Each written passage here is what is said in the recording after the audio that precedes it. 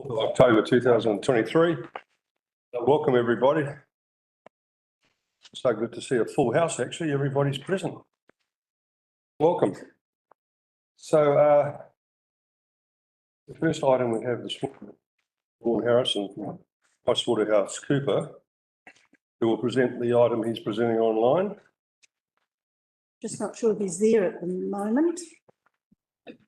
Kelly's trying to get him.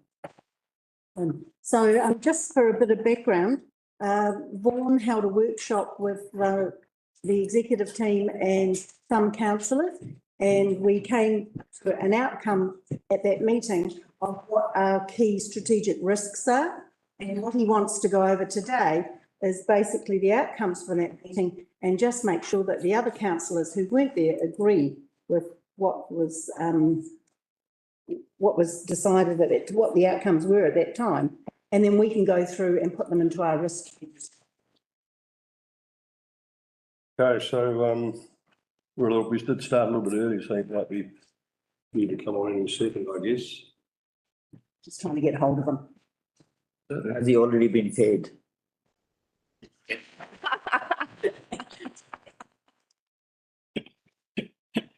Good to see the That means he's holiday. very early start on the humour. That's in his holiday, right? Possibly. Yeah. You've been, we in the October briefing. Geez, already. Oh, it's come around quickly, hasn't it? Who are the Yeah. councillors with them? So the councillors that attended the meeting was the Mayor, Councillor Howard, Councillor Vincent, Councillor Williams. I think that was it. And there was the executive team attended as well. And basically it was to make sure that we had recognised what the strategic risks were. We had built the risk register that we currently have from the bottom up, from all our teams and various teams telling us what their risks were. And they have captured some of the strategic risks, not all of them. And it was just a check to make sure we understand, and it will actually mean that a number of our risks may actually be what we've currently told you, the top 10 are, and as per the audit risk and finance. So it was a check on that. Okay. Okay, so we'll go to the We're going to go to the second one. Okay, so we haven't got them online yet. So just a clarity with the Sue. Yeah. So was it an open invitation to all the councillors or you? Oh, it wasn't in my diary until it appeared the morning of the meeting, so Yeah. I thought that. I didn't get it. Okay. I didn't get it. Previous. Thank you. All right, so they're here today to go through it with you. So we'll go to item 2, which is the annual report timeline and draft, presented by Ruby Mitchell and Tracy Dean.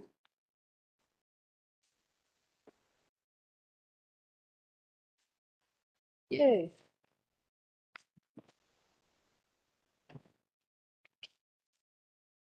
Good morning. Morning. So, Ruby and I are here this morning bringing you the annual report.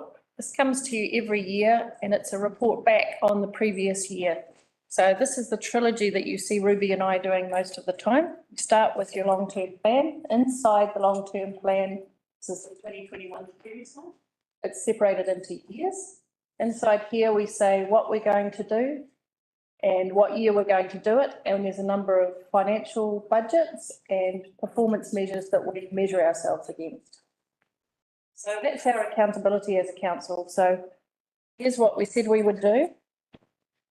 It gets adjusted annually if you need to with your annual plan that you just adjusted this one with last time. We're not doing that one, but you've seen that one last month. And here is number 3, annual report. So inside, this is what we brought you today. Annual report's in 3 sections. The first section about what happened during that year of note. And 2 is the financials. Section 3 is the performance measures. All the things we said we would do and what we're measuring. So today we're bringing you parts 1 and 3, part 1 being the narrative and part 3 business measures. Part 2 goes through the Audit and Risk Finance Committee. They're having a meeting on Friday. They have delegation to approve that, to send it through to the annual report. Some of you know this already. It's just a recap for the rest of you who haven't had this experience before. So what you see in front of you, parts 1 and 3, just so you know, it's all facts. The financials and the performance measures are all facts, so we don't get to alter those. They're coming out of our systems, and we're just recording them here to show the community how well we've done against our measures. However, what you can comment on is, have we captured all the important things that occurred during the year in the narrative? And those could still be amended at this point. Auditor still finishing off our audit, so there will be changes to the any of the statistics and things. They're just finishing that off with us now.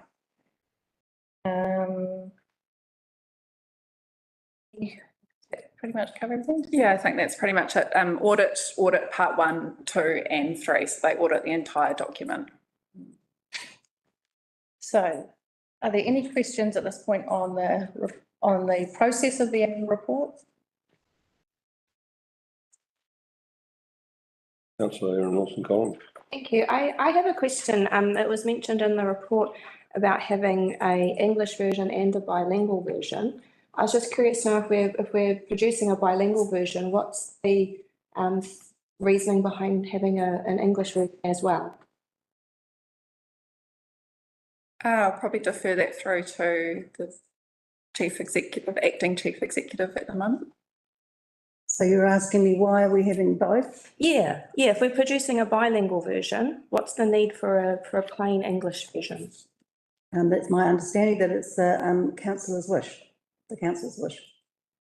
Okay. Well, I'd like to direct that we just had one bilingual version. Thank you. Thank you. Very good. Any other questions on that? I did raise one little question, and I reaffirm that I'm not trying to be apologetic or anything with this, but given all the circumstances, it's a reflection of essentially our first year, even though it's only part of the year. I just would like to see that amplified, that it is commented in the note that, we had the election for the new council in October. By the time we got established, and then with the effect of all the weather, I mean, there were some compelling reasons why, it's been taken time for us to really get our footprint of where we're going. I mean, I just wonder whether we want to really amplify the fact that it was, the election in the middle, and then the weather, quite significant effects. Through the chair, so we do, as you mentioned, Councillor Howard, talk about the new governance in the front section of the narrative, and then we do go on. I think the item that we talk about immediately after that is our response.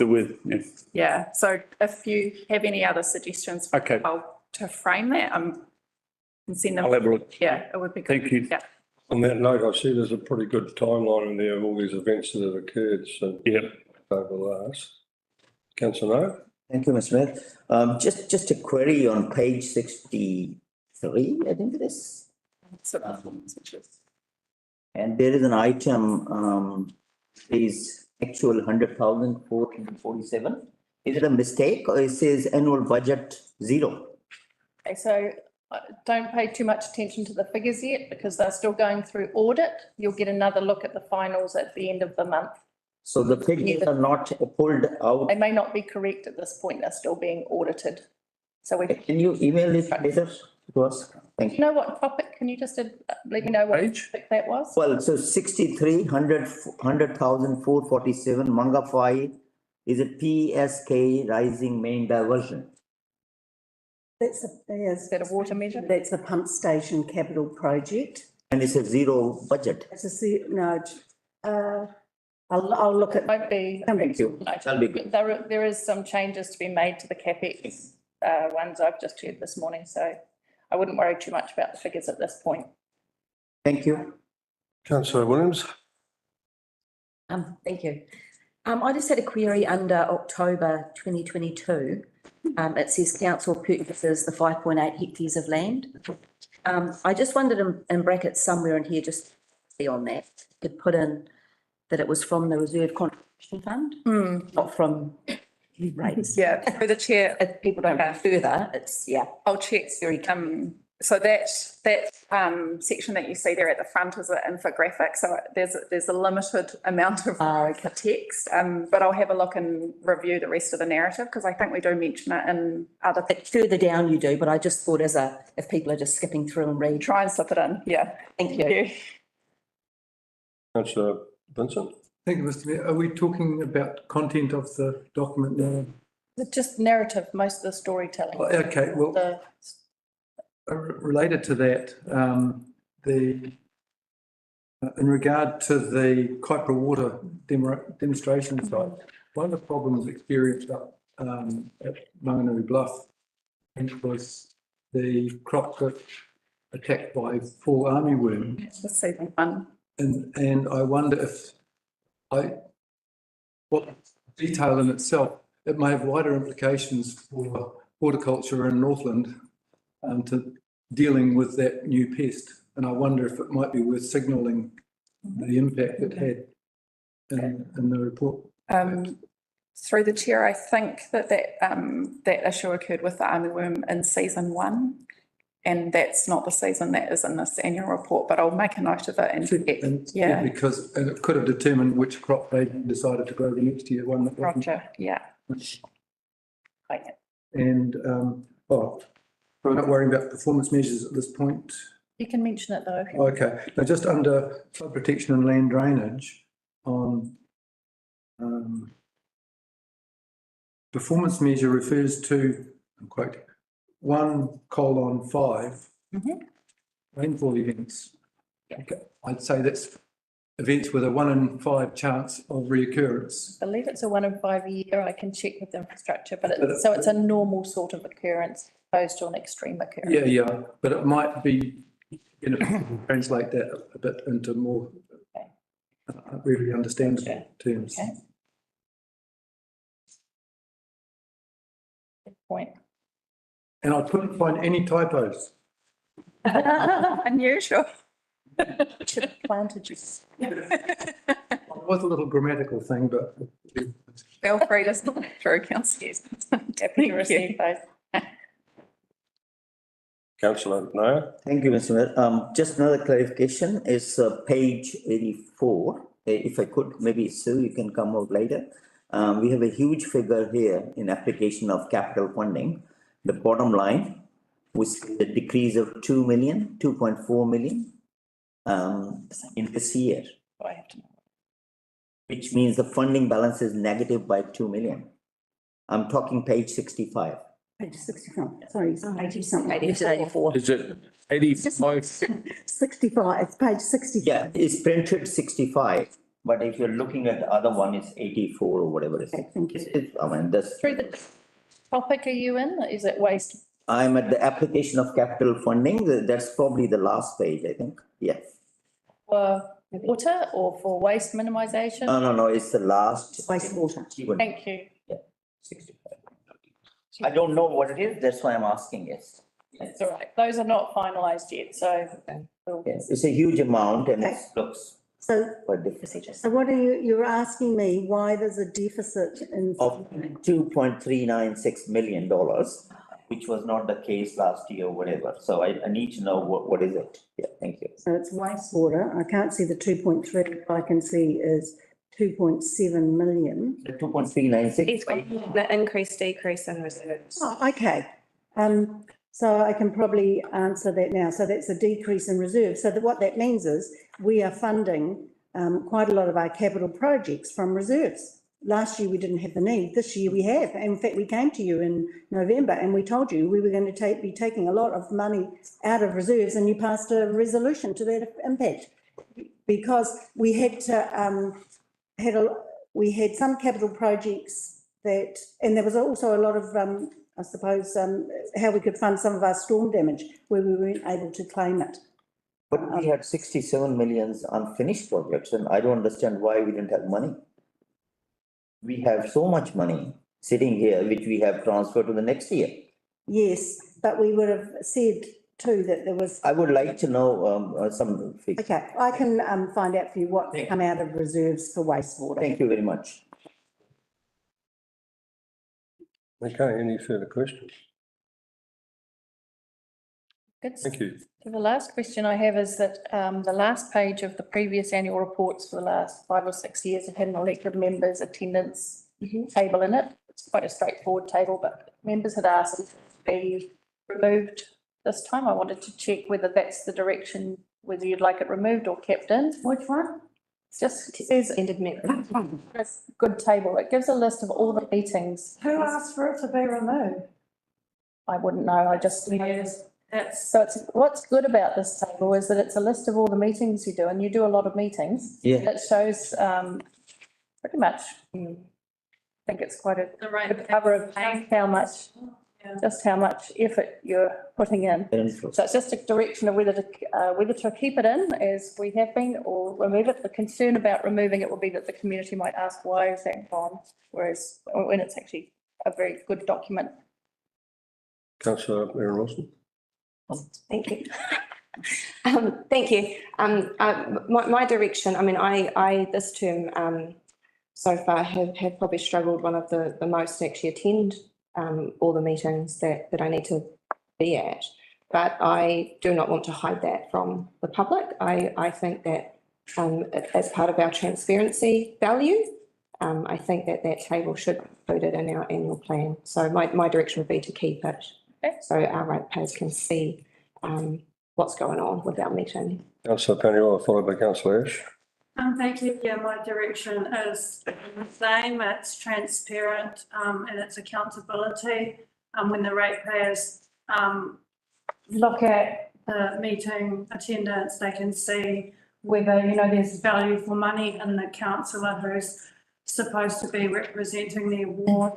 I in particular strive to attend all of, the meetings that I'm required to attend.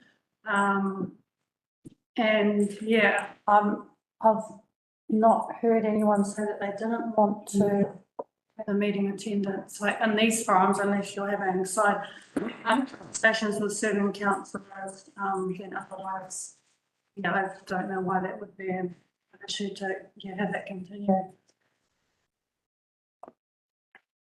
I'm hearing to leave it in at this point and leave. Can I speak now? Yeah, Councillor. No. Thank you, Mr. Mayor. Yeah, no, I'm in concurrence with what has been said. And this is something which is very important to people, that the people who are getting elected and paid for actually attend the meeting. I don't understand how you can actually do some work without attending what is to be done. So I think, I don't know who said it, and I'm quite concerned who said it. Because this was one of the issue even raised in campaign, that some of the members don't attend. And to be honest, if you go on Facebook, some of the people comment who were not there. And if someone was there, what he was doing or she was doing. So it's very important that we continue with it. That's my words. Thank you. I think the unfortunate thing about it, from my point of view, is it doesn't actually reflect necessarily the results some of those councillors might be getting who fail to attend the odd meeting. So it's a 20-edged sword. You know what I mean? Councillor. Thank you, Mr. Mayor. Look, I suffered, I suppose, in the early stages anyway, and then April, May this year from being overseas and having previous commitments. I think that like all the members who've spoken, I to attend every meeting that there is. I think that I can. I don't know whether there is any scope to notate such instances like, I don't know whether, I can't remember whether we go through specific timings. It's just type of meeting, so you can't really notate. It says how many meetings and how many were attended, but it will note I think it notes if you're on other council business, for example, sometimes the regional transport committees collide with our meetings. That's right. Note that Exactly. it does note that you're on other council business. Otherwise, it's just a number on the right. There are an awful lot of meetings that you attend, so it's reasonable that there's going to be the odd one where you can't. It's apologies are placed, that's the important thing. And of course, they can go and see this all on the website because it's all noted in the minutes. Of course. Summary of what's already on the website, that's all. Okay, Councillor Williams? Thank you. I just had some corrections that I've asked to be made on mine, so I'll just look into that and make sure they're made before it. Perfect, thank you, that would be good. Yes, it was circulated for you just to check, and if you have got any corrections, those in quickly, because this will need to be in here for council meeting in a couple of weeks. So thank you for that. Councillor Vincent? Thank you, Mr Mayor. Yeah, for me, it does provide it's a form of performance measure, and we've probably got plenty of others in our annual report, which are an indicator, but not necessarily indicative of the full story. But I think it's better to have it in there than not have it, and it will show. I've missed meetings in recent times, whether it's in this financial year or the last, and that's just the way it goes. So I guess there's a difference between what's necessary and what's sufficient, and I think it is necessary for members to attend meetings, but it isn't necessarily a sufficient indicator of their participation or contribution. Because the other part of the story is preparation for meetings, which doesn't get reported, which is probably more of an indicator of commitment and contribution. But it would be very difficult to do that because I'm filling in a timesheet. So and then having that checked by somebody else. So, yeah, we could. There's a line to be drawn there, and I think as a simple practical measure, why not just continue to do what we've been doing for some time? Any further comments, any questions? Okay, thank you. So if you've got any more thoughts that you come up with, email them to Ruby. Thank you. Vaughan is here. Welcome, Vaughan.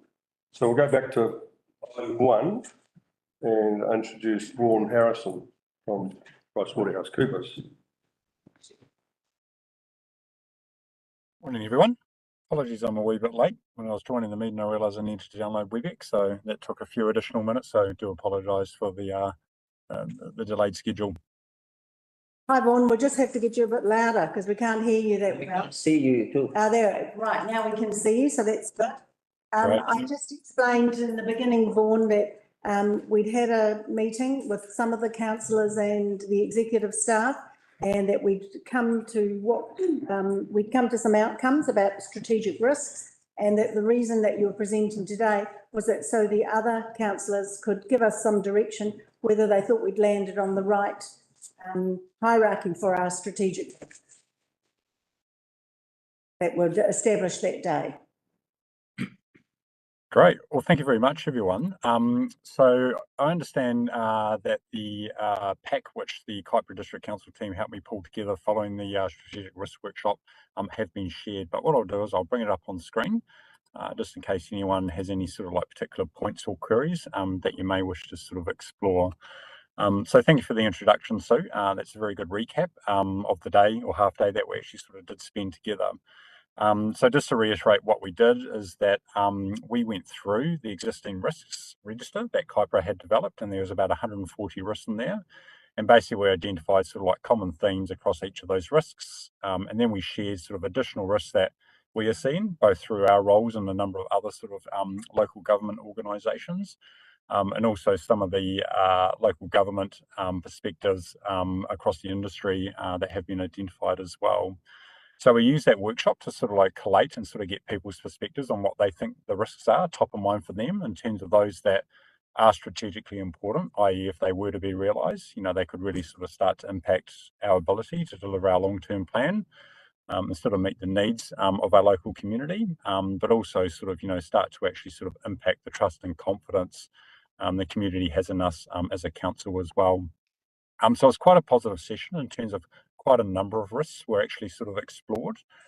As part of that, we went through a bit of a voting process as well, where we captured the councillors' thoughts around the risks that they thought were top of mind for the council versus those of the leadership team as well. So essentially that's what we've done with the actual pack. We've just kind of collated all of that information and presented it back to you.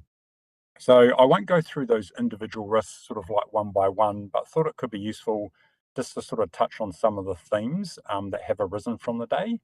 And more than welcome any sort of like feedback, thoughts or perspectives you may have around actually, well, you know, now that we sort of look back, how well do those risks sort of still resonate for us?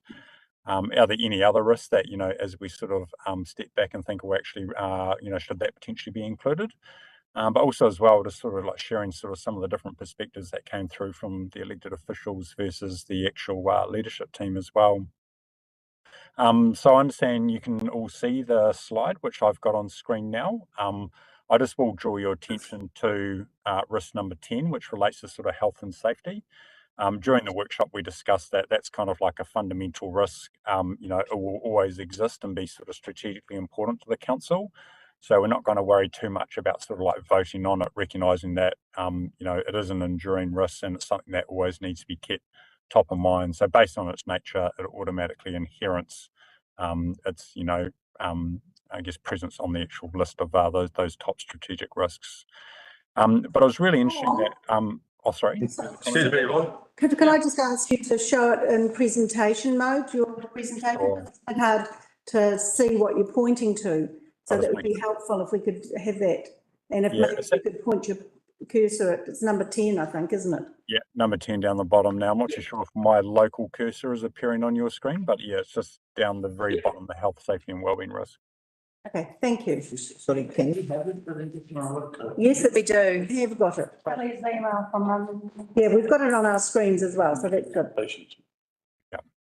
Kelly's email for Monday. I don't in mine. I don't. On to emails there. Been emailed to you on Monday.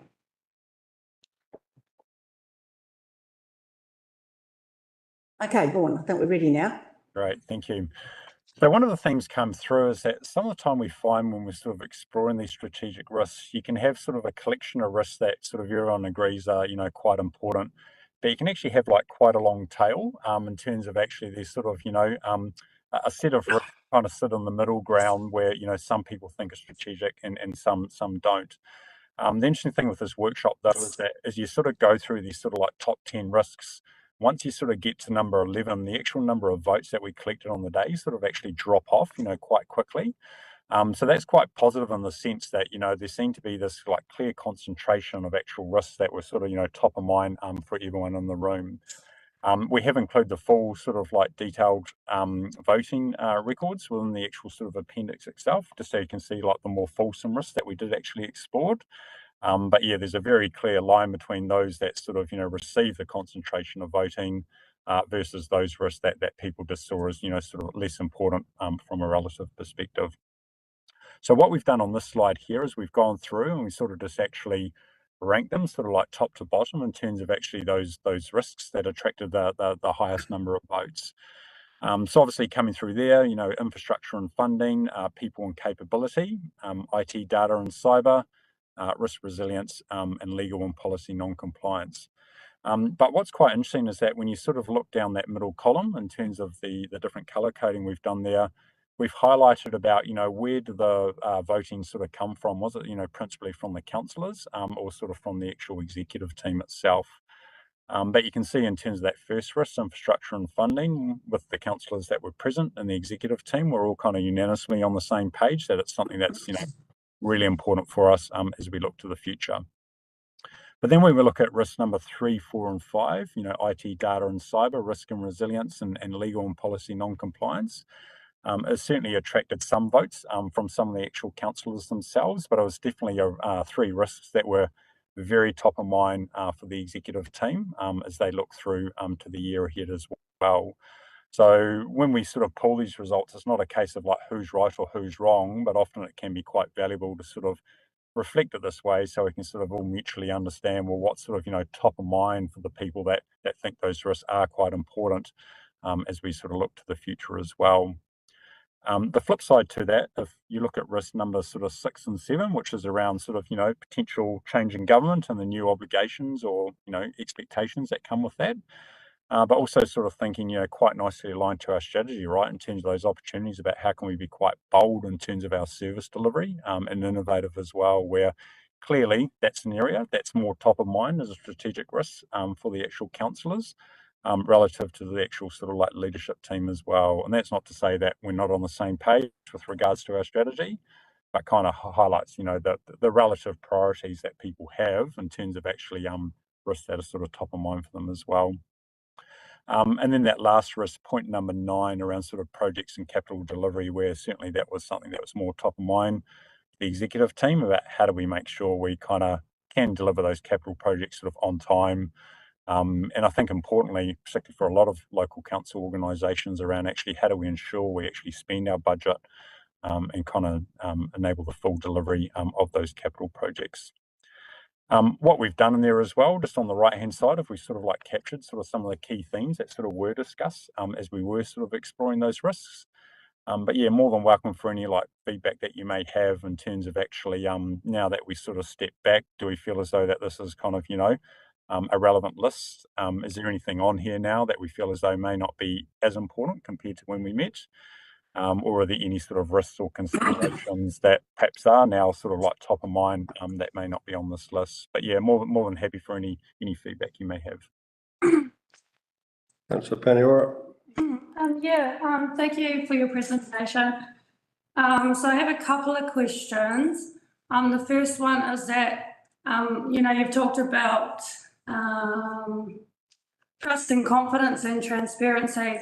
And the risks. I must say that I'm hugely disappointed that I was not aware of this workshop. It appeared in my calendar the morning of the meeting, and I've just been made aware that neither of the Dargaville, the Whitehall councillors, Erin Wilson-Collins or Nair, knew about this workshop either. Can I just interrupt, because this is Vaughan, he's Yeah. staff, we're the ones that send out the messages about where the meeting is. And we did send it out, but you may not have seen it, and I understand that, but this isn't to do with Vaughan. So I just like. Okay, so you can bring that up through the CE if you have an issue with that, Para, but Of course I have an issue with that we. presenting what he's presenting today, and that's another issue not to discuss with Vaughan, I don't think. No, sorry, can I add to that? It's just that because there's no point having a presentation, which I have not attended, and we don't know what's going on, what is councillor votes, what is votes present and all this. Can I finish my? But you've I had had an opportunity to read this, right? You've had an opportunity to read this, haven't you? Excuse. So Vaughan's presenting to it and we're asking him questions about it. I have some questions, so I'm just. But the questions you have are not for Vaughan. They are. She has And other the questions that she would fact like that I wasn't have at the You have workshop. a second question? Yes, I do. I have a number of questions, particularly since I wasn't at the workshop, so I need to bring myself up to speed. What I would say is that it appeared in my calendar the morning of, so no, I didn't miss the invite. It wasn't given to me. Okay, so that's the first thing. So the second question that I have for you is that it's quite interesting, given that under the Local Government Act that which is the key legislation that governs us, that there was an allowance to have elected members vote in a workshop, and still a document that then actually has an effect on. Excuse me, but we didn't vote in a workshop. There were votes. I think what Vaughan's saying is, if he said that, I don't think that's what he means. I think if there was anything that went on in the workshop, it would be the same as any workshop. On the Where we would give, councillor votes. we didn't have a vote. We don't have votes at workshops. You know that. Can I just, Oh, just a minute, please. yeah, sorry, through the chair, can I just clarify? All that happened was Vaughan put up a number, That's why I'm. Be quiet, please, while Sue explains something. so I'll just explain. So I'll just explain that what Vaughan did was put up all the strategic risks that were in our risk register all around the walls and asked us to put stickers on them, both the staff And it wasn't a voting, it was it was basically a indication, yeah, of what the councillors thought were the most important, because we were trying to come to what should be on our risk register, so it can come through to council through the Audit and Risk Committee. So perhaps then change votes to stickers then, so that we're not going into risk inventory. And Okay, well, you've had your piece over it. okay, cool. It's not up to your liking, and maybe Vaughan would like to change it. Thank you. Move on. Okay, cool. So the actual question that I have is, how is it possible for elected members who weren't invited to the workshop, who haven't had the actual understanding of what was discussed at the meeting, to then provide feedback on the draft document? Because we're at a disadvantage here now that we don't actually know what was discussed. It's a fair comment. Thank you. Can somebody answer that for me, please?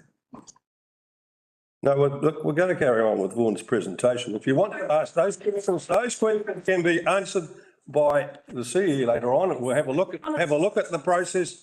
We will just be quiet, please. We will have a look at the process and we will come back to you. The purpose of this meeting is not to agitate issues like this. Thank you. You're out of order. Please just keep your combative style down, please. Let's have the rest of your presentation. Question time. That is not a question that's relevant here. It's a question that's. No, it's not. You're asking me a question that's got nothing to do with Vaughan's presentation. The reason that we're here today, I believe, is for those elected members that weren't there to provide their feedback. That's right. That's why we're here today. So if you want to. That's why it's here on the agenda today. A higher rating on one of these items, that's what we're here for. Questions. To know what the. This is not a time to be combative about issues that you think disadvantage you. Thank you, Vaughan. Yeah, so we're more than happy to sort of chat through any thoughts that you may have, because obviously this is sort of a list of those top strategic risks that were sort of considered and explored on the actual day itself. I'm more than happy to actually change the reference to voting there. I appreciate it has a very specific term in council compared to how I may use it from an everyday perspective as well. But really keen for any feedback around actually, are there any risks that as we look through the sort of those top 10 that we feel as though that actually, well, when we step back and actually is that sort of, still considered to be a strategic important risk as we look to the year ahead, or sort of thinking about the broad range of risks that we have in the actual appendix itself? Are there any risks in there which didn't quite make the sort of top 10 that you feel as though would be worthy of actually sort of exploring into the future? Because perhaps this helpful context for this is that these risks are going to sort of inform the council. And also sort of some of the reporting to the Audit and Risk Committee as well, where what we're sort of proposing is that these will kind of look to form the top strategic risks, and there will still continue to be a significant long list of operational risks that management need to take care of from a day-to-day perspective. But I thought there could be value in terms of actually having some reporting from management coming through to the Audit and Risk Committee around actually providing an overview about, are we on top of these risks, or if we need to do more, what does that sort of look like? But also providing the councillors an opportunity to do a bit of a deep dive, where we've seen in other sort of council audit and risk committees where, each session we have sort of like 2 risks, and the management team take you through a deeper dive around actually what does that risk mean? What are some of the things that could go wrong? What are the things we're currently doing to help sort of manage the risk? And do we feel as though there's actually sort of like, more change or investment, whatever it may be, required to actually make sure we're sort of on top of the risks? So really looking to use this as a bit of an enabler to sort of, as another tool to help the council sort of be successful and ensure it continues to focus on the right things, and maintains visibility of those things that need to happen to stay on top of these risks. But yeah, more than welcome for any feedback you may have in terms of how these risks are being presented, some that may not be on there or any that may no longer be as relevant. Thank you. Thank you, Vaughan. Can I just add that on pages 6 and 7 of the presentation were all the risks that were brought up, so that they are all there for you to have a look at and then come back to us. Can I have questions from Councillor Howard and then Councillor Nair, please? Thank you, Mr. Mayor. Thanks very much, Vaughan. Good summary. I think that whilst it's there in the document, it is worthwhile pointing out that there were 140 odd risks all up that have been identified for us, and through the process we filtered down to and with some unison to what we perceive with the Big Ten. I think that I noted at the time that the economic landscape was a key risk, and it's probably not reflected so much in this final table. It comes out in a couple of areas. That would be my only comment going from it. Thank you. Yeah, that sounds good. And certainly we can link it into some of these risks when you think about things like infrastructure and funding as well. Yeah. You know, capital projects and delivery, right, in terms of increasing costs. So I can add sort of some of the, you know, broader economic themes to some of the relevant risks. That's no problem at all. And yeah, you're absolutely right to your point around the council's 140 risks. Just for the councillors that couldn't make the session, just on slide 6 there, we've got this category down that second column, and essentially that's the themes that we identified across your 140 risks that were kind of rolled up to enable us to all get our hands around it for the workshop. And then over page, we had the sort of local government NZ, sort of some of the big issues that they're sort of seen as well. And then also that next category down, which is sort of, you know, the broader risks that we're seeing with a number of other local government organisations. Councillor Nair. Thank you, Mr. Mayor. Just a clarification. So if I ask you what is the most important risk, obviously infrastructure funding, the number one, 100% people voted is the key risk. But can I ask you also that did you identify any risk which can result in insolvency of our council, which is like more related to our financial solvency? If there's one, I would like to know which one. Yeah, thank you. Yeah, so we didn't actually discuss sort of, you know, insolvency itself as a specific risk. The context to that, but certainly we can add the commentary to it, right, is that things like sort of insolvency or things like sort of reputational impacts are almost sort of like the actual outcome of some of these risks sort of actually sort of coming to life. So you think about infrastructure and funding and water services reform, you know, one of the things we discuss is around, well, if the reform does not actually sort of continue, right, that puts a council in quite a difficult position around sort of, you know, managing and maintaining its sort of, you know, water assets. And that could be, you know, quite challenging for the council as well. So certainly, yeah, as we look through these different themes, that, you know, we could tag, you know, those that sort of have a potential financial impact, which is sort of the outcome of the risks, and then and then also the broader economic impacts as well. Thank you. Councillor Lambert, followed by Councillor Vincent. Thank you. Followed by Councillor Howard. Thank you, Mr. Mayor. Thanks, Vaughan. Just maybe a two-part question is, one, have you done similar surveys with other local authorities and local bodies and councils? Yep. We have, so we've worked quite closely with our Gisborne District Council over multiple years, and that's in the context of their business as usual risk, but also the response to Cyclone Gabrielle. Also Clotha District Council, Napier City Council, Auckland Council. So yeah, we've worked with a number of local organisations in the last 6 months. And enlighten that, question 3, 4 and 5, is that typical of a risk adverse staff versus very more strategic big picture councils? Yeah, no, I find there is sort of this like foundational element, right, that as a council, you know, sort of the actual fundamentals you sort of need to get right. Because, you know, if you think about, you know, your role in terms of legal and policy, like compliance, you know, if you think about sort of, you know, the different processes and outcomes you actually produce, you know, if we're not actually sort of managing those two expectations, right, then essentially can we actually sort of go on to sort of, you know, be innovative and bold as well. And so, yeah, so we're finding that these risks, and they're actually sort of quite consistent across other sort of industries as well, are sort of some of the things that are like top of mind. They're almost like bread and butter type things where they're not saying that, look, this is us being conservative, but it's recognizing that that's kind of like part of our license to actually operate, that we just need to make sure we get these things right. But also we find it's not always indicative that if it's the top risk, that it's something that's actually presenting as an issue. It's just something that's recognizes that we've just got to sort of keep on top of it.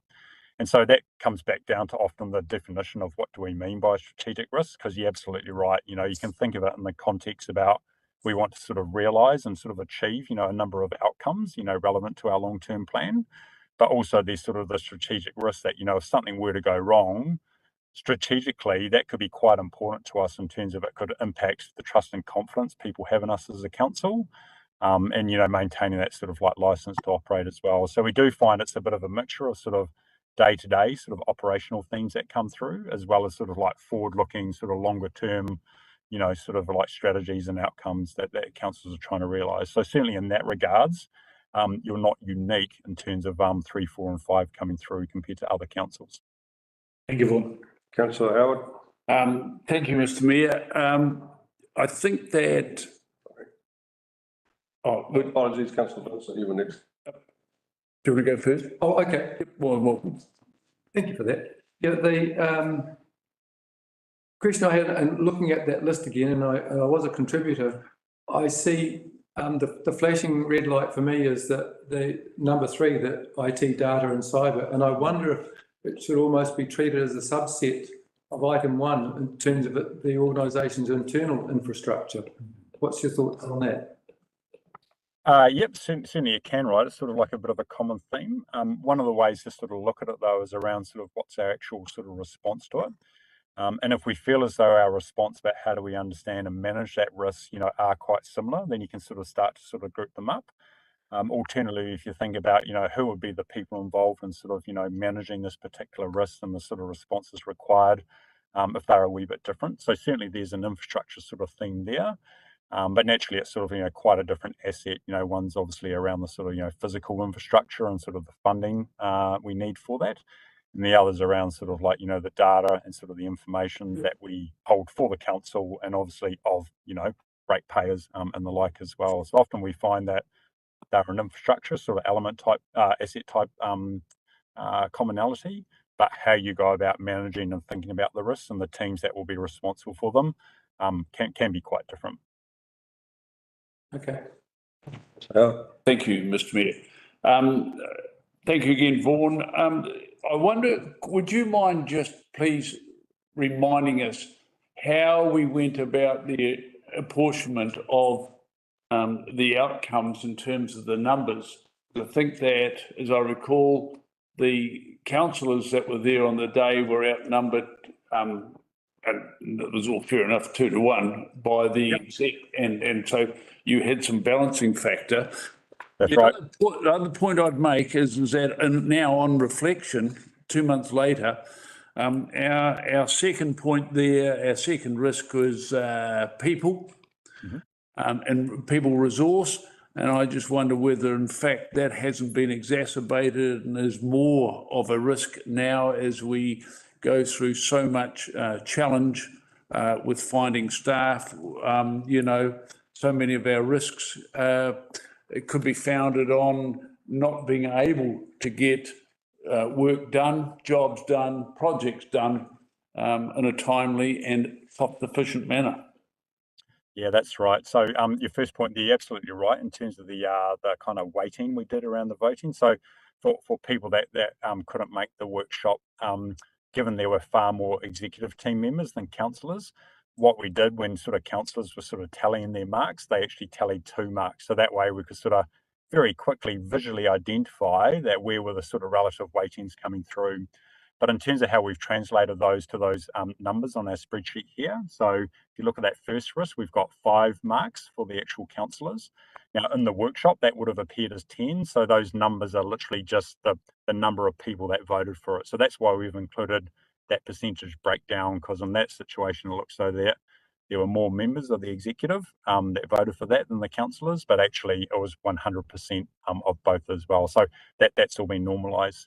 And you're absolutely right in terms of actually, people as a risk, right? And we find that sort of like quite common. We find that organisations sort of have 2 or 3 almost sort of like foundational risks, right? Which, if you're sort of not managing those, then it creates real challenges in terms of actually how we're thinking about managing those other risks as well. So often that can be quite helpful when management are taking you through those deep dives and those different sessions to sort of focus on sort of some of those ones first, right? Because, if you're not on top of those, it can create real challenges for those other risks that you're trying to manage as well.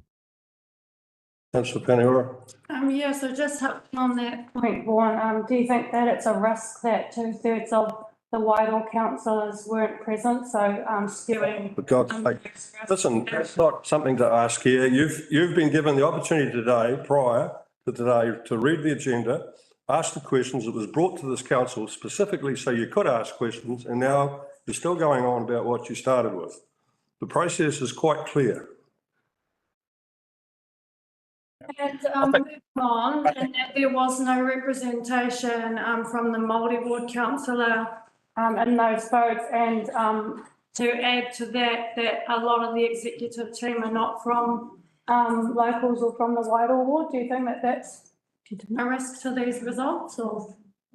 Well, that's why we're really keen for this session, just to make sure we are capturing everyone's thoughts and feedback, just to make sure that. It's quite difficult though, because I can't get any of my points across without being interrupted, so this is a bit of a waste of time. Is there a possible way for another workshop to happen where we do have a chance to contribute, or is it too late? You're having a chance to contribute now. Can we move on, please? Thank you, Vaughan. Any other questions? Okay. Thank you, Vaughan, for your presentation. Okay, thanks everyone. So I'll just make some updates to the pack just to sort of reflect that how we distilled the 140 risks down. I'll also just change the wording around the references to votes as well, and then I'll just include sort of some of the a bit of language around sort of like the economic environment, and also sort of some of the you know, financial / solvency considerations for some of these risks as well. Thanks, Vaughan. And just to let councillors know, the next step is for this to come back to the audit, risk and finance for the top risks. Good. And it'll be brought in, currently got. So in the interest of moving on, if you have any further questions of Vaughan, please email them. He'll probably answer them for you quite directly. Thank you. So I don't have any questions, but how do we provide the feedback that we're here to provide? You provided it to me. Okay, thank you. Thank you, Vaughan. Great, thanks everyone. Have a good meeting. Totally. Okay. The next, Excuse me, Mr Mayor, can I make a comment, please? We're having a lot of Is there agitation, excuse me? a comment? Well, I've asked and I was told I could, thank you. yeah, please. So I just want to remind us that actually during the last council meeting, Councillor Paniora was moved to chastise Councillor Ash for apparently not having read Hello? papers. And, you know, it was all done, emails. So I just put the point straight back to Councillor Paniora, your own advice. Take it. Wasn't allowed. Okay, well, let's shut that down and move on. Thank you. No, I'm not going to have comments because it ends up where it always ends up. It's confrontational.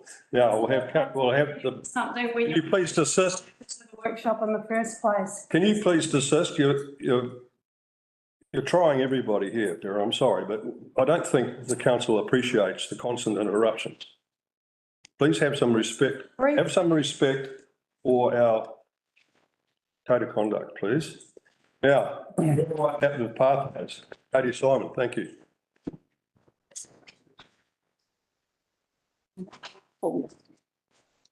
Mike, mention when you get get you an email.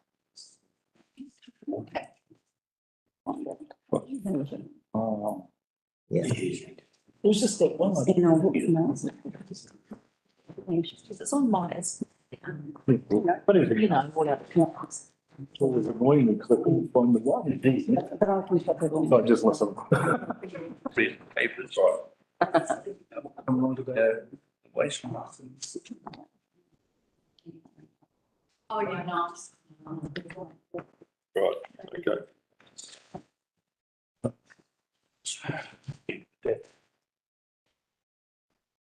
I'll start things off. Yeah. Good morning, elected members. Lovely to see all 10 of you in the room today. What we're providing you with is an update on steps 4 and 5 of the Ruai Adaptive Pathways process. So essentially step 4 is the draft outputs from the risk assessment, and step 5 is the adaptation approaches and the long list of options. There's a lot of good work going on led by the community panel. You would have heard presentation from the co-chair Anna Kuno to you last week, telling you about that good work that's going on down there. And Katie will lead you through a presentation today. I'm going to just speed through these to get us to the correct slides. Apologies. Coming. Here we are. Hold on. Okay. Kia ora koutou. Ngā mihi nui kia koutou katoa. Good to see you all. So like Michael said, this is kind of a two purposes to this report. First is to update council on the draft outputs from steps 4 and steps 5. And the second purpose is to receive feedback to specific areas of the updates, which is the proposed sub areas. And then the sub areas that have been applied to the risk assessment, and also the proposed adaptation approaches. And this is ahead of a future council decision. So those two are kind of the more strategic components of the process. So that's why I'm going to be seeking feedback from council. So just a really quick recap reminder on Ruai Adaptive Pathways, the purpose and kind of why we're doing this work. We have commitments under the LTP, under Kaipara the Climate Smart Strategic Framework, and also the Taitokoro Climate Adaptation Strategy to do community adaptation planning and to do it through what's called the Adaptive Pathways Planning process. You've heard me speak to this before, so I won't go into too much detail, but essentially it's the preferred approach for a few key reasons. First, and we just did there's a lot of risk discussion just then, but so similar kind of thing, it's a risk-based approach. So you build from risks. It enables natural hazards planning, which is a core responsibility of council, and it enables it in an uncertain and complex environment. So that's really important because there is a lot of, as we know, uncertainty around current existing socioeconomic situations and future climate projections. It is designed to meet statutory responsibilities on coastal hazards and flood hazard mitigation, our responsibilities around infrastructure planning and resilience, community well-being under the LGA, and Māori participation as well under a couple of pieces of legislation. It is also, and this is extremely important, a community-centered approach. So it enables that community buy-in. So we don't end up in a risky situation where you have community pushback. And you don't want to enter any possible situation where community takes council to any sort of court or liability situation. So this is why we kind of do this heightened community-centered approach. It also helps communities who are impacted have those tough conversations around risk, need those, and around, and in particular, the conversation of who pays and feasibility around that. So that's a really core part. So that's adaptive pathways planning in a nutshell and why it's the preferred approach, which council has committed to as the preferred approach for adaptation. Just a quick update. We do follow this cycle. You'll have seen this wheel before in past briefings and reports. This is the Ministry for the Environment's community adaptation planning cycle. So we have completed steps 1, 2, 3.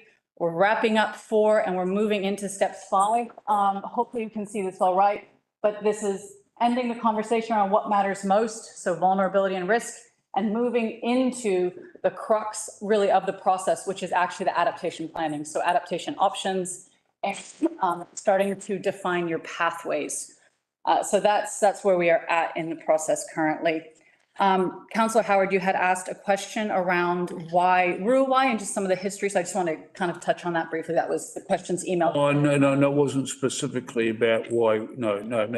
I'll come back to the. And I'm happy to. It wasn't that. I understand why that. Okay. Yep. That's try and. Yeah, that's right. That's right, Katie. So I'm going to, there's a lot in this report. There's a lot coming through in terms of content. So what I'm going to do is I will just step through the risk assessment in the sub areas, speak to the purpose of it, why we did it, its purpose in the planning, the process behind it. So you have an idea of the methodology, and then the kind of touch on the key outputs of it. And I'll do that for the risk assessment, and then the community risk thresholds, which is the second output, and then the adaptation responses as well. So that's just kind of how we're going to do this today.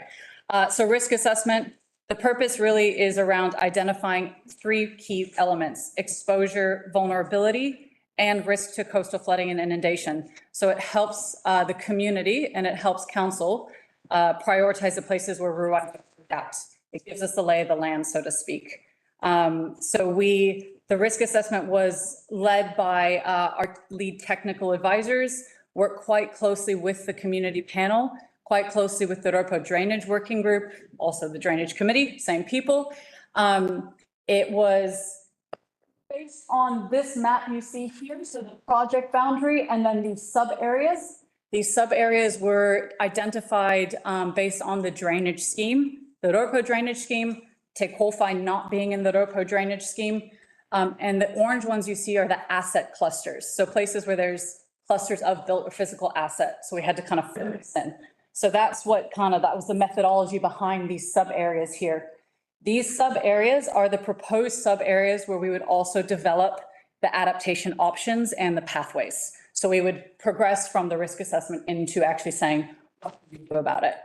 Councillor Lambert? Yep. Just quickly on that, those assets, they KDC government assets or they wouldn't, or private assets? Yep, great question. Thank you. So they are buildings, they are council assets, they are community assets, anything that's kind of a physical thing, right, that we could count and get exposure counts on. We also quantified agricultural land and types, land use types and soil. So because we know that obviously agriculture and farming is a huge element of the Ruai area, of the project area. So, and Māori sites of significance and lifelines. But we're overlooking those private agricultural houses and cow sheds and all that, right? They're scattered all through there, but they're not highlighted, are they? Yeah, well, buildings are, yep, we did count, all the buildings we could possibly get information on is counted in there. So it's very thorough, it's very in-depth. Yeah. All right, so those are the sub areas. That's what's included in the scope in terms of what was looked at. This was then measured against 9 different scenarios. So all the scenarios that we have modeled and mapped were tested against in the hydrodynamic modeling across multiple time horizons as well. So that's just a bit of the methodology behind it. And again, like I said, it's really around understanding the extent of flooding risk and their impacts to support the community panel to have that conversation, support council to have the conversation. So risk here is slightly different than how risk is defined. It's not likelihood consequence. It's a little different. It's kind of a variation of it, if you will. So you do get consequence, but that means risk. What you do is you look at the hazard. So how likely is a hazard event to occur with what intensity? You look at exposure and you look at the vulnerability, and vulnerability is broken down into 2 things. What is the asset or the thing you're looking at sensitivity to that hazard? So how sensitive to, a road has a very different sensitivity to kumara, for instance. So you have to understand what the sensitivity is. And then on top of that, you look at what's that asset's ability to adapt. So can we move something easily? Is there space to move, or is it quite locked in? So actually it has a low adaptive capacity. So that's vulnerability. And all 3 of those are considered. And then you come up with a risk rating, a risk score. Absolutely. Thank you. What about likelihood? Yeah, likelihood is kind of in the hazard and exposure. It's kind of embedded within it. So yeah, it's a slightly different process. But when you look at the hazard, likelihood's kind of in there. And when you start to count exposure, that gives you an indication of likelihood because you have quantities behind it. That makes sense. But you don't have, it's different. Yeah, could you possibly explain why this definition of risk was chosen? Because to Councillor Larson's point, likelihood is normally embedded in risk. Thank you. So the report does reference the 2019 local government risk assessment guidance. So we are following central government guidance in this space. And this is how risk is defined in a climate change environment. You look at these 3 components and likelihood's embedded in hazard. Yep. All right, so I'm not going to go into, you do have in the report, and I'll just show you, these are the tables with the draft results. I'm not going to go through this one by one because we'll be here until tomorrow. But just to highlight the results and just to give you a sense of where we're at in this process, you'll see on the right are the sub areas and the asset classes within each that were assessed for each sub area. You'll see on the top the different scenarios that were considered. And these were all the scenarios we have available to us in terms of modeling. And then you'll see the different color coding and the different consequence matrix Well, it basically kind of gives us a bit of a heat map situation of our risk. So this one is number 6. So this is the Ruawai asset cluster. This is the village area, essentially what you're looking at.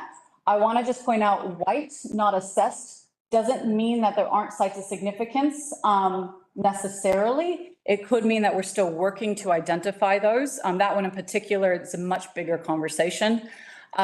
Or it could mean that there are not assets. So there's 2 reasons why it's pointed out as not assessed. So this is, yep, so this is, you can see here, it tells a pretty good story just here around where something's moderate and moderate going up to major, major to extreme. The community panel's done a huge amount of work on ground truthing this and kind of going through the process. Oh, yeah. Just to clarify, the not assessed, you said there were 2 reasons. Yeah. So eventually, will those be clarified in this? That is the aim. All the ones that can be assessed, they'll be assessed, and then if there are ones that are not applicable, it'll say that rather than not assessed. That's good feedback. Thank you. Yeah. So we will, we're working towards that. We're working on some pretty tight timeframes. So we're trying to find the balancing act of getting as much data and good information as we can while sticking to project timeframes. Appreciate that. But thank you for that. Yeah, the clarification of not applicable versus not assessed. Councillor Lambert, followed by Councillor Manderson. Thank you, Mr. Mayor. As the bonus scheme becomes more and more secure, more and more robust, and improvements are made, are we going to see a toning down of those colours, or are they always going to exist? Does the Raupo drainage scheme minimise, you know where I'm coming?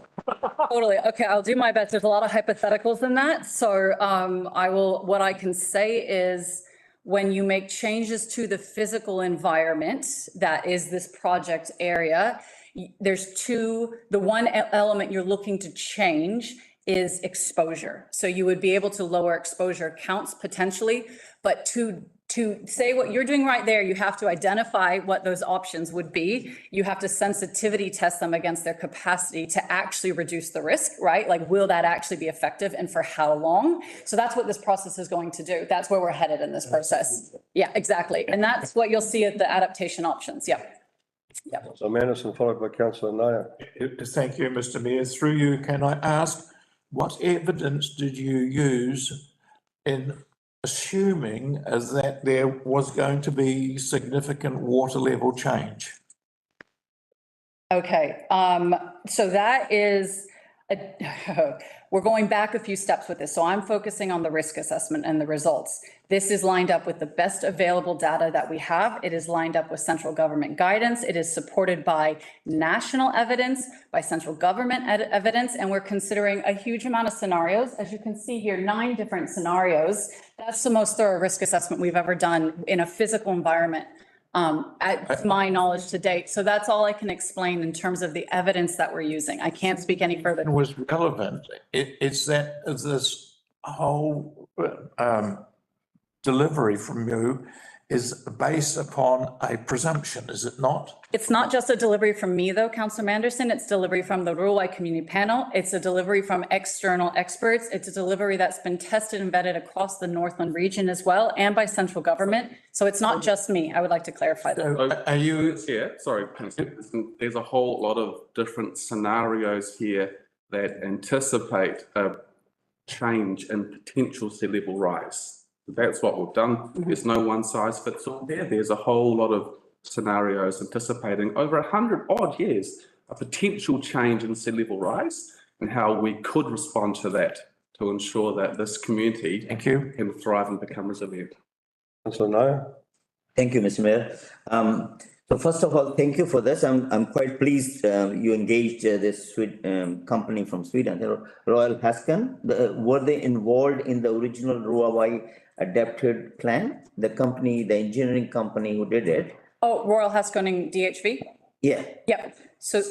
So my question is, since they have done it before and they have come with a very comprehensive report, is it the basis of our future adaptation plan, this report? Or are you guided or influenced by other local matters? Okay, yeah, so I'll just go back to just the purpose of this risk assessment. This is one of the technical assessments that will support what we're working towards, which are the recommended adaptive pathways. So the adaptation responses They'll go through an evaluation process. We're going to draft pathways. Council will be involved in this along the way, of course.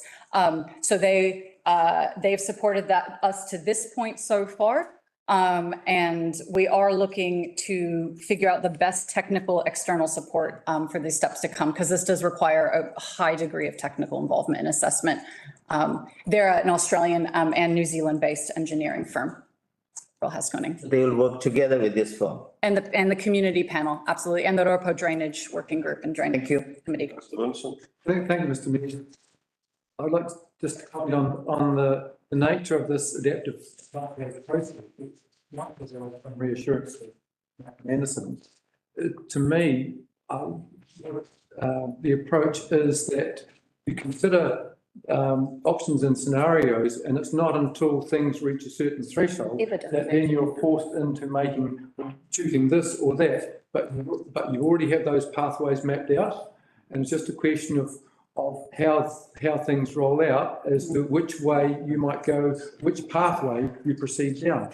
That's one point. Another point too is, and I'm not too sure if our presenters are aware, like in the community, you actually have the benefit of someone who might have spent most of their time recently feeding calves and milking cows, who has extensive experience in the insurance industry. And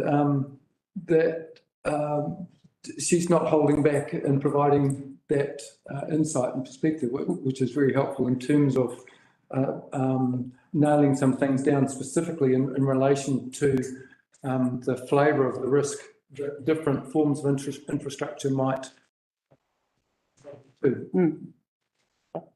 Do you know who that is? I do. So I could, yeah. So one of the community panelists, one of council's panelists has an insurance background. And also that's the purpose of the community panelists to come through. They know the place in and out. They've experienced different impacts in and out. So the scores, when we did ran the initial numbers and did initial kind of testing with the exposures, actually looked a lot more extreme. And then we went through this whole kind of ground truthing, sensitivity checking, and then now it's a much moderate, and the panel has seen this, and the panel's a lot happier. They're very happy with these results around. This does speak to the accuracy of what happens. Yeah. Councillor Anderson. Thank you, Mr. Mayor. I never criticised the study and the examination of the potential liability. Okay? But I am critical of this being legislated into a control by many others not involved in the district of potential legislation and planning restrictions. As I understand it now, most people in that area cannot adjust their land value to the market demand. Are you Katie Gold?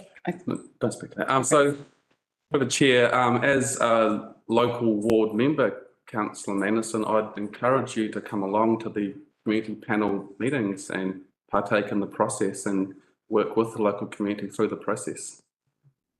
Observed only. As an observer. As an observer. As an observer. Thank you. All right. I'll keep. Yep. Okay. So the next draft output that I'd like to present to council as an update is the community risk tolerance thresholds, two sides of the risk coin. So the first one, the risk assessment, gives us the landscape, the lay of the land. This one essentially helps us understand what impacts, what flooding risks are tolerable, intolerable to the community. They set their tolerance levels. It's a lot of words, but it's basically saying what's tolerable, intolerable. So what you see here, it looks like a lot, but essentially this is risk, if you will, this whole background. And what we are looking to identify is this line here. And so that once we know this line, we can start to plan out all under here so we avoid the threshold. We avoid what's the situations that are intolerable to the community.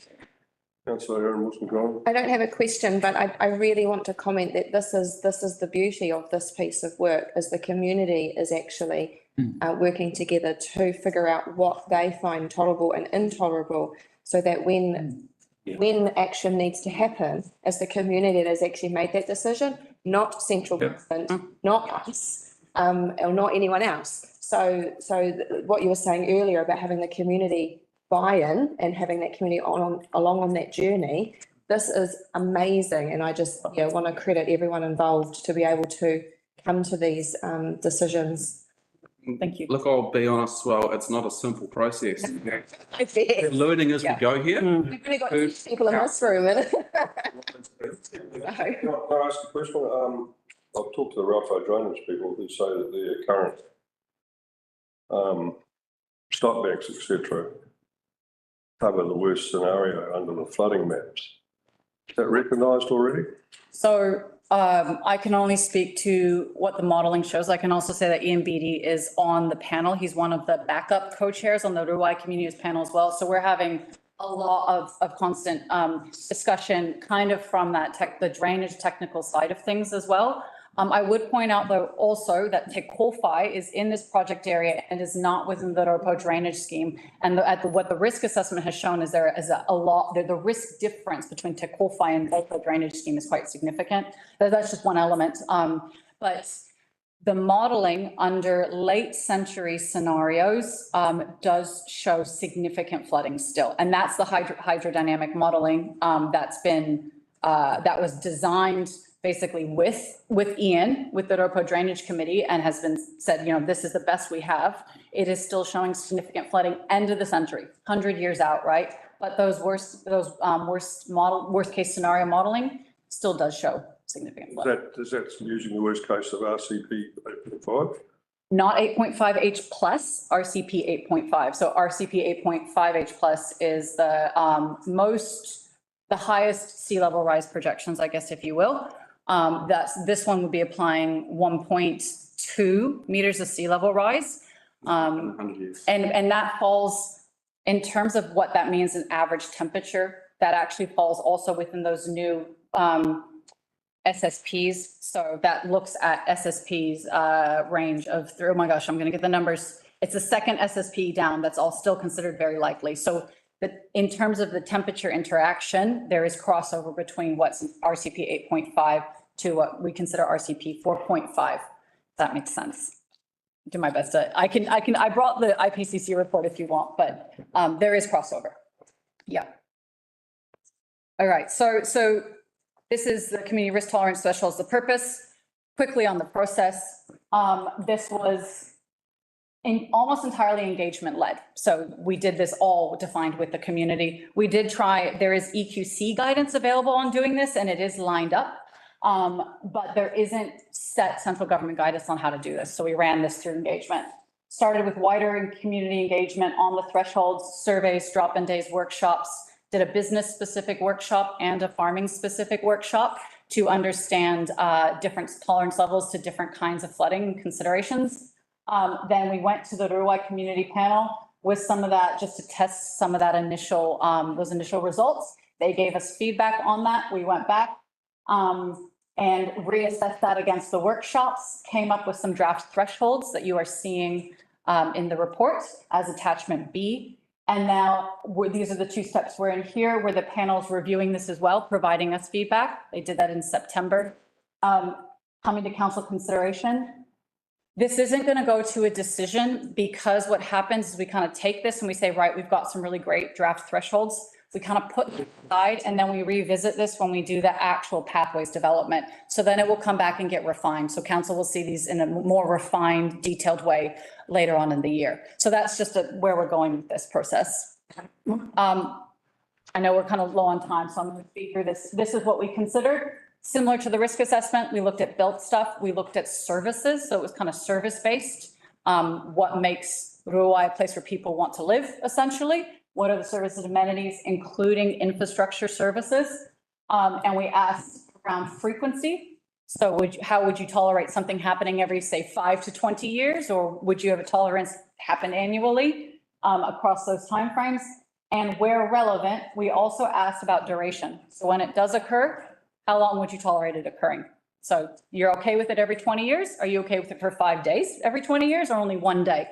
So it's quite complicated, but it helps us decide, those adaptation responses. So that's what we asked. Really interesting, yeah. And yeah, again, I wish I could get into the results. This could be a workshop in and of itself, but this is an attachment B. The line is our proposed threshold line for now for each consideration. There are some differences that will need marrying up, but for the most part, it tells a pretty interesting story. All in all, the community has a decently high tolerance to flood risk, and that's no surprise.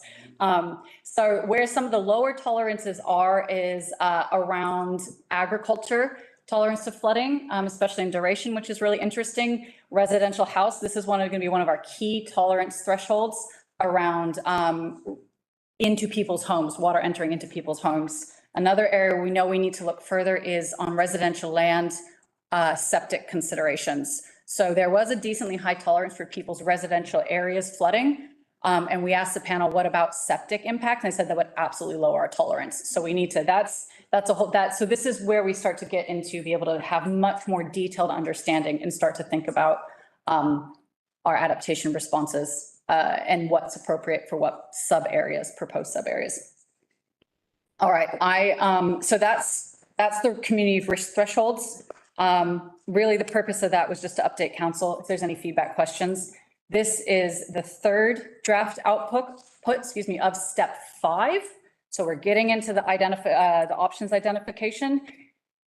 And this is where I will come to council at the October meeting to seek a decision on the adaptation response approaches and the categories. So this one is moving us in and setting a framework for how we do adaptation planning the rest of the way. This is just a definition of adaptation. This is how we're defining it in the process. I don't need to explain that too much, but it's really around reducing risk and taking advantage of opportunity. And that's what we're trying to do with this approach. So what you see here is what we're aiming to achieve. So the thresholds are what I just talked about before. That's that yellow dotted line. This is if you were continuing on a status quo, doing absolutely nothing, no intervention, no changes, just left everything as is. You can see you do pass thresholds. So we're making that assumption that would happen. If you're taking a super precautionary approach and said just too high risk, just evacuate the area, which is what we're not going to do. That's not even on the table.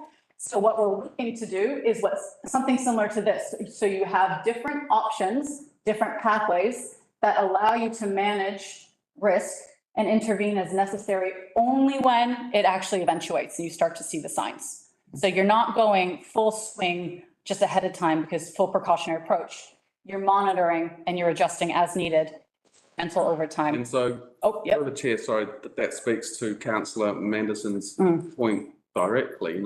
If we don't see a projected rise in sea level in X amount of time, then we won't need to pivot down to that path. So it just builds in that flexibility for that community to stay and thrive in its current location. That's the whole point. Councillor Larson. Oh, thank you. With the various scenarios that you've got, how do they relate to the empirical evidence of sea level rise that's occurred, and is that extrapolated in relation to these models? So thank you for that question. Similar response to Councillor Manderson. We can only work from best available data and we can only work from central government guidance. And that is what we're working from, the best available data that we have, the best modeling that we have that's been tested. We're working from community, huge amount of community engagement and ground truthing. So we're testing this with people who are on the ground. We're telling us yes, no, adjust this, change this, and we're lining it up with central government guidance. That is the best that we can do. As staff, I do not generate empirical evidence. Council, as a district council, role is not to generate science. We just follow the guidance that has been tested and vetted at an international level and at a national level. That is all I can say in response to that. But is there no sea level rise data available? There absolutely is, and I have shared that with you, and I'm happy to share it again. And that is all I can do, is send you reports and send you evidence and send you our reference data. And how does that align with the projections in these models? So this model, this is a methodology. This isn't, I guess if you're asking how this fits into this picture in particular, so the level of risk, it helps us understand the level of risk, but the adaptation threshold, again, that's set by the community, that's tested and set by the community. So this could work in any projection, in any scenario, any situation, right? Because you're only working, and your triggers are going to be also set by council and the community to say, this is when we start to incrementally shift what we do. There's no Right. dates on the timeline. There's no dates. It's only what happens. Yeah, you just have time. So this could be any scenario, any situation, any point, and you only work from when things start to eventuate. And those triggers are going to be decided and tested with the community, with the Dorpo drainage scheme, with council. Councillor Manderson? Thank you, Your Honour. I understand here that many of the basic assumptions that are inherent in your work have been from directions of central government, which we've seen on a number of occasions were not necessarily in the interests For the protection of our staff, can we, payers. questioning that has been answered?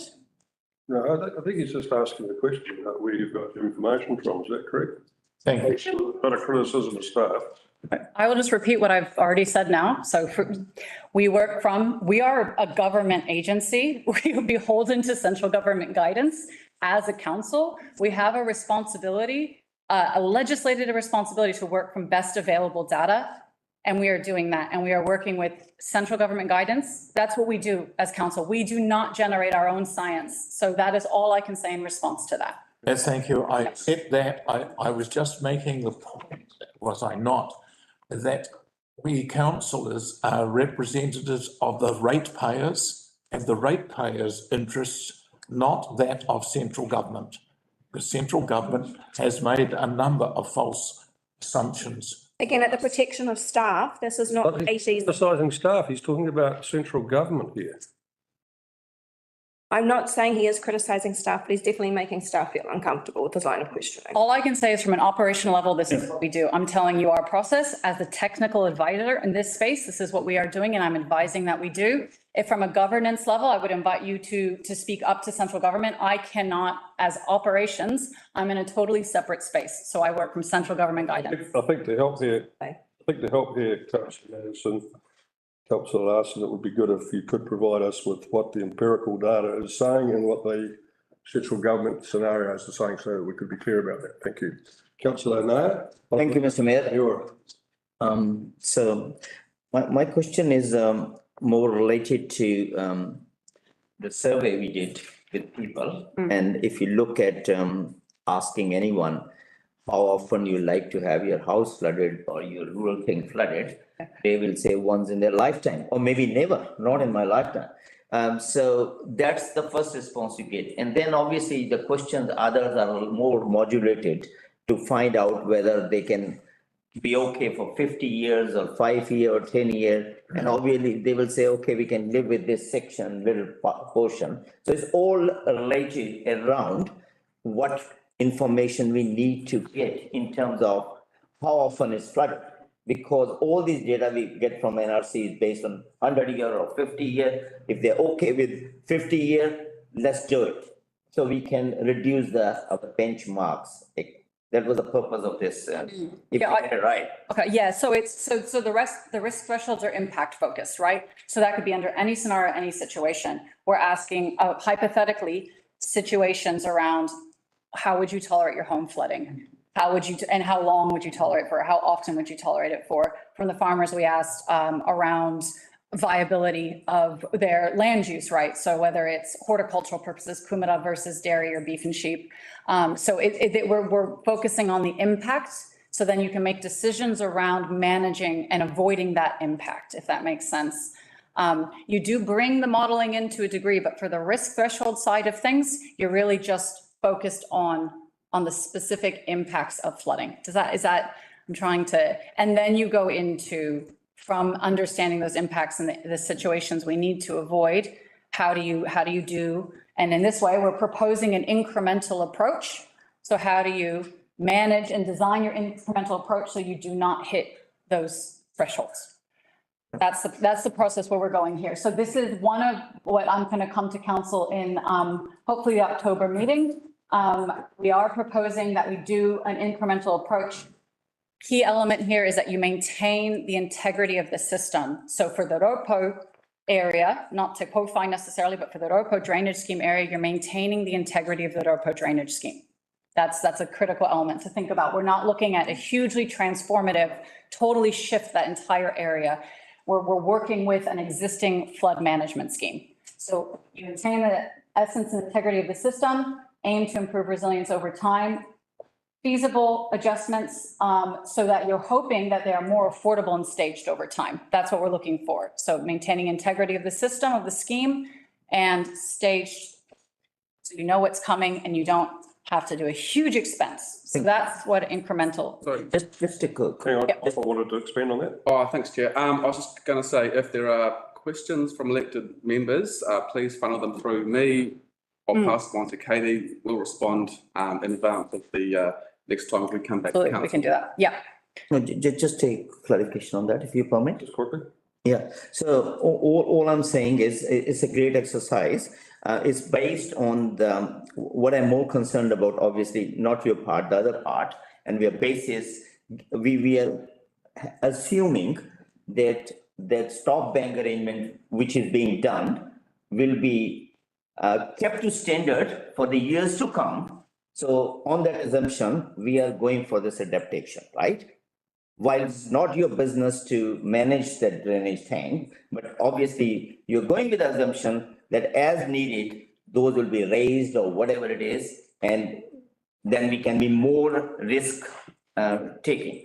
I hear what you're saying. Yes, absolutely. So no, we're not making that assumption, but that's part of this process. So that we're doing a huge amount of working with the drainage scheme and recommendations. And that's actually the next slide, which is the adaptation options, the long list of options.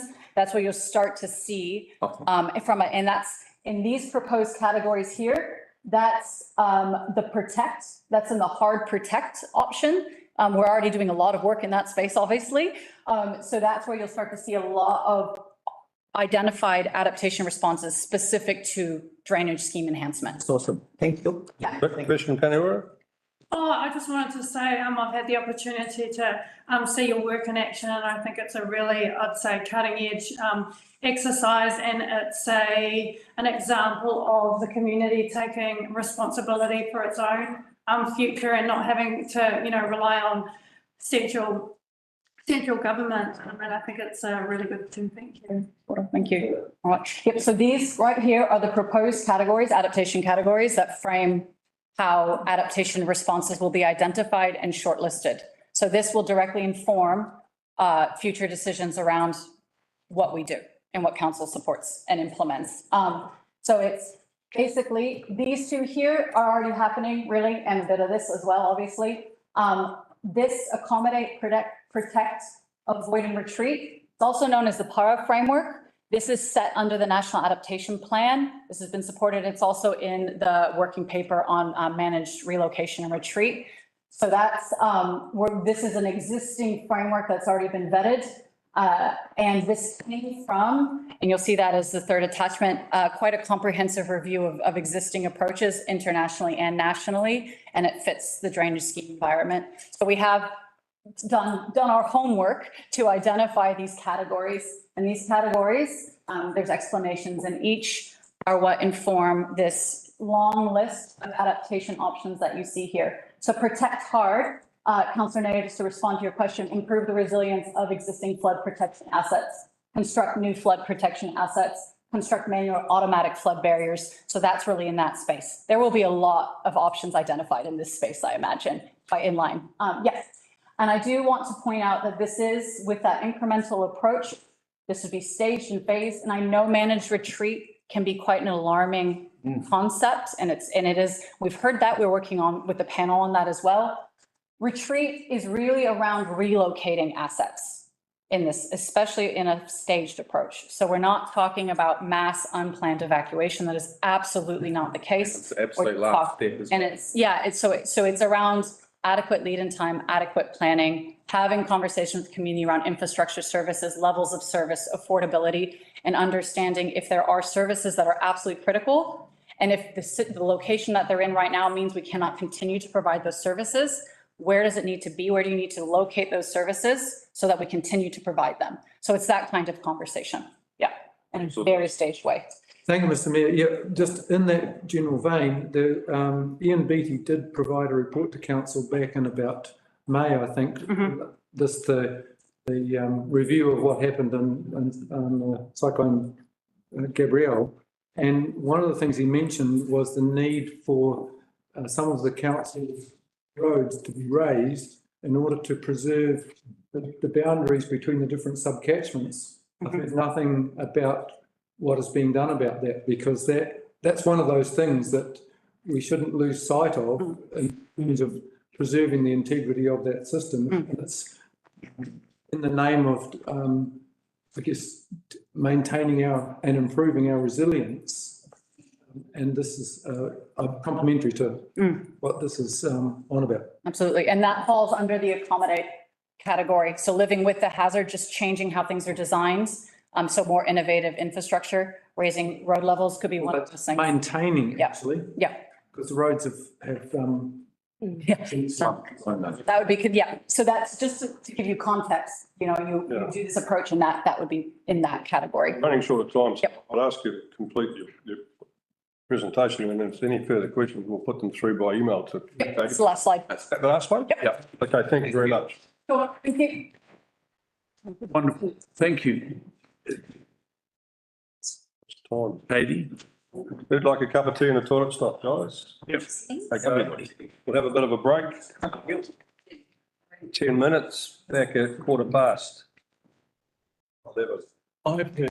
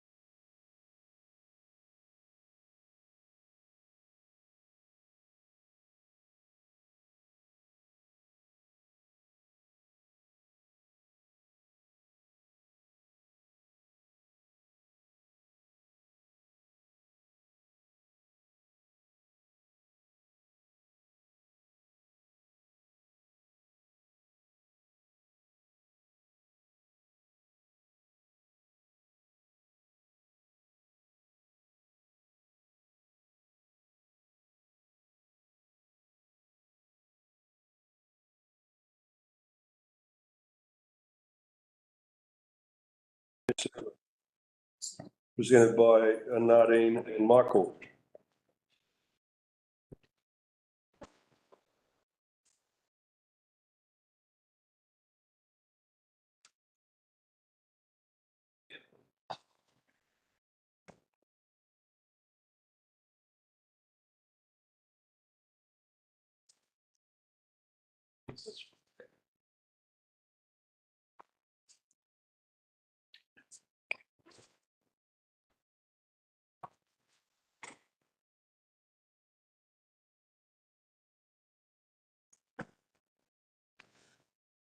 Morena, Mayor and councillors. So firstly, I take my report as read. I'd like to introduce you to Michael Hooker, who is the Director of Research at Key Research. Key Research conducts the annual survey of Kaipara District residents for us, and they've been doing so for 8 years. And Mike will be taking you through the resident survey presentation shortly. But before he starts, I just want to point out the objective of today's presentation is to provide yourselves with an understanding of why we carry out the survey, how it's done and what we do with results, and of course the key findings from 22-23 survey. I have one question come through from Councillor Howard relating to the comments about the perceived or otherwise lack of communication and why there aren't more proactive comms relating to the roading program of works. That question's not within the scope of this paper and or my area of the business. Fair enough. I forwarded it through to Calvin, and he's advised that it will be covered off in the Kaipara transport activity briefing later today. So if it's okay, I'll hand it over to Michael and he can take you through. Thank you, Nadine.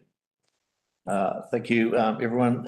Thanks for the opportunity to present today as well. As introduced, Michael Hooker is my name. I'm the Director of Research at Key Research. So this is the executive summary presentation, the recently completed annual residents opinion survey.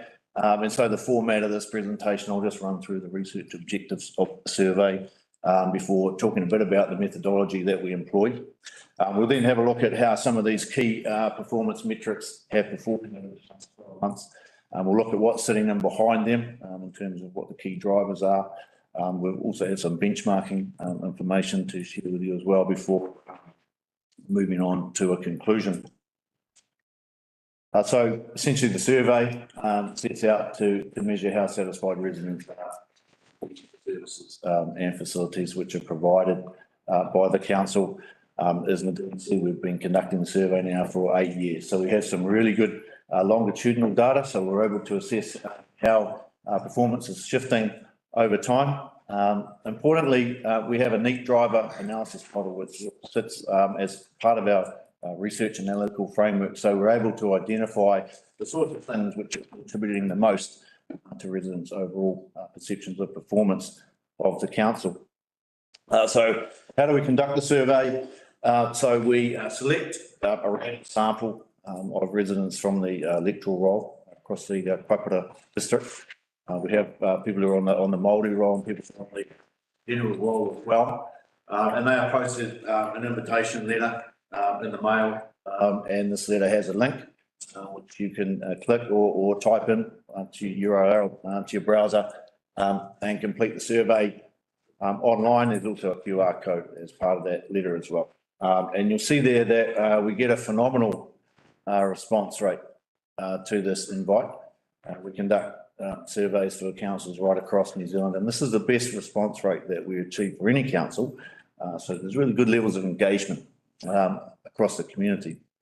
So we end up with a really robust sample, 770 responses, which allows us to do a good in-depth analysis of results.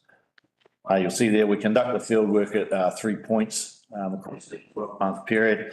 And that is essentially to account for any topical issues that may be in play at a point in time, and also to make sure that we account for any seasonality. So moving on to the results in themselves. It's not such a good news story this year. Things were trending up in 2022, but the past 12 months has shown a bit of a decline And these are the key, some of the high level key metrics that we're measuring here. And you'll see that there's been quite a decline in terms of the overall reputation of the council. And in turn, this has had an impact on the perception of overall satisfaction. As we get deeper into the presentation, I'll run you through our driver analysis model and I'll show you and illustrate to you why the performance of the elected members and the council and the reputation is really significant in terms of its impact upon overall. Councillor Penny, you already have a question? Can I just, because I thought this was extremely interesting, this graph that goes from 2019 to 2023, because if I cast my mind back, 2019 was when we had a commissioner still active, and look at all of these were so high, and that was supposed to be one of the. No. That was the last. Commissioners are 2016. That was the last date they did the sign off, though, wasn't it? To say that they were confident with. The correct, it was about 2019, I can recall there was something happened there. And so there was still that image there, yet at a turbulent time, our levels were still quite high. Yeah, that's just a comment I thought was. Okay. We measure, sorry, you have a question? Can I? Sure. Yeah, thank you. Yeah, just quickly, so this is basically based on postal this time? No, it's a postal invite, so the letter goes in the mail, but you'll see the majority completed online. So the 65% completed online, 35% completed by paper. So we measure 55 attributes in total, and 9 of these had improved in terms of perceptions of performance. These are the attributes which get the highest levels of satisfaction. And generally we see across the Kaipara district that residents have a good quality of life, and they generally are presenting high levels of satisfaction with their quality of life. So this is a good thing. Another point that I would make here is that there are high levels of satisfaction through contact with the council. And this is a bit of a bright spot, a bit of an upswing too.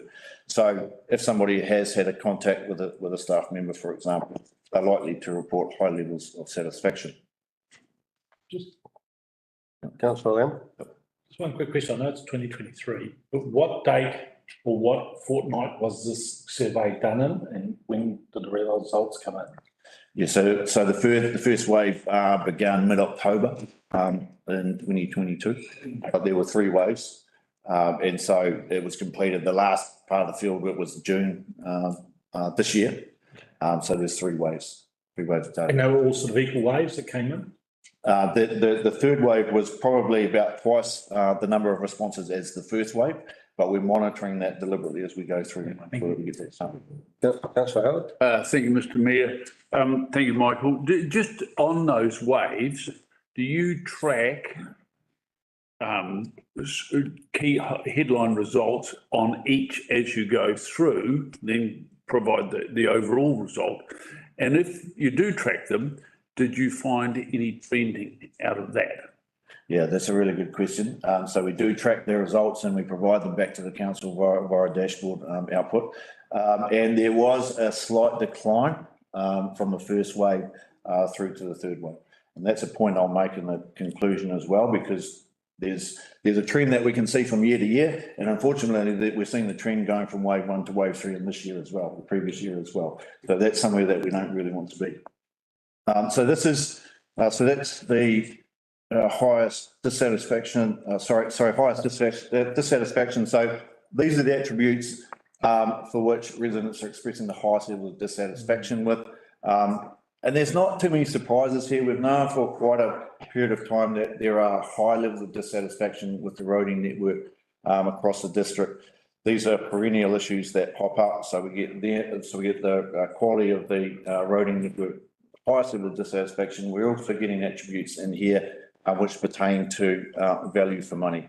So those sorts of things, not too unusual, but I have another slide as well, which points to where there really needs to be some consideration given to perceptions of the roading network, because it is dragging down perceptions of overall performance of the council. Councillor. Thank you, Mr. Mayor. Just because you are an expert in this area, and I'm sure you would have done other councils as well. And without getting into the dynamics of people's mind, which is generally they are dissatisfied, being 1 year, regardless of how much you do or not do.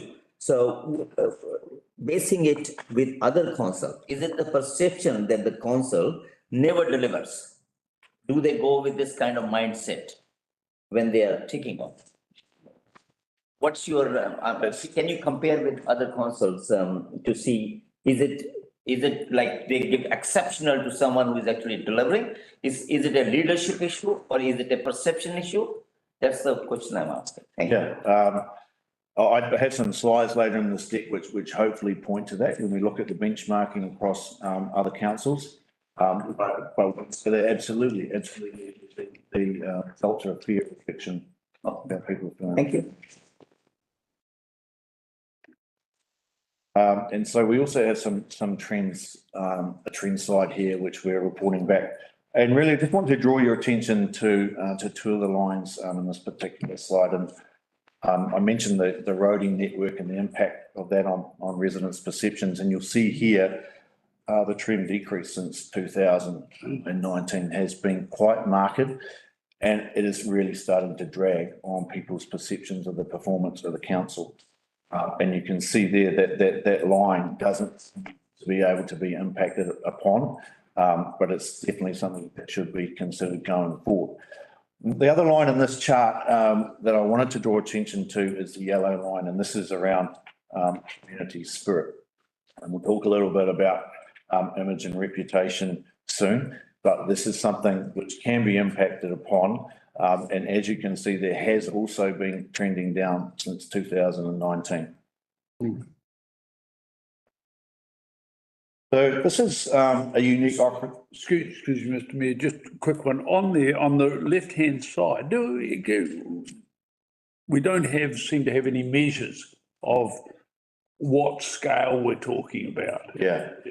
Well, Can we have that? Well, yeah, I can talk to that. But so in 2019, roading was at 55% satisfaction level. It's now at 28.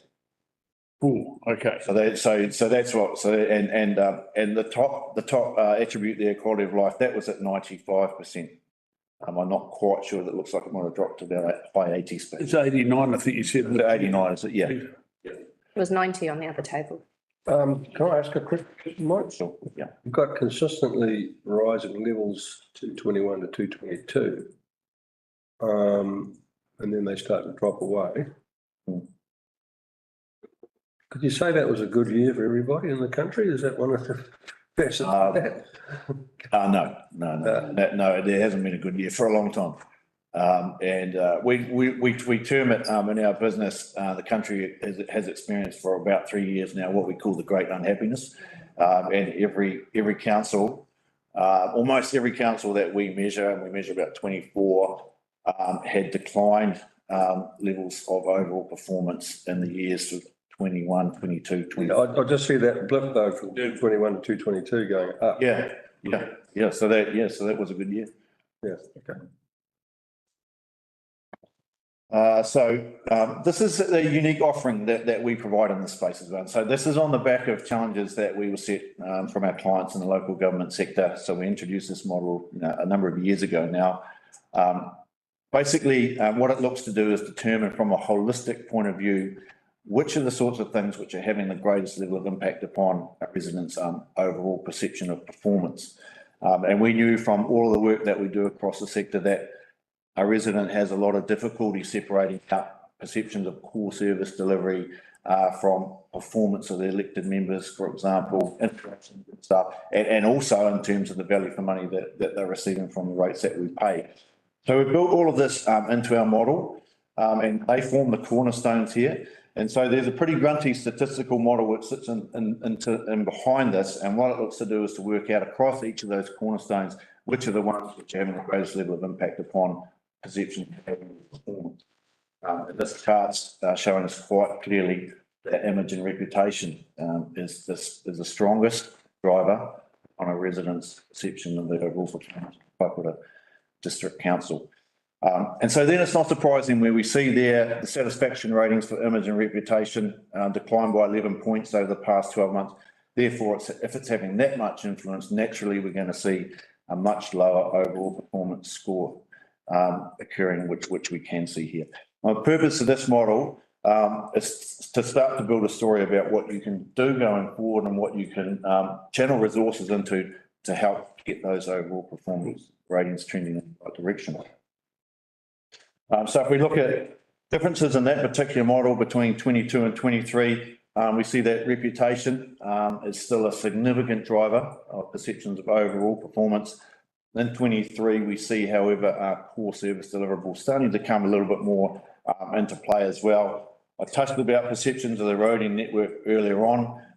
If improvements were to be made in perceptions of that, for example, we would then see that channel through to a better overall performance rating.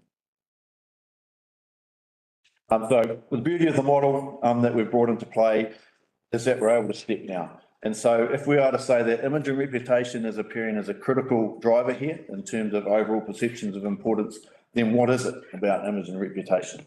And we have the whole list of sub-attributes. So these are all questions that we've asked in the questionnaire sitting underneath image and reputation.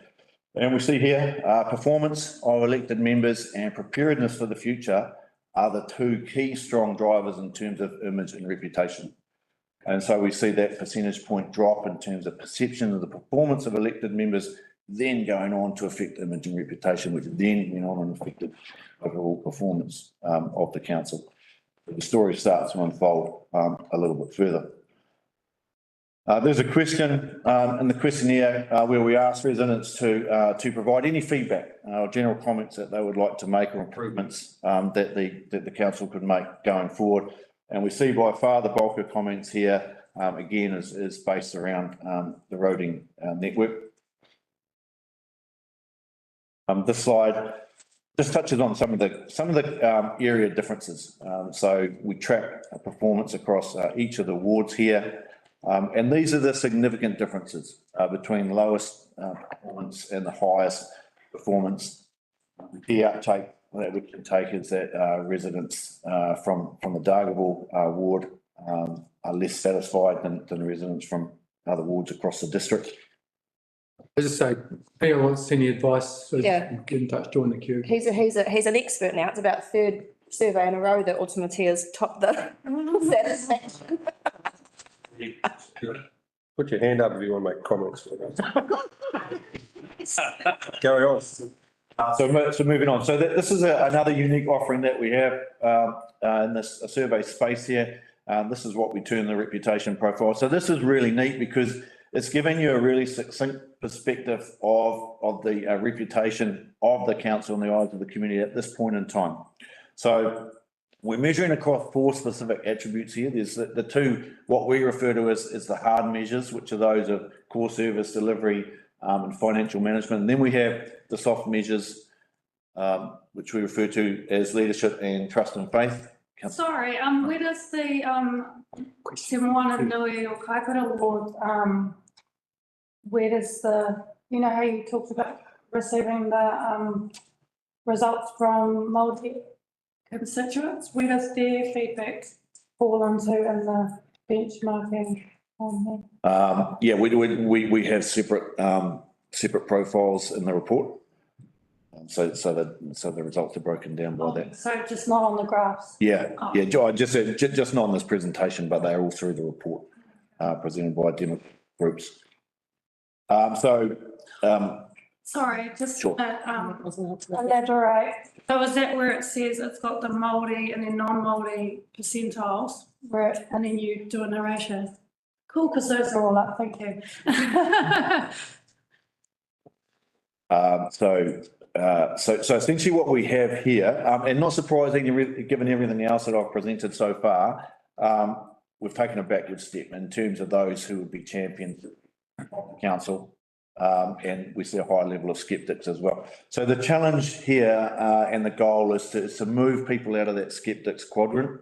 And ideally, we want them to go into the champions quadrant if we can.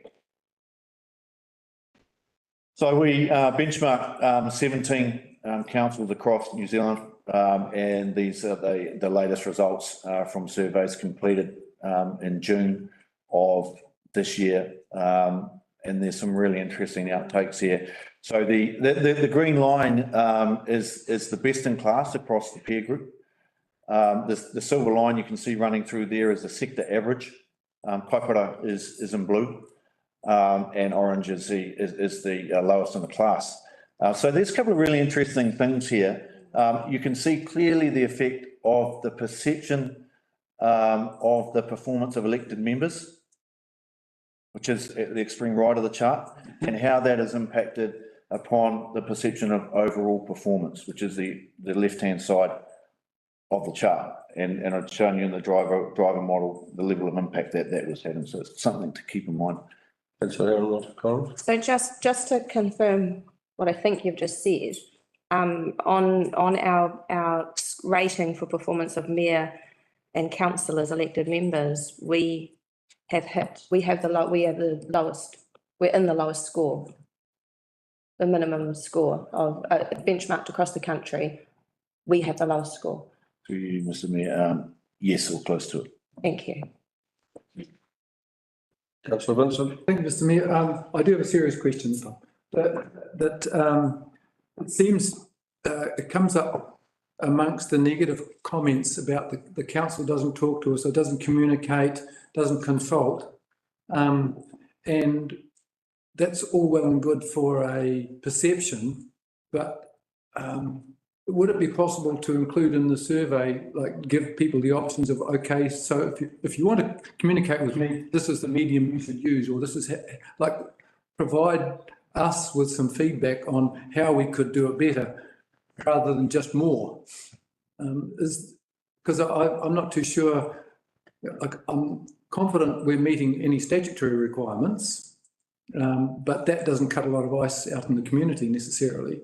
So I just wonder if we could, learn some more from this as to how we could do better and be more effective in our communications with our stakeholders in our community.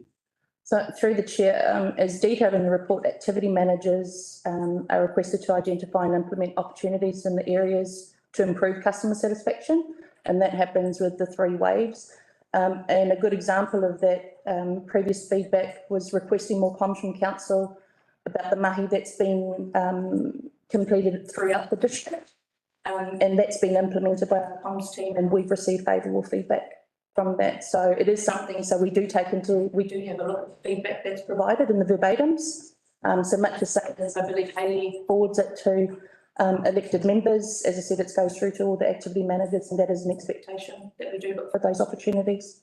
Okay, because like one of the things I see, like elsewhere in our briefing papers, it's mentioned several times how it might have been in the annual report too, with the damage from the cyclone is going to take years to fix up, right?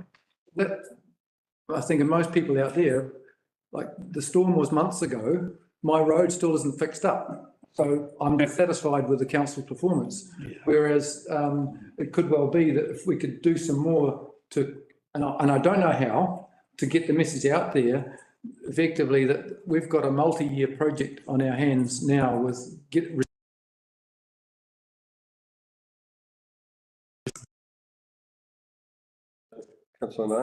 Thank you, Mr. Mayor. No, I'm just concerned being 1 year in the job and lowest ranked in the country for the mayor and the councillors. Did you have any comments as well when people were rating so low? Can you share those comments? Yeah, they're in through the chair. So those are actually provided via Hayley through to all the elected members in every way. So Hayley sends through the dashboards as well as the verbatim. Sorry. I'd love school holidays. Spooning around the bush. I shake it. They love the council. Okay. Carry on, thank you. Okay, and there was one further point that I just wanted to make here was around inquiry handling. So the top of the presentation here that residents are generally very satisfied with interactions that they have with council staff. So that's quite a positive thing. One more question. Who got 80? Can we find out who got 82% on their performance? Council. Who the council is? Is there any way to know that? Yeah, we're not at liberty to share. I can't share that with you. I can ask that council if they would be prepared to be. Just be nice to. Sure. Yeah. See how they, see what they do differently and how they perform. That, yeah, thank you. Good point. And this is another slide from the benchmarking study. There's numerous other things, of course, with benchmarking across several attributes that we measure. And I just wanted to bring this one up to again reinforce how perceptions of the roading network are significant. And I've shown through the driver model how they play out in terms of overall perceptions of performance. And we can see on the extreme right of the chart there, the score for Kaipara. In comparison to the sector average for the roading infrastructure. And just again, sorry, if I could Collins. just point out our waste management and minimisation, we've again scored the lowest in the country for performance. Through you, Chair. It's not the lowest in the country. It's the peer group here. There's 17 councils involved. Oh, is it? These are councils that can. So don't take my point away. Sorry. Me too. So a concluding slide then. So we see performance declines across several KPIs. Our driver analysis model was showing that image and reputation is by far the biggest driver of that perception of performance. I also showed you that the greatest opportunity lies with the performance of this group and also with the attribute preparedness for the future. Core service improvements will definitely help perceptions of performance. We've talked about the roading network several times. There's a really good bright spot in there. There's been improvements in inquiry handling and customer experience. So that is to be acknowledged and celebrated. And the final point here, I was asked a question earlier from the councillor about how things were trending across the 12-month period. And there is a slight concern here about where the council will be sitting in 12 months' time, considering the step that has been taken and also the trend that we're actually seeing over the past 12 months. We know from all of our work in the local government sector over 30 years now that it's very easy for councils to take big steps backwards in terms of residents' perceptions of your performance. It's very hard to take big steps forward. So we always say here it has to be about continual incremental improvements and for those to be put in play if we're going to arrest the decline of some of these key measures. Thank you. Thank you. Thank you. Question. Just last question. Yeah, just what makes you include roading in this perception? Because it draws down the whole concept, because roading is just another service, right? If you really want to have a perception of the people generally, because roading is also done half by the local government, half by the Waka Kotahi, it skews the whole survey. So I'm just thinking, why do you, is it not possible not to include roading in it? Thank you. Through you, Mr. Chair, it's something that is asked in every survey. For every council wants to measure how well residents perceive the roading network, and almost regardless of the fact, and councils accept that some as government controlled and some local government. But the whole country doesn't accept roading at all. You know that, right? Yeah. Thank you. Thank you. Okay, stand down. I think we'll move on. Next on our agenda is Kaipara transportation activity briefing. That's roading. That's right. Carwin.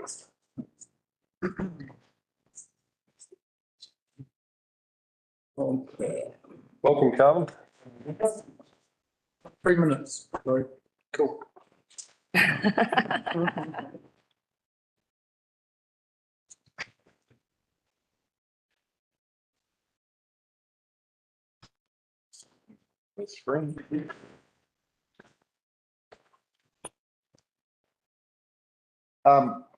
Morning all, through the chair.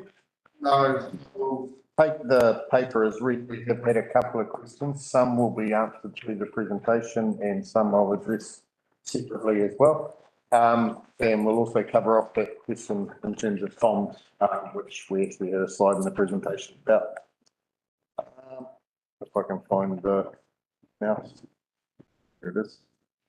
Okay, with respect to routine inspections through August, 99.94% of the planned inspections were completed on the sealed network, and that covered 90% of the network. 72% of the network was covered in the unsealed network, noting that our inspection frequencies range from 2 weeks through to 3 months, so we will very rarely have a month that everything is inspected, and those inspection frequencies are driven on volume. In terms of grading, network inspect, we did the blanket grading that we referenced a couple of months ago, leading in with the winter period. We're now back to an inspection-led grading schedule on a needs required basis. And there was the 99 kilometres or 18% of the network graded in August. When we move through to talking about our unsealed rehabilitation program, just a reminder that we have started work on some of those sites, and the next item on the briefing is for Andy and Bernard to provide elected members with a full update on what that rehabilitation program is, what it entails, and how the roads are selected as well.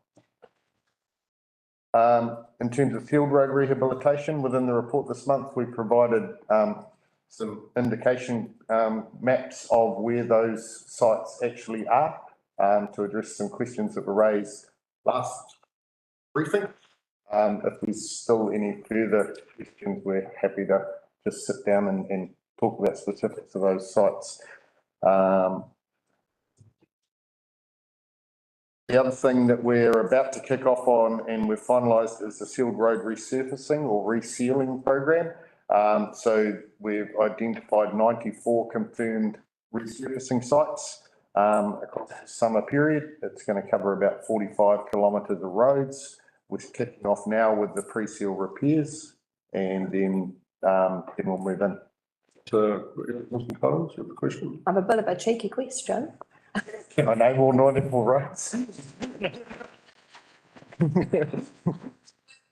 the identification, is this based on lifespan, paper-based, like computer-based, or does someone actually go and inspect it and say, yes, this is actually due, or no, that will actually last a couple more years? Yeah, it's been. Are they like is Bernie going to come back and say, why did you reseal that road? There was nothing wrong with it. So through the chair, yes. So we do look at asset life for starters. So we hold records of when the last surfacing coat was put down. We understand based on traffic volume and usage what that expected life looks like. That gives us an initial program that's then desktop analysed with the team and field validated as well. Okay. Through that process, some roads end up being brought forward, others get pushed back, and it's good to hear. Good balance. Thank you. Yep. Thank you, Kelvin. This emergency works program, we have been given a lot of money before and even now, $8 million. And I see there two events there. Stock Bank for Dargaville is included in there. And another one is Michitai Road. I think a lot of work is being done. Would you have a timeline on those emergency works? Because there's a lot of money and has to be spent. Very shortly, there's a bit of an update on the emergency works. But there's two areas. The Stock Bank is not a roading project, so that's outside our remit. So that'll have to be answered by someone else. But specific roads and the update on that I'll cover very shortly. So the other thing that's happening at the moment, and it's kind of linked to emergency works and cyclones, is that we received some funding from Wakotahi for the two detour routes being Paparoa Oakley and the Cove Road Kaiwaka. Firstly, the first level of funding was to address accelerated deterioration because of those sites, those routes being used for detour. So there's several rehabilitation sites that are being brought forward from future years because of the deterioration that'll be done over this season. The other one is a couple of months ago, the government announced 44 million for resilience improvements for Northland. And within that 44 million, there was $4 million for those two local road detour routes. So we're presently in the process of working through what those resilience improvements look like. But examples are shoulder widening and lane widening on Paparoa Oakley in certain periods. Looking at the hairpin on and road realignment on Cove Road, remove that after trailer restriction, and other minor resilience improvements. Also looking on Paparoa Oakley route at the priority of the one-lane bridges, noting that there was some feedback that on some of those, the priority doesn't work for trucks. There's not enough the stopping distance on those. So doing safety audits on some of those and changing some of those priorities. So that work is also happening in parallel. We're working really closely with Waka Kotahi. They have a project team established for all that resilience work, and we're looking to leverage off that project team to have that work being done in parallel with our normal programs so that we can actually make sure that we're not impacting one or the other. When we move on to emergency works, there is still a lot happening in the space. So obviously all the dots there were the stuff that was done in August. September saw a little bit of a lull in terms of what, sorry, I haven't got the September forward plan that was sitting in the report.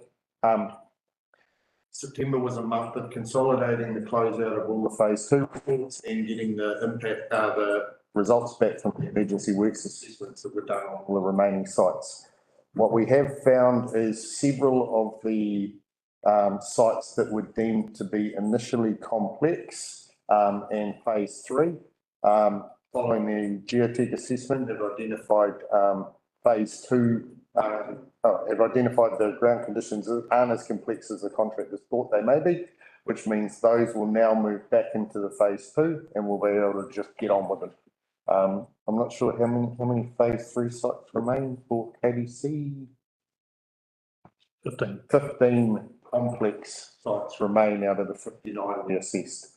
So those probably 45 of those we're aiming to get knocked off in the next probably 6 months. So sorry, through the chair, if I could just add to that, we have identified a number of other sites around 4 to 6 that whilst aren't as complex as initially expected, do still have levels of complexity, still will require an element of design or geotech support as we proceed with the works. If I could cite the quick response on Kaiwaka Mangawai Road, immediately following Cyclone Gabrielle, 17-day closure to rebuild the road there. That's the example of that size of repair and the level of complexity we're talking about. So, yeah, we are making some good progress, but one of the things. Sorry, just the chair. Yeah. Back, so this was actually some of the work where the stream was moved, wasn't it? Because it was running The one on. to the sandbags out at Bailey's Beach, and then it's been redirected and pushed closer to the left. That's right, eh? Yes. Because what's actually happening now is instead of eroding that side, it's now starting to erode where we've put in the boardwalk. I've noticed recently. Disease across that. So we've now created another problem for ourselves. It's really ugly. It's not a really board. Okay, because it has deteriorated quite significantly since that was moved. So it does seem to be exacerbating the issue. And the houses are going to start noticing up top. And we've actually created that, whereas it was naturally, the stream was naturally flowing on the other side. So yeah, just wanted to point that out. Yeah. So there is some very dark sense. We'll take that feedback on board. Thank you.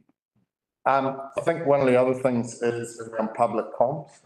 So over the last 6 weeks, with the support of all the CEs, we've been ramping up the comms both about our emergency works programs and our future summer programs. So initially that was kicked off with a blanket regional release, which targets some key projects that were coming up in each district.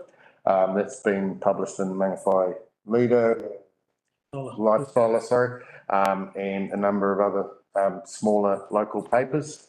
In parallel with that, we've set up an emergency works update, long-term road repairs website on KBC's website. At the moment, that kind of covers the overview of how we go about repairs. And in the coming weeks, we're going to be adding site-specific information for all of those remaining sites. The ultimate goal that we're working on, which FEDC are supporting us with, is developing a GIS overlay map with pinpoints for each of these significant slip sites that you can go in and see the latest status update of where that's sitting as well. So that's one of the things we're looking at in terms of the forward comms. The other thing that's been kicked off this month is out of the monthly report, social media campaign, just pulling up some bullet points of what was done in the previous month in terms of achievement out of maintenance. Also reinvigorating the report that used to be publishing pre-cyclone, and it stopped because of the uncertainty of weather in terms of what forward works are coming. And then the other thing that we're working on at present, again with Far North, that will be rolled out across the region, is the ability to type in your road name and see when your last inspection was completed, when your next inspection is due, and actually some information on that about what an inspection drives in terms of immediate repairs and what types of faults actually need prioritisation against budgets. So the aim of that is for someone to be able to look up their road, see, oh, it was inspected last week, I should expect someone to come and fix that pothole within the next week, and not call council. Only call us if the pothole gets fixed. Yeah. So that's all some of the stuff that's being rolled out at present in terms of the comms. So that's been done with each of the individual council comms teams. So. Fantastic. Yeah, sounds good. The question. Just one other question that I had was around the project risks. I'm not sure who raised that, the red risks on the project table. Was that? Is it Mike? I think it might have been you, Mike. So. There was a question around which were the specific projects. Oh, yes. Yep. The three of them. Yep. So there's three projects that are at risk. Generally what we see early in the year, we have more at-risk projects than not when they're still in the design phase. But those three projects are Pahi Road Bridge, which is, it's a design-only component of a future bridge project. So being design-only, we've pushed that in the priorities to lower to the resources that we're using. Tomarata Road Bridge, there's some funding in there for some minor repairs, but we're also mindful that we've done recent major works on Tomarata. So we're actually clarifying what repairs need to be done, if any, as part of a survey, and that budget may not be required for that component of work. And the third one is we've got a existing resilience program that was predated the cyclones, and there was a site identified on Kaiwaka Mangawhai Road that was one of 5 sites in a package. We're just working through the finalised costings, but that site may have to be deferred to a future year depending on the costings of the other sites. Within the yellow, there's 10 million of yellow risk. 8 million of that is the Transport Choices program.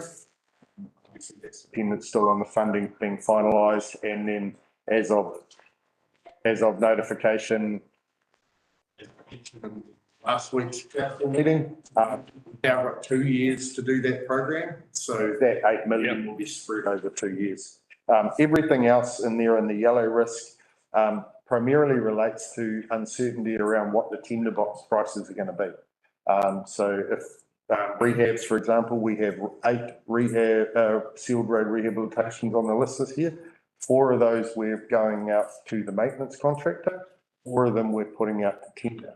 That we are certain that the tender prices will not be reflective of the maintenance contract prices, and there will be an increase. But we're also mindful that the maintenance contractor doesn't have the capacity to do all that. So we do expect that out of that tender process, we will probably have to drop one of those sites and defer it to next year, just because of that. Thanks, Colin. Just to those 3 points. I mean, so what you're saying is that there is a possibility that something could happen on those. So they're not absolutely out. I think that I'm thinking about the communities involved and I don't even know whether they've got expectations about work that might be done, and just making sure that they are in the loop as much as we can. Through the chair, the 3 projects that are sitting in risk at the moment are not yet out in the community. Okay. In terms of expectations, and 2 of them being bridge component repairs are unlikely to even have a lot of community interest or expectations associated with them. So yeah, they're not high profile. Okay, all right. Yep.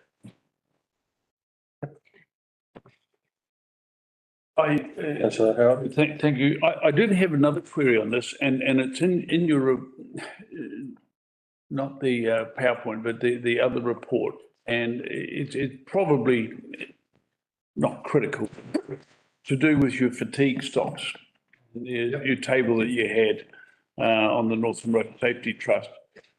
And I just raised a question about whether, in fact, we could look at Kaiwaka as an option for these safety fatigue stops. The traffic is not going at 100 k's an hour as they're approaching the area. They're down to 50. And, you know, there is a benefit for that community. So it's a safe, potentially a safer option. Through the chair, I did briefly raise this with our road safety team. Historically, the Urutiti location has been chosen in conjunction with police because it is renowned for fatigue-related accidents along those Waipu Straits. With Kaiwaka, you're only 20 minutes away from Wellsford, which is where a lot of people are already stopping. And so the Urutiti location is chosen from a best kind of point between Wellsford and Whangarei in terms of promoting rest in that fatigue area. Those straits are renowned in the Christmas type area and higher traffic volume times of having driver fatigue related accidents. So that's why that location is chosen. But they have taken that feedback on board. A lot of it is driven, the location is driven by the police as well. I think the other thing to keep in mind is the Urutiti location falls within the jurisdiction of Whangarei Northern Police. Kaiwaka falls in Waitemata.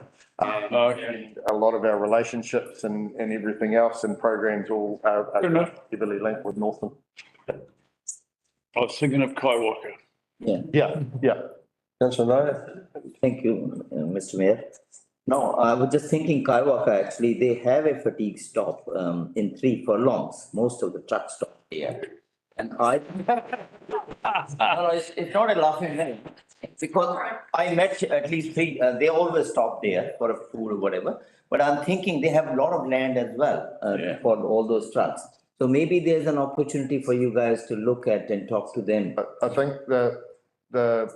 we go back to the what we are trying to achieve, and what we are trying to achieve is providing an opportunity for casual drivers, not normally truck drivers or professional drivers, to stop and have a break, have a coffee. Kids get a little lollipop and an ice cream. Generally in times when it's a long weekend and you're having a longer travel trip than you would normally have during those periods. So we do also have traffic safety stops at Urutiti, there's been, which are more focused around the heavy vehicle industry. The reason again that's there is the connectedness with the port and the weigh station and everything else. So, Just to follow on, and I appreciate your rationale and all your background. I appreciate you taking it up at short notice. I just wonder whether actually, in fact, there is still an option on Kaiwaka, only on the basis that, as you say, that there is a driver fatigue factor that happens on those straights. You've got the issue of the Brynderwyns Drive. So it's a matter of, I'm thinking of the refreshment before they hit those critical places where we know, as you've said, that there are accidents. I mean, we will take it on board. It is quite a commitment to put those sites up. Obviously, we're asking staff and emergency services and all the supports to give up their Friday afternoon of a long weekend when we do them. And it really does need to be between each of the contributing partners where the best location is. Cool. But, yeah.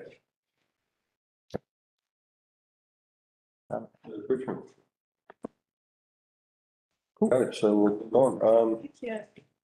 Next item was upper transport activity briefing. So that's you again, Carl, is it? It's Elizabeth, and I'll stay here with her. Regional speed management planning. You want to run the PowerPoint? You want me to be here? Yep, I'll be here. Have so much stuff last time, so.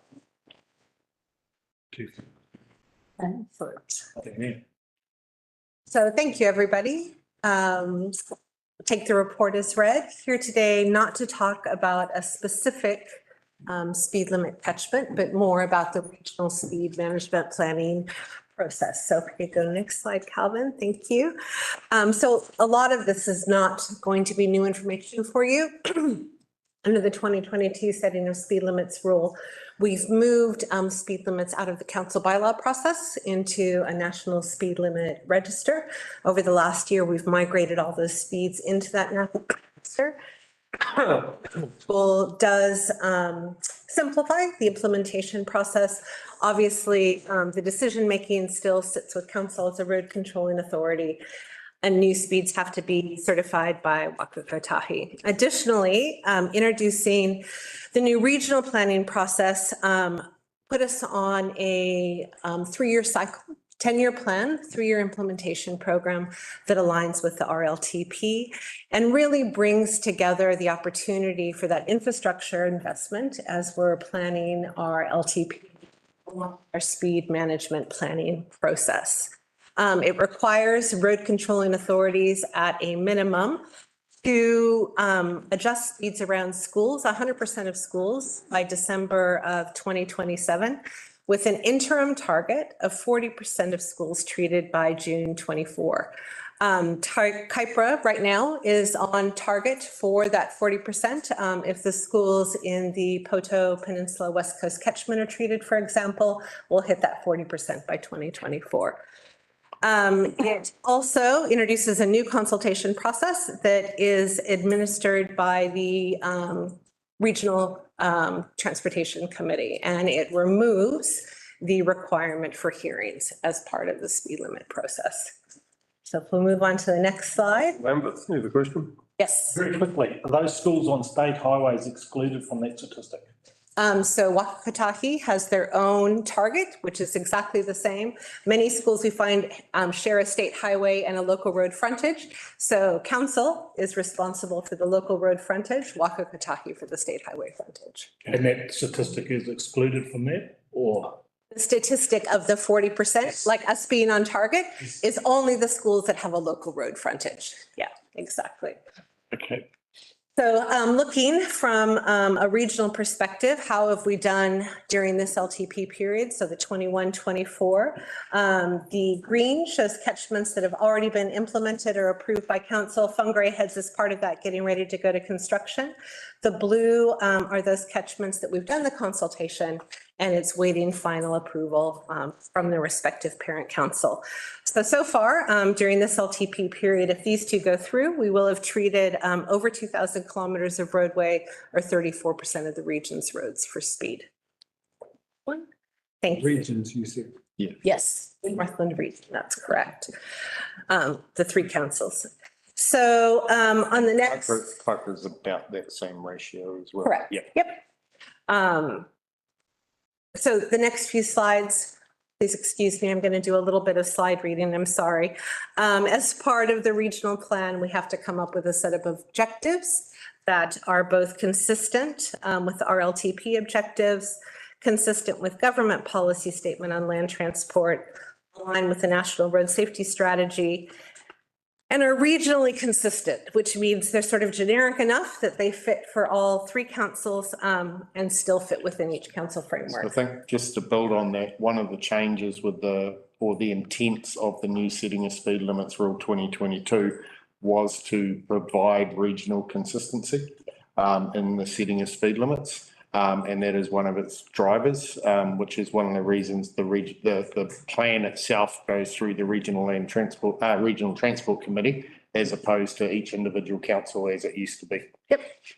And you'll see that actually as one of the objectives going forward. So what we're looking for from council is what have we missed in setting out these objectives and the policies to support them. So objective 1, creating a safer road network in the Northland region with a reduced number of death and serious injuries. You guys have heard me talk many times about the reduction of roadside trauma, and that's why we're doing speed limits. Objective 2, ensuring a greater proportion of the road network will have a posted speed that is consistent with a safe and appropriate speed limit. Next slide. Thanks, Calvin. Contribute to equitable safety outcomes for all road users, increasing the active mode transport share. So making sure the roads are safe, not only for cars, but for people that decide to walk or ride their bikes. Number 4, contributing to the improved livability and sense of place in high activity areas. So again, this comes back to treating in urban centers, around schools. The new setting of speed limit rule gives us a number of options around Mariah or Orapa that we didn't have previously for setting lower speeds or variable speeds for events. And last but not least, exactly what Calvin said, provide that regionally consistent approach to the setting of speed limits. Thank you through the chair. I don't know whether you have this information or data available, but like what is the trend? Is it other deaths and serious injuries increasing in the Kaikoura district to like, yeah, or is this just a blanket nationwide approach, or is it actually going to have a direction? Sure. Can you talk a little bit more and elaborate on that? I can, absolutely, through the chair. So for the Kaikoura district, many of your speed limits we haven't had in place long enough to do a real comparative analysis, the longest being Mangawhai. We did give some information in previous briefings about the reduction in death and serious injuries we were seeing in other catchments where they had been in place 2 years or more. 55% was the reduction in serious injuries in the Okaihau Triangle, for example. Auckland is seeing upwards of 40% reductions in their rural networks. So. Yeah, I was just going to say, I think probably the significant factor about that is in the Okaihau Triangle where we've seen those reductions, that goes against the trend of an increasing overall road toll. Yeah. And it is part of the reason we have targeted the highest historical risk roads in terms of the catchments that have been done so far. I think in a lot of cases, the speed limits that are being implemented are actually reflective of what a lot of people, the average speed that people drive, and it's taking out the extreme. But also a lot of our areas where traditionally we had the open road speed limit, a lot of our unsealed networks, taking that down to that 60 speed limit, which is where most of them are landing, is setting that driver expectation. The other thing that we're finding as a kind of unintended consequence is driver expectations and behaviour in terms of how they drive on a road. So if you've got a 100k road, whether it's safe to drive 100 or not, there are drivers who expect they should be able to. So if they're following someone who's feeling comfortable at 80, they're taking risks and overtaking. What we're finding when we're treating it to 80, the expectation is that's where you should be driving, and a lot of those risks are not being taken, and you're getting, I guess, more considerate driving being undertaken on a lot of those roads. Sorry, just one other question, flowing on from that. So, because I understand like we have to make a decision as to the different options. Do we do minimum bare minimum, et cetera. So you've talked about some examples of, Northland, but specifically to the kaipara, and I know that we do have our KPIs around deaths on the road. What are the numbers in the kaipara? Can you give a little bit more on that? Through the chair, I'll need to go back, but in the annual report on the NTA that I provided, I think at the last briefing, there is a table that shows toll figures, historic. Andy's just got the.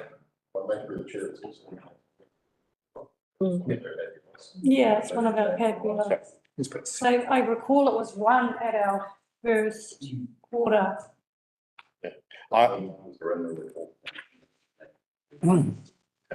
So I haven't got them in my head. I don't either, unfortunately, I'm sorry for that. But I do know there was an increase in all district council areas across Northland in the 22-23 year.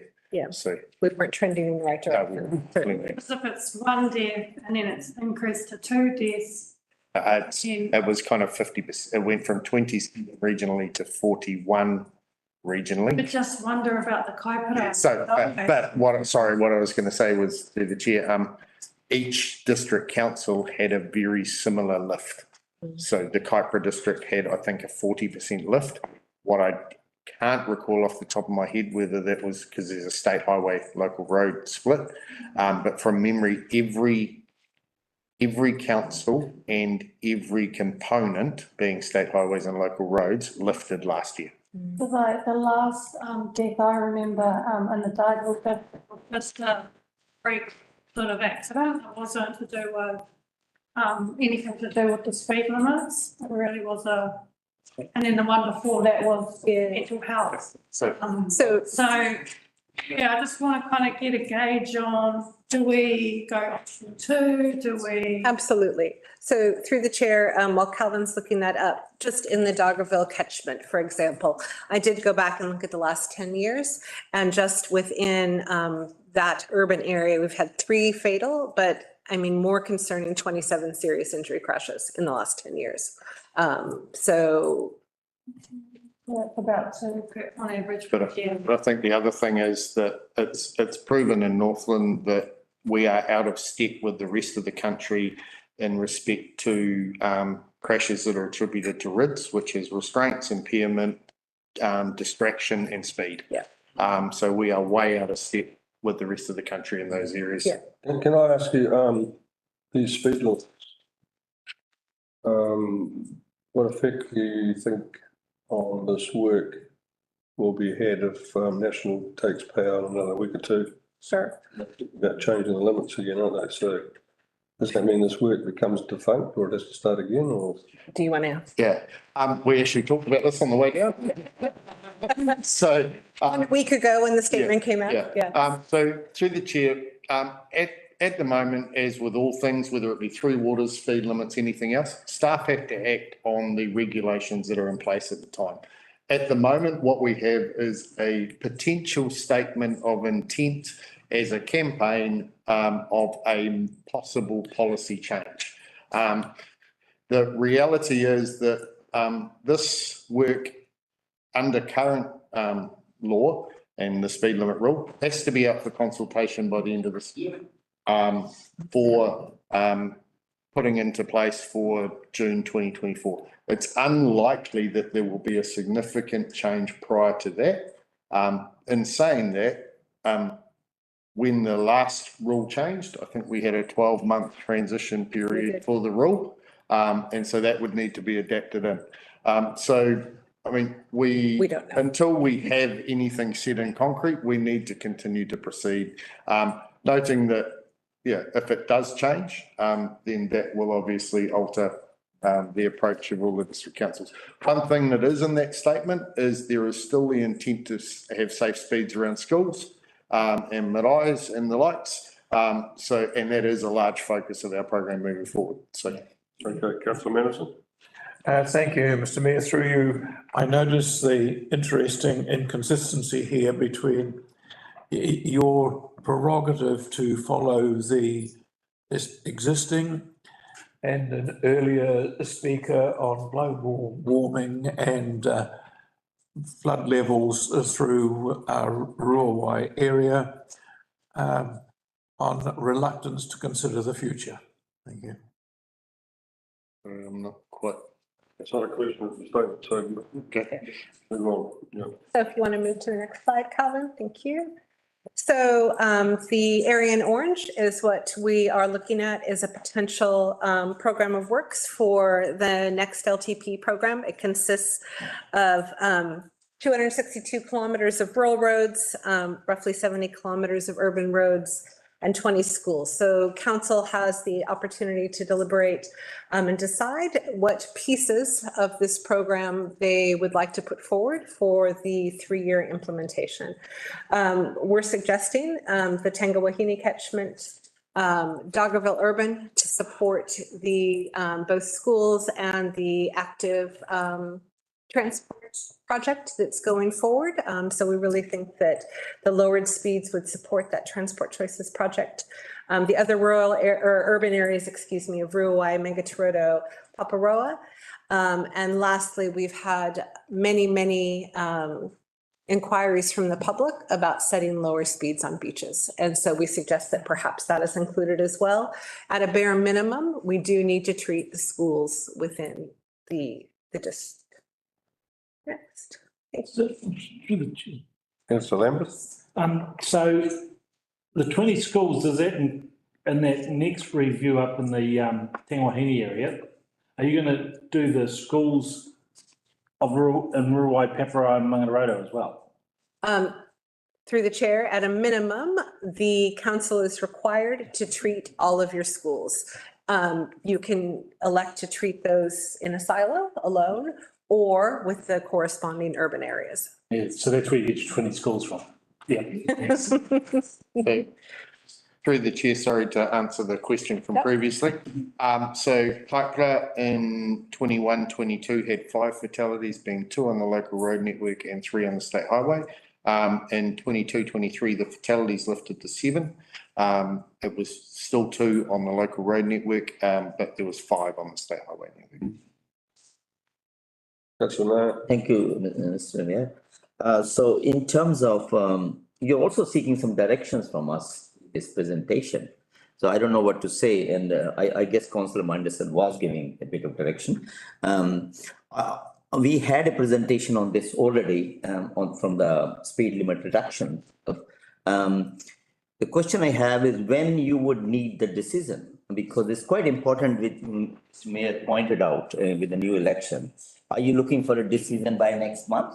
Through the chair, just to clarify, the presentations you've been given previously have been by our staff, by your staff, about the program that is currently happening. So I think while it is being called a speed limit reduction program, it is a speed limit review program, putting forward safe and appropriate speeds. In terms of this, we are required to go out to consultation before Christmas. In conjunction with the LTP. In conjunction with the LTP consultation. So therefore, I think we're planning to bring a decision paper to council at the end of this month to the October meeting to endorse going out for consultation. It's very much the same as the regional land transport plan. We have potential change in the government policy statement if we change governments, but we still have a process that is linked to LTP timings, in our National Land Transport Fund subsidies that is time bound that we have to follow.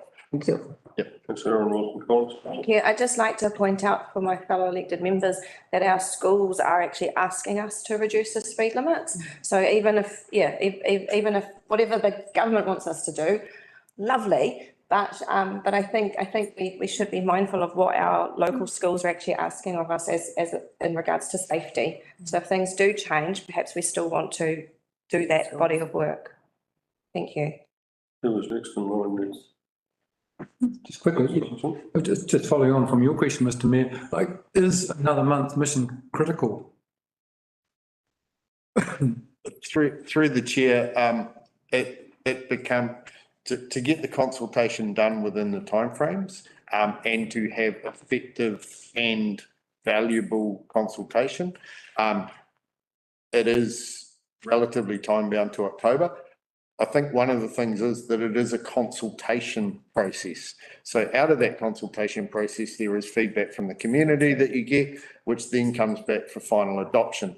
As we saw through the Dargaville Transport Choices consultation, things can change dramatically based on the feedback that comes back from the communities. And in that time, we also have the opportunity to understand what the new government priorities are as well. So that would feed into it potentially anyway. Yeah, okay. Absolutely.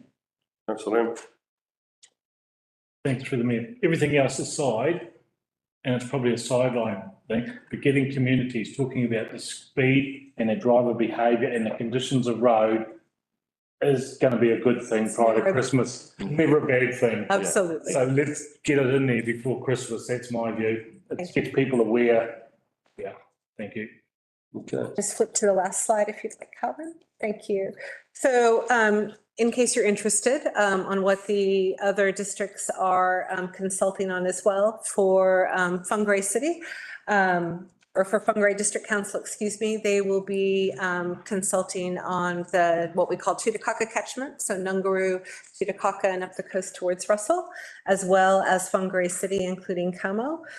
The far north, matching that same coastal area from Russell Kawakawa down the coast to Tutakaka, or to the district boundary, as well as their urban areas of Kaikoui and Nafa and Kaitaia. And then again, the KDC catchment up for deliberation. If we were to consult on all areas that have been proposed, this is what your map in 3 years would look like as far as additional speed limits that have been set.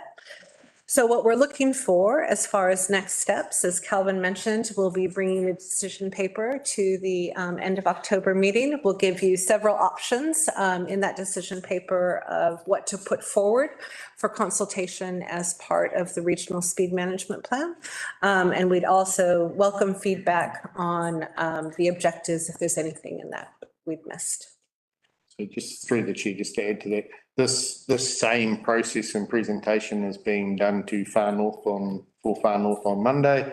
They're committed, they'll have the same decision paper at the end of October, and Whangarei has already had and agreed and same. So, and I guess being that regional plan, we do have to have three councils provide that decision and direction to be able to go out and consult. So. Thank you, Councillor Vincent. Thank you, Mr Mayor. What I would ask for is that you do actually present us with some genuine options rather than the preferred option and not the preferred options. Absolutely. Yeah, it really gets up that way. No. Yes. Through the chair, definitely take that on board. There will be some genuine options, noting that there are certain things that council, like for schools, that councils must do under the current legislation and rule. So that's the 100% of schools and things like that. Thank you. Thank you. Okay, any questions, I think? Great, thank you very much. Right, we've got Bernard Peterson. Still Road. Thank you. Lunch. Up here, it's scheduled to have lunch, so. Yeah. Okay. 12:30, 12:30, yes. Look up, every time I look up, I see the same picture. There's three of them going back there with Indra. But you know what we did? You want lunch? After this. Medicine. They're building up legal land Hearing the RTC and then. on the left. That's the old, that's one. So if you look at. Okay, we move on. We've got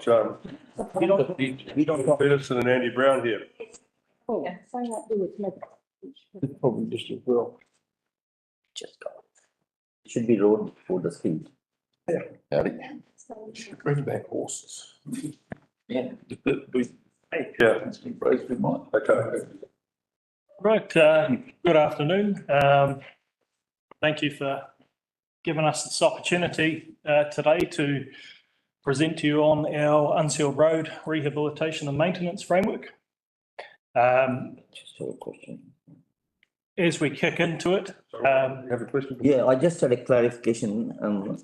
Would you be kind enough to send to us either by email, because a lot of technical terms like a rip and remake, overlay or whatever, rip and curl. I have absolutely no clue what we're talking about. And also, when you mention those numbers, or you're saying is on a kilometer and an end point, so all you're trying to say is how many kilometers you're gonna do it, right? If I get it right? So it can be well presented to us how many kilometers you're gonna, rather than a startup, we don't know where you start in 2,500. So a lot of technicalities around for people very of low IQ like me. I would like some clarification on that. Janesh? Thank you. All right, thank you. Hopefully I can clarify some of the terms as we move through the presentation. Just before we get right into it, my first slide here, I just want to talk about the history of the Unsealed Road framework, how we've gotten to today. The work actually commenced here in the Kaipara, right back in 2015, when we returned to an elected council from having commissioners in place. Our unsealed network in particular, due to significant budget cuts during that period, was in a state of some fairly rapid deterioration.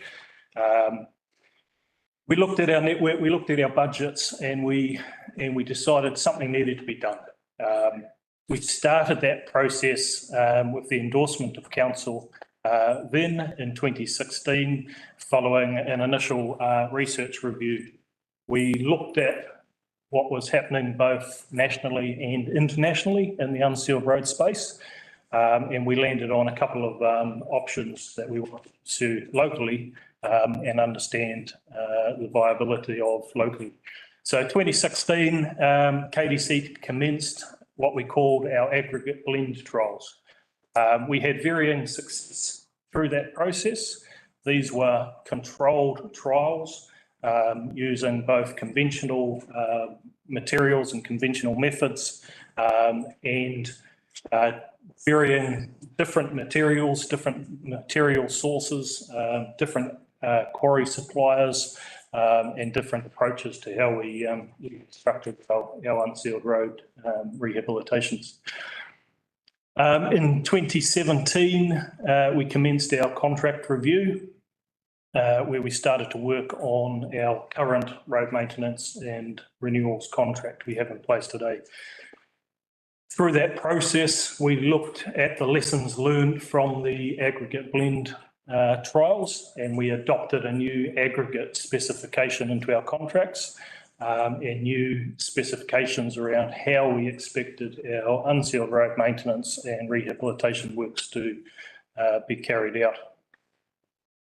Prior to that piece of work, the aggregate specification we had in our engineering standards and in our contracts by default of the standards were very stringent. In fact, we were using the same material specification to construct a sealed pavement road as we were on our unsealed roads. In 2018, those contracts were adopted. And in the background, come 2019, we started looking at what further improvements we could make in refining our expectations. How we could work better with our contractors and their subcontractors to make sure the outcomes we had set within those contracts and the benefits from the initial trials were being embedded and put out as best practice. Off the successful commencement of that in 2020, KDC were awarded $8 million in PGF and IRG funding that enabled us to fast track that piece of development across 126 kilometres of our unsealed network. We looked at that as a great opportunity for KDC not only to embed those best practices within our contracts, but to also open up the opportunity for more local small and medium contractors to come on board to subcontract on the delivery of those activities. We increased the SME requirement for the delivery of that $8 million package to 50%, and we ended up around 65–70% through that. local contractors such as Hubans, Kevin Reed contractors out of Ruawai, benefit from that. We're able to grow their businesses and develop, increase their staff knowledge and expectations around what we want to see from a council contract perspective. Come 2021, off the back of the PGF delivery, we started the rollout process across the region. Part of that rollout process was we took the detail of what we'd pulled together to national conferences and spoke about it there. What came to us as fairly obvious was that KDC through the NTA development of this tool were well advanced in our thinking around appropriate asset management and delivery across our unserved networks. So really good feedback received from other councils and other roading engineers seeking information on what we were doing through that process. To introduce you to the unsealed rehabilitation process, first of all, I just want to point out the old terminology, heavy metalling. A lot of people are familiar with that term. Heavy metalling was an activity, it still has its place. However, it's an activity of just blanket resheeting over top of roads. We have, through this process, pushed away from that. We've changed the terminology in both our internal teams and within our contractors. We don't talk about heavy metalling anymore. We talk about unsealed rehabilitation. And what is unsealed rehabilitation? It's effectively looking at exactly the same process we would take with our sealed road network. All right, a boundary to boundary approach to our rehabilitations. We start with understanding the pavements we have in situ. And one of the ways we do that is through ground penetrated radar. We also do conventional test pitting of wheel tracks and centre lines to make sure the information we're receiving through the ground penetrated radar matches what our conventional testing methods would tell us. The benefit of the ground penetrated radar is we get a lot of network coverage over the course of a very short window, and it's something we can repeat regularly to see how much pavement deterioration or material loss we actually see over a period of time. As we do with our seal pavement rehabs, as I mentioned before, this is a boundary to boundary approach. We look at all aspects, starting with making sure we get the drainage right. We get into a road prior to any metalling work. We get those water tables reinstated. We renew any failing culverts. We don't want to end up back on a newly built road 2 years later, digging it up to replace a culvert.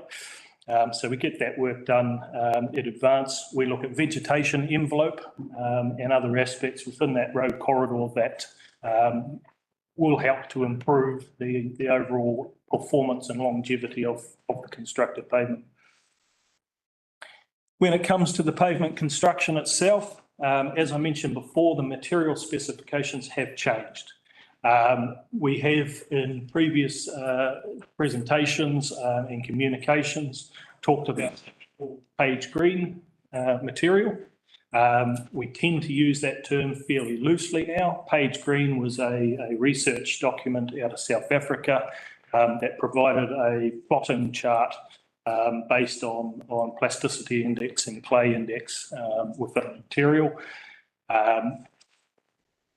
The reason we talk loosely about it is because through our trials, we actually landed on our own version of page green. Page green being a South African research paper, perfectly suitable for their dry conditions, not so suitable for our conditions where we have extreme wet weather through our winter months. So we've landed on a material spec that we have seen through controlled trials performs best for our roading network. Part of the rollout across the region is encouraging our contractors through our Whangarei and Far North areas to be trialling material from their quarry sources as well.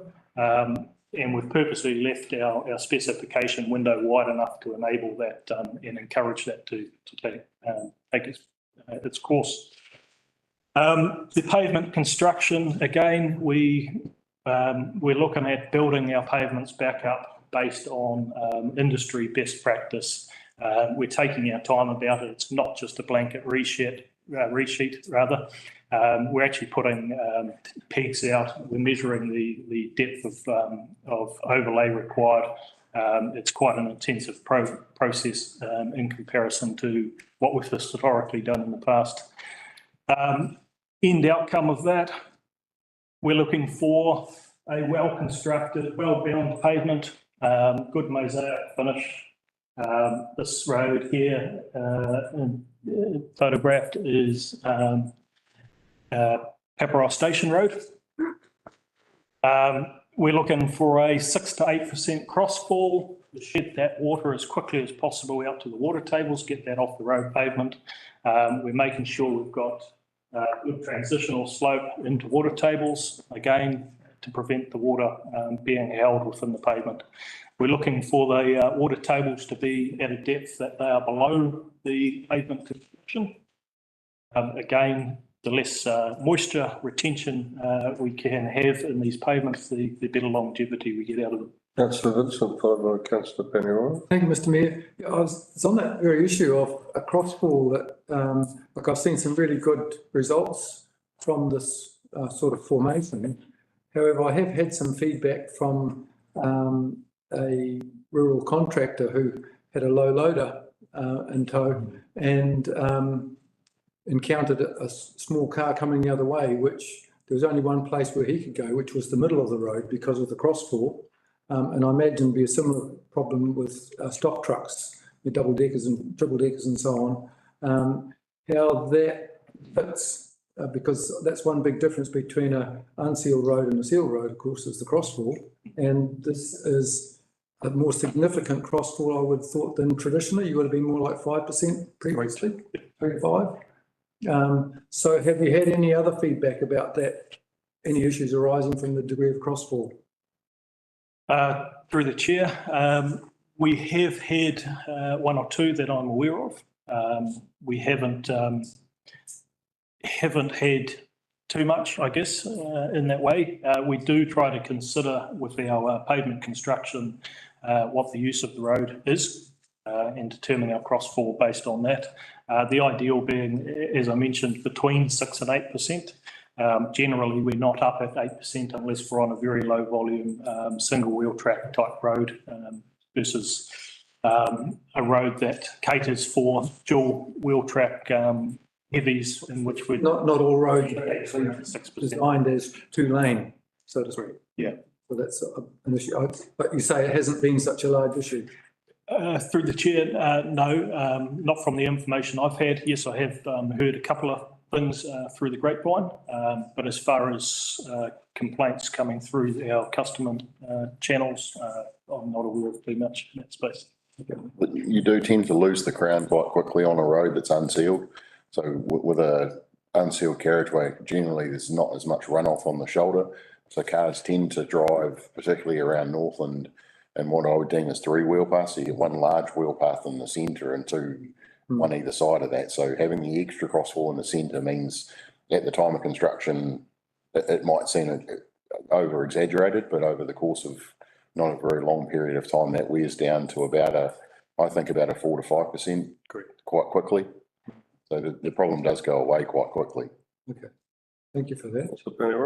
Yeah, I just wanted to say that I've never seen an unsealed road quite that good. A lot of them are just in a state of shambles, but just coming back to this final report on the survey of our residents, actually the unsealed road network, you've produced the timeline and we have the results from 2019 through to 2023 on the unsealed network, and it has continually declined to a point where it's the lowest of all the indicators at 11%.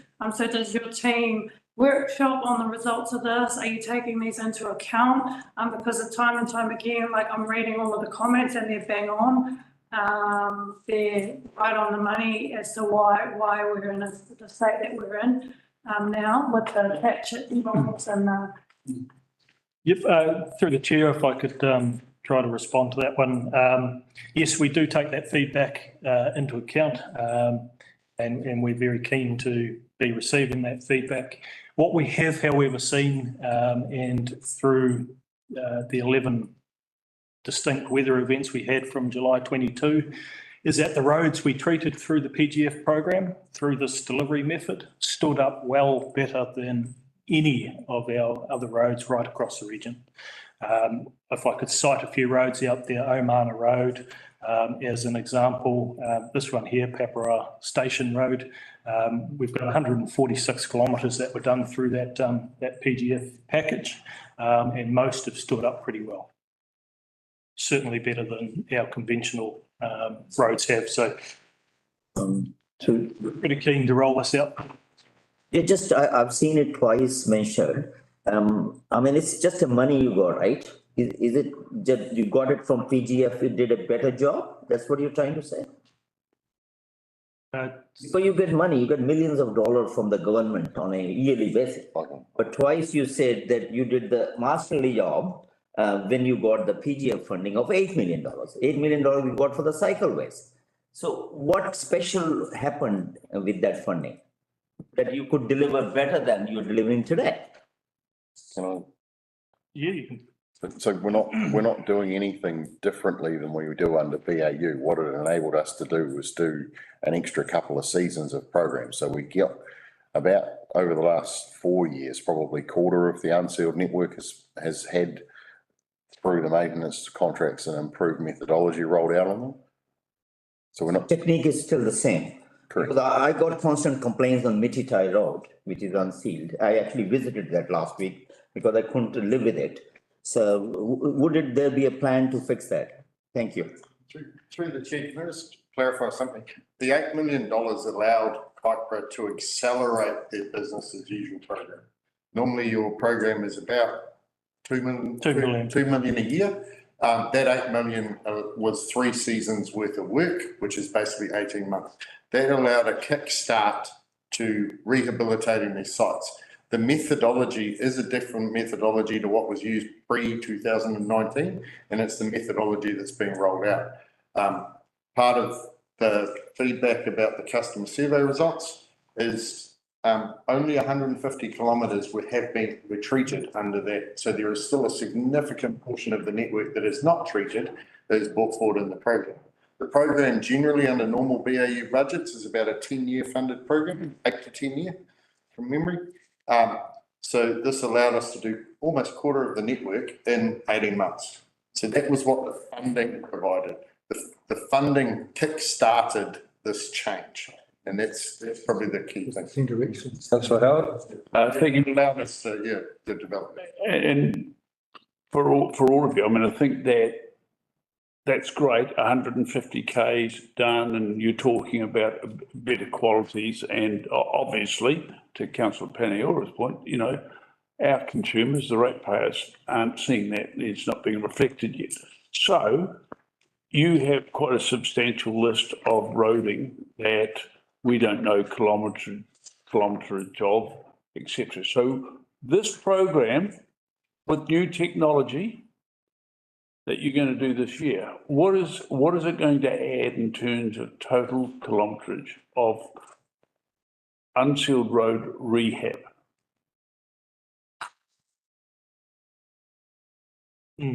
So I have got it in the agenda. Just rough. 1,109 kilometres of unsealed roads in Kaipara's network.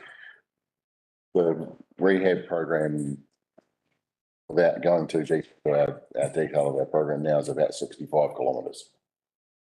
So that's what the budget allows for. Oh, yeah. On average, around about 65 kilometres. So we're not even able to get around 10% of our network with the current funding constraints that we've got. Councillor Lambert? And I've got a sort of 4 questions here relating to the upgrading. I thought it was a lot of I treated it with a bit of scepticism when it first sort of came out until you did my local road, and I can see what I'm about now. So the road outside my gate, it is a vast improvement. And I take it that network, you're going the busy roads out. I'm assuming that.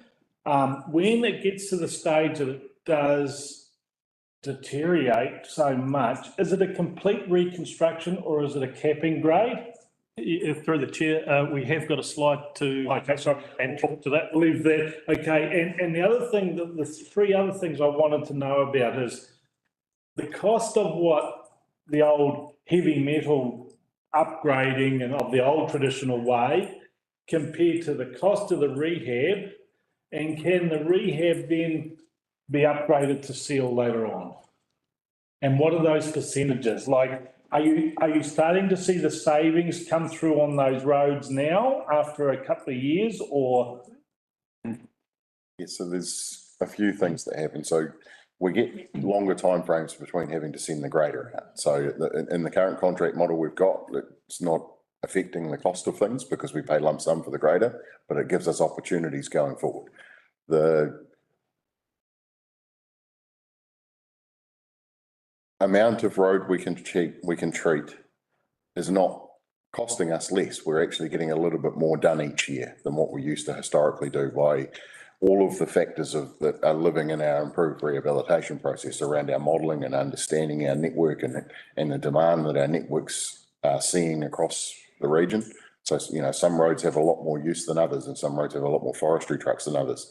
So by doing things a little bit differently on roads where there's not as much demand as we do on the roads with more demand, we just get that little bit of extra care and attention and work done. Transitioning to a sealed road, the simple answer is no. Okay.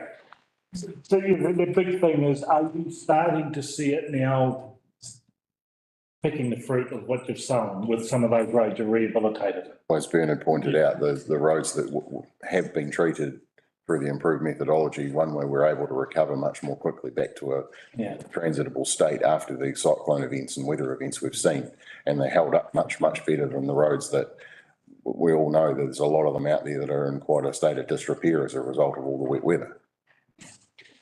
Through the chair, if I could add to that too, you know, it was evident to us right from the commencement of our blended trials, the benefits. If I could cite Beerbush Road, Arapuhui, which was one of our control sites, we did have some local intervention there. So I'd add that in for a point of context. But over the course of a 2-year trial period, we didn't actually need to intervene with any routine maintenance at all.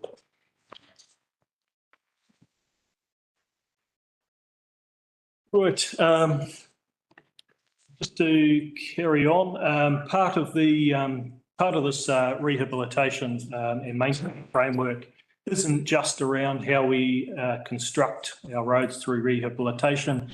It's also looking at the maintenance aspects. How do we continue to maintain these roads now that we've put the extra investment into making sure they're right?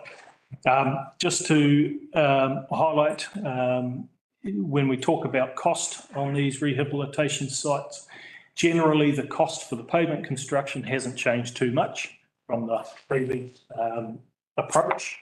We're just using the right materials, we're putting it down at the right times, we're getting the right moisture content through the construction process. It's a lot more controlled.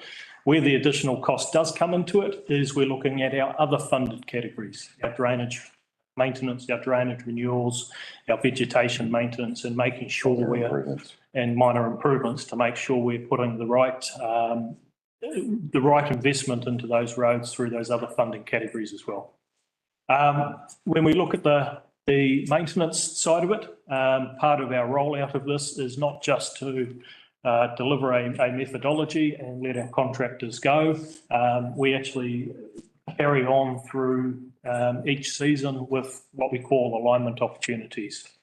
Where we get our contractors, our subcontractors, operators together, we get their inspectors in the room, we go out to a site, we've got our staff involved as well.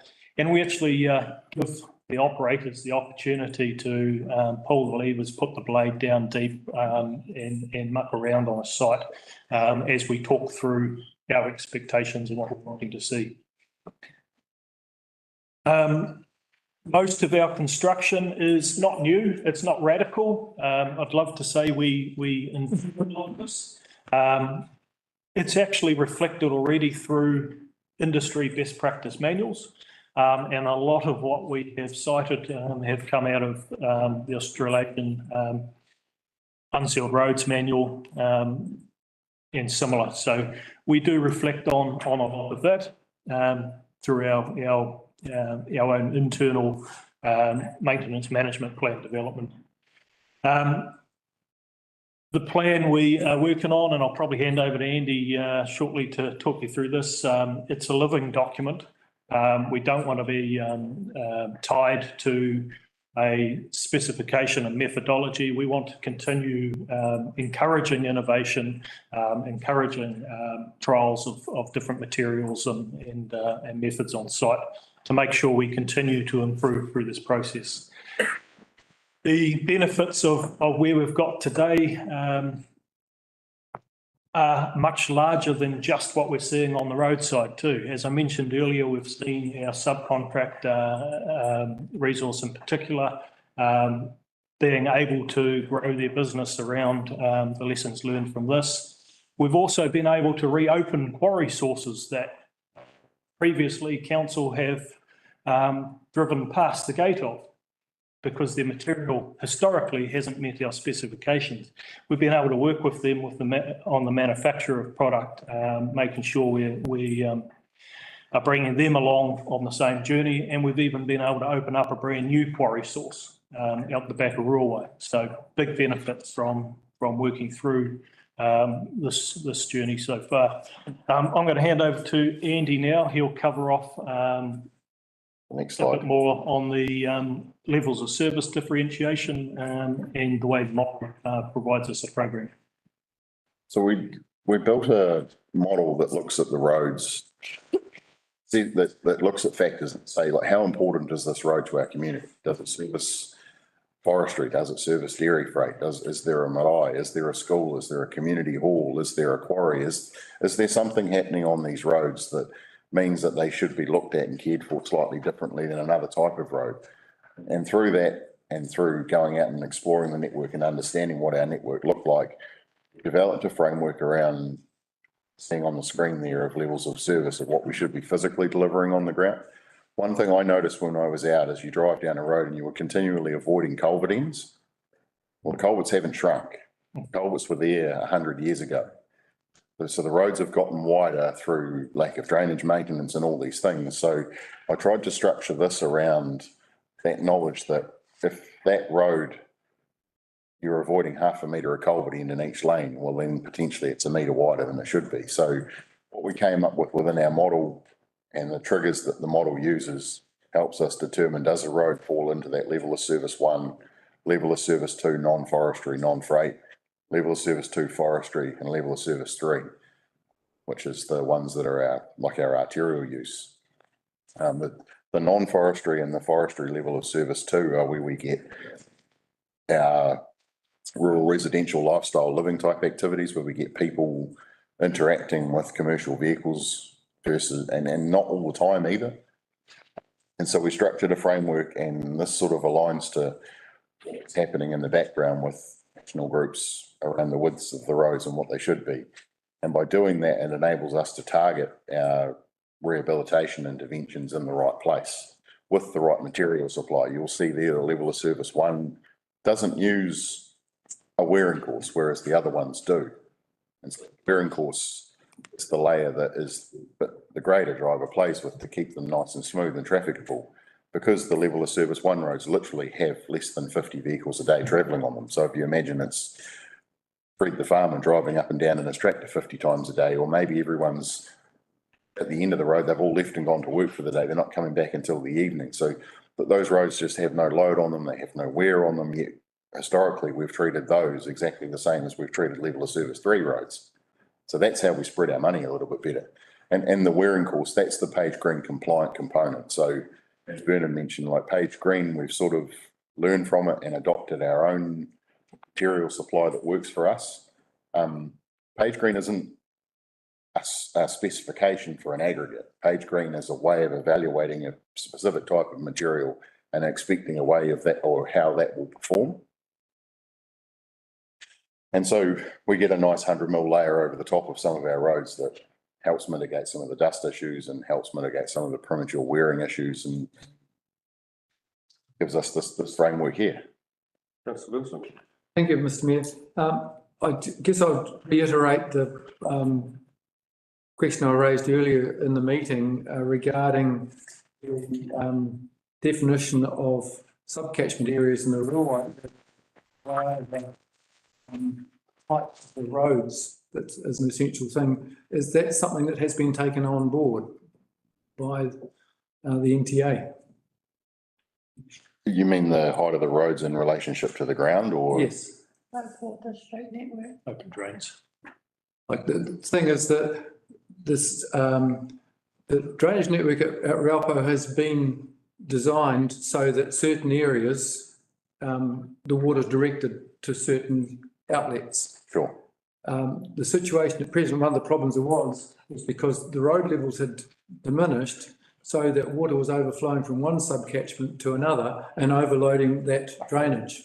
And so it's critically important for the thing to work successfully for the levels to be maintained, and maybe through the Page Green process, because I know how much levels do get right. That might be the answer. I don't know. I just was checking to see if that was something taken on board. So That could be part of a network.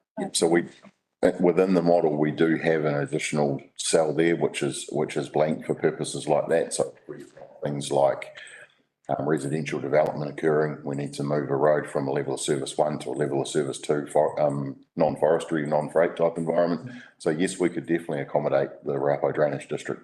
Through the chair too, if I could also add, if we look at the examples of Tramline Road, some of the previous works completed there, we do consult with our team in respect of the drainage board prior to construction as well.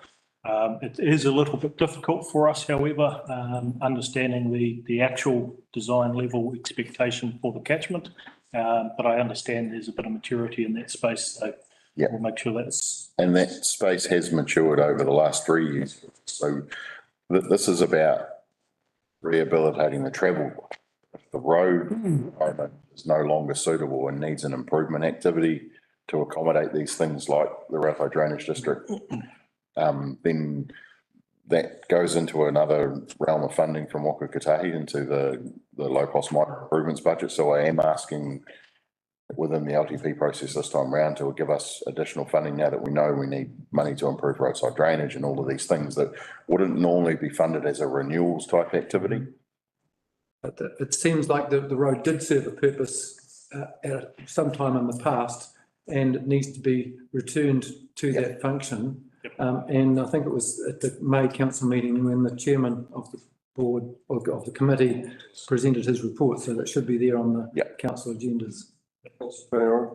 Thank you. How sophisticated is this model? Because are you continuously tweaking it based on feedback from the community? Because you might have a level of service too, but there might be specific characteristics of the road that mean that when you go and repair it or whatnot, it doesn't hold longer than another one due to whatever features of that. Yep, through the chair, if I could respond to this one. Yes, very similar to the conversation or the question asked earlier around our sealed resurfacing program. The model provides us with a program based on RAM, so asset information that we capture, analysing that information against the factors that we have as known factors at that point in time, Andy mentioned before. But there is a process of validating that information both as a team, reflecting on any feedback we have from the community, with our contractors, respecting that they are out there undertaking our inspections as well, some of the network. But then we also go out and we actually field validate the programs as well. So in the same manner as the resurfacing. Sometimes we're pushing sites forward and sometimes we're pushing them back just to make sure we strike that balance. And just, Questions from councillor. how long has this been in play for this model? Through the chair, this is for KDC, the second season, the first real season using the model in full. What I mean by that is we had some community expectations set from our old method of identifying sites, and we addressed a lot of those using last season for that opportunity. Now we're basing our approach on the model. Okay, I've got questions from councillor Howard, councillor Manderson, then councillor. Thank you, Mr Mayor. So for this season, we've got 21 roads and we're going to reseal or seal, rehab about 65 Ks. Is that selection based first and foremost, and I'm sorry if I've missed this, on loss 3 category roads? You know, how do you go about identifying the user categories first? Through your chair, I wonder if we could proceed with the next slide, because I think it will answer a few of the questions. Okay, councillor Manderson, do you have a question relating to where we are now? Councillor Lambeth? Yeah, just quickly, we didn't get to see it last year because it was so wet. But the problems we've got with dust and the risk and a health factor from these roads, and you probably can't answer because you probably haven't had a good chance to monitor, but is there a massive reduction in ducks? Through the chair, we don't like to sing about it because what we have at this stage is observations. Observation is you do still get dust output. However, because of the characteristics of the material, it generally settles fairly quickly. It's a heavier particle size. We are working with NRC. They do have limitations around the devices they can deploy to monitor dust. In fact, they've got one device for the region. They can only do about 3 to 4 sites per season. As their responsibility to manage environmental health, we'll work with them to try and get those that device deployed on a few of our sites this season, to try and build up some credible, tangible data on that. And you did right, like we had it planned last year. We did. We had everything teed up, ready to go. It was coming down here to Mangawhai to Lawrence Road and things like that, and it just never happened because it never stopped raining. Okay, move on. So this is where it gets a little bit complicated. We've selected through workshopping with our teams across the NTA, the maintenance teams, the asset management and renewals teams, 5 different types of interventions. So 2 of those interventions are replenishment of the wearing course, and 3 of those interventions are reconstruction of the pavement.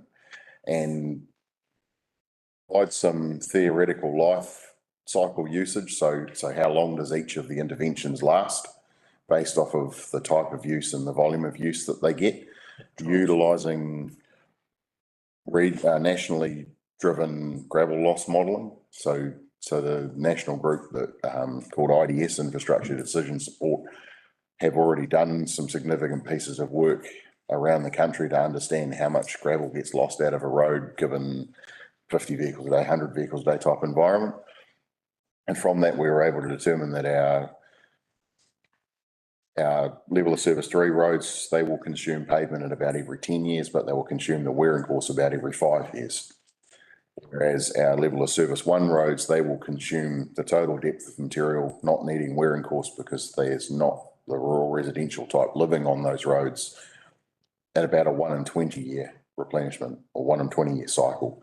So what that does is if we take the whole network and we model it and we break it into those things and we say that each of those 3 pavement interventions and each of those 2 wearing course interventions have a nominal number of kilometres in them, and we divide them by their life cycle, that's.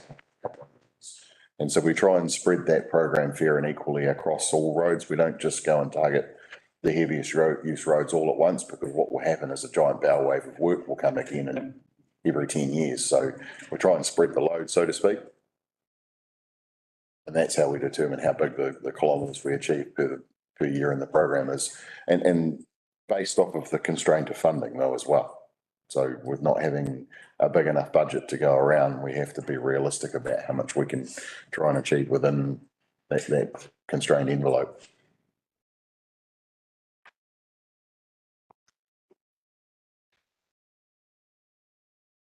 Right, so we're now at the end of our presentation. The slide on the screen now, these are our planned site locations for this spring season.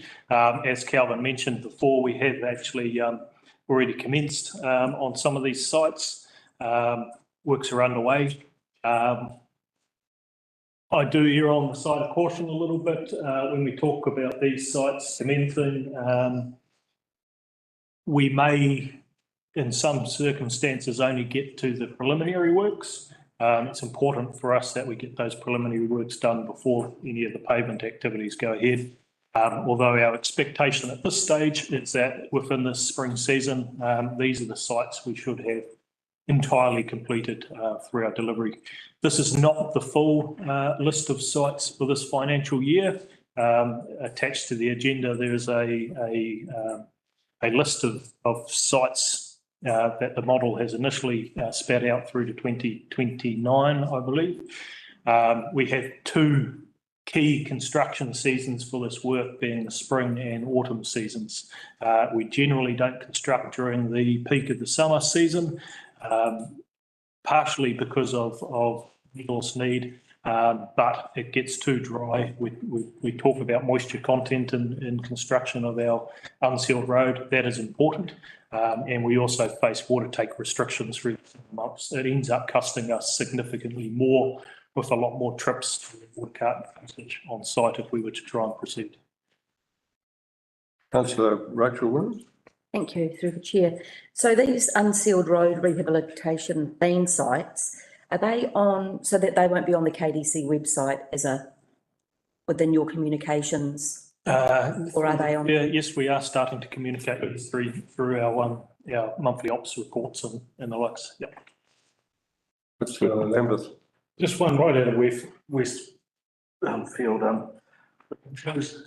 Rally that's going to come to the Dargaville area, and considering that most of the previous world champions said that the Kuiper roads are some of the best in the world too, is this going to change things? Is it going to upset a lot of things as far as rehabilitation after that? Through the chair, no. I encourage you to jump onto YouTube and have a look at the recent video from the driver's seat of Shane Van Gisbergen's Hyundai as he raced through Arcadia Road. What we do with these rally events is we do a pre and post inspection. We have a look at the pavement condition prior to the rally and after. What we've seen with Arcadia Road, which was one of the roads treated under the PGF, is that we see very little deterioration through the use by those rallies.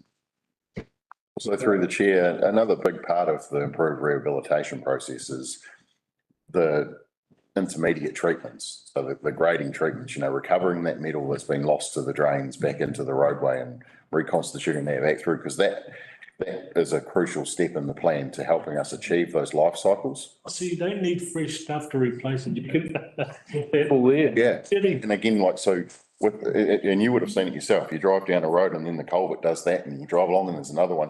Once you start to reshape all those roads back together and bring those shoulders in, you're building height back into the roadways as well. Through the chair, yep, we don't need to introduce new material. That's a great thing. We're pulling that material from water tables. It has a higher fines content at that point. When we look at our material specifications for construction, we are targeting a higher fines content anyway, because the higher fines content means we actually get a good interlocking, well-bound surface. I do just raise to the councillor's attention, we have had some public feedback directly following construction and directly following that methodology of grading. If we end up with too much saturation on the surface, the initial bedding down process of that recovered material does slurry up a little bit. That slurry is actually good. Good weather like this takes it off. We get a nice crust goes almost like a concrete pavement. That's what we're looking for. Okay, thank you. If you've got any further questions, send them in. We'll take a break for lunch. So about 1:45, 47, come back. Just, you promise you didn't deliver, you're gonna send the email on those terms. What the hell they are. Thank you. He doesn't know. WRC. Man.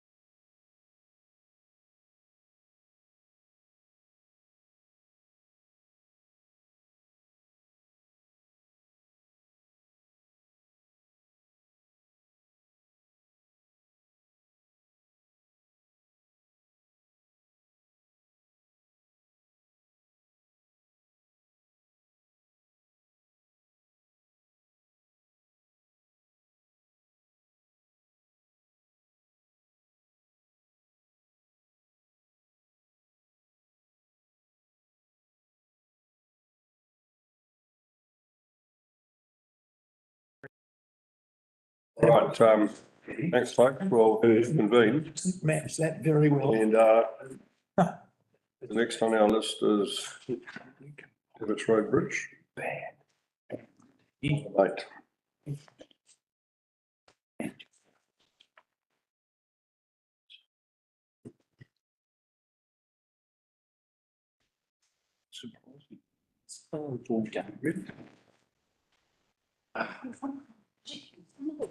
Subtle little just to fuck up the system. Well, that will be. That's not the system. Yeah, well, Okay, so what do you? I should exactly replicate this.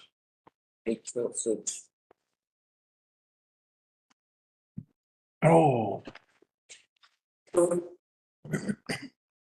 Right, thank you, Andy and Alan. Oh, thank you, Mr. Mayor. I'll take the report as read. The purpose of this briefing is just to inform elected members that get the Devage Road bridge open before the peak season, but also undertake some works on the by slip that is currently controlled by traffic lights. Both roads will get over the summer period, and we want to protect the unsealed roads around the diversion of Devage Road, so we don't want long queues along Mangawhai Road. So Andy will just quickly take you through the presentation, but really what we will be coming back to at the end of the month, and we would like clear direction today, please, whether our approach in terms of the procurement that we want to go down is satisfactory to the council. Yep, looks great.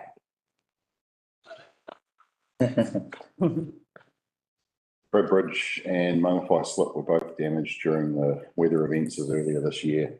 The bridge has got some significant retaining wall failures, and the Mangawhai Road has got a retaining wall that's failed and slipped down into the paddock.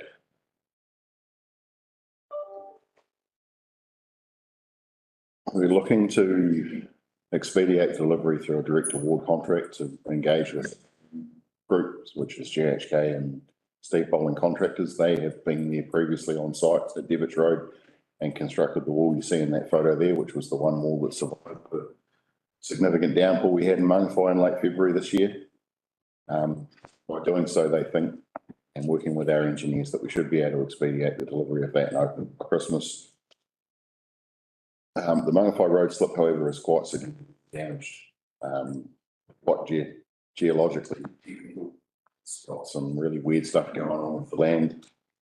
And we have had a recommendation from our geotechnical engineers to do an RFI out to the market to gain interest from market players to get involved in a design build contract with our engineers so that they can be involved right from the get-go and understand what is needed to fix the problem.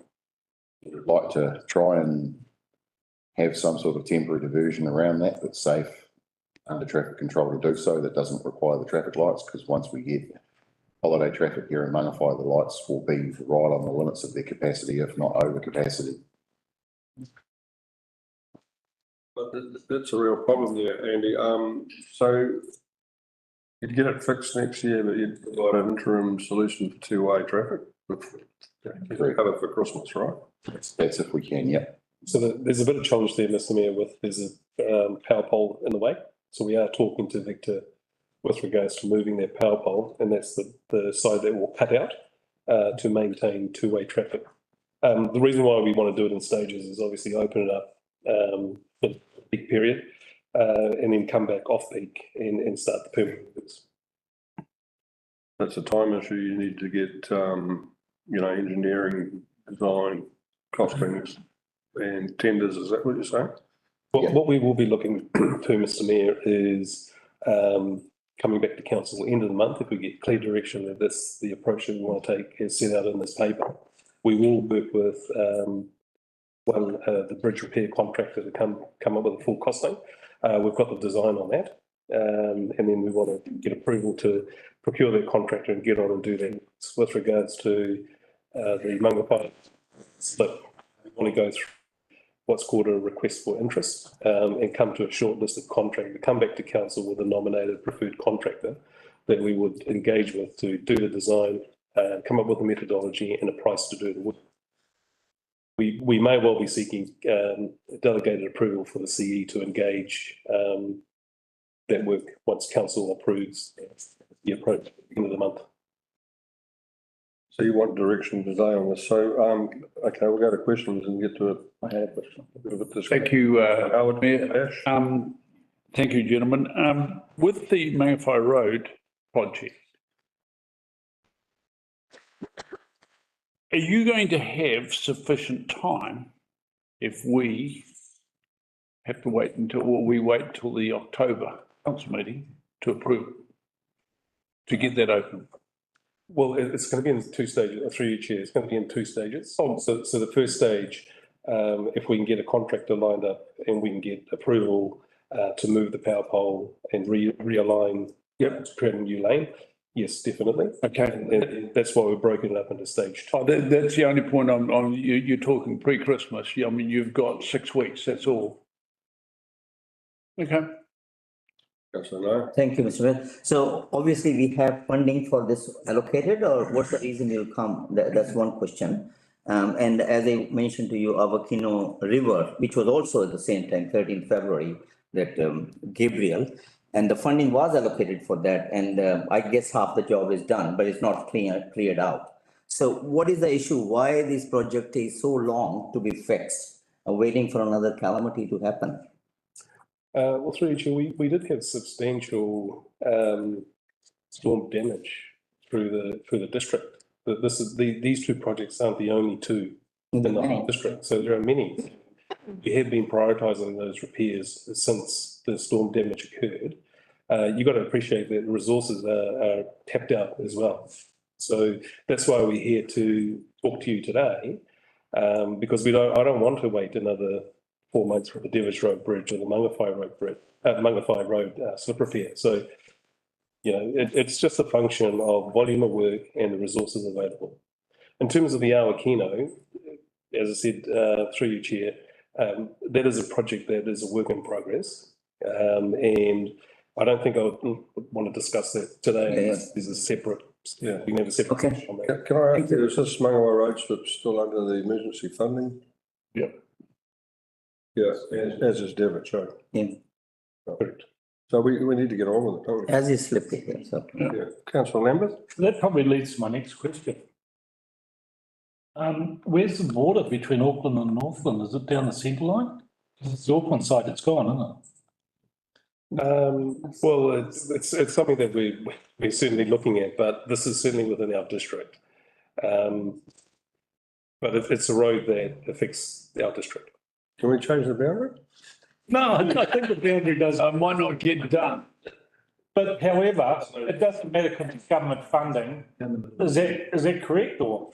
The wall that's failed there was one that KDC constructed in 2018. So without going and getting surveys and all of these things done, we've already accepted ownership of that. Right. And it's 100% funded, so it doesn't really matter. We've just got to get it done, yes? It will be in the 82%. 82. Okay, right. Okay, Councillor Williams. Thank you, Chair. Yeah, and I think that's the critical point, is the fact that this has failed before, and so by doing this temporary fix before Christmas, then we can have really substantial, plans in place to redo this area of road, because it's a problem and it keeps coming back. Out of interest, it looks to me like, obviously you would have gone through the same process before you built the infrastructure there not too many years ago, and now it's gone again. So you're saying, when you say there's complex things happening, there's the whole hell on the move, is it? What's going on? Yeah, so we can't recycle what happened in 2018. No, I'm not saying you should. But what we've done is we've got specialist geotechnical advice, and so we know how deep we need to go. And their recommendation is that the engineers and the contractors and the client will work together to come up with the most optimal solution. But I can reassure you, whatever we built will not fail. Good. We don't want it to happen again. Yeah. Councillor Howard. Thanks, Mr. Mayor. I think it's a pertinent point, because actually we talk about the failure in 2018. There was a failure at least one prior to that too, which led to the building of that wall. So, you know, there is something happening. So I think that we go back to the old do it once and do it well. Yep. Or do it for the third time and do it really well. Any other questions, people? I think the direction is. Push through. Yep. Thank you. Thank you. Okay.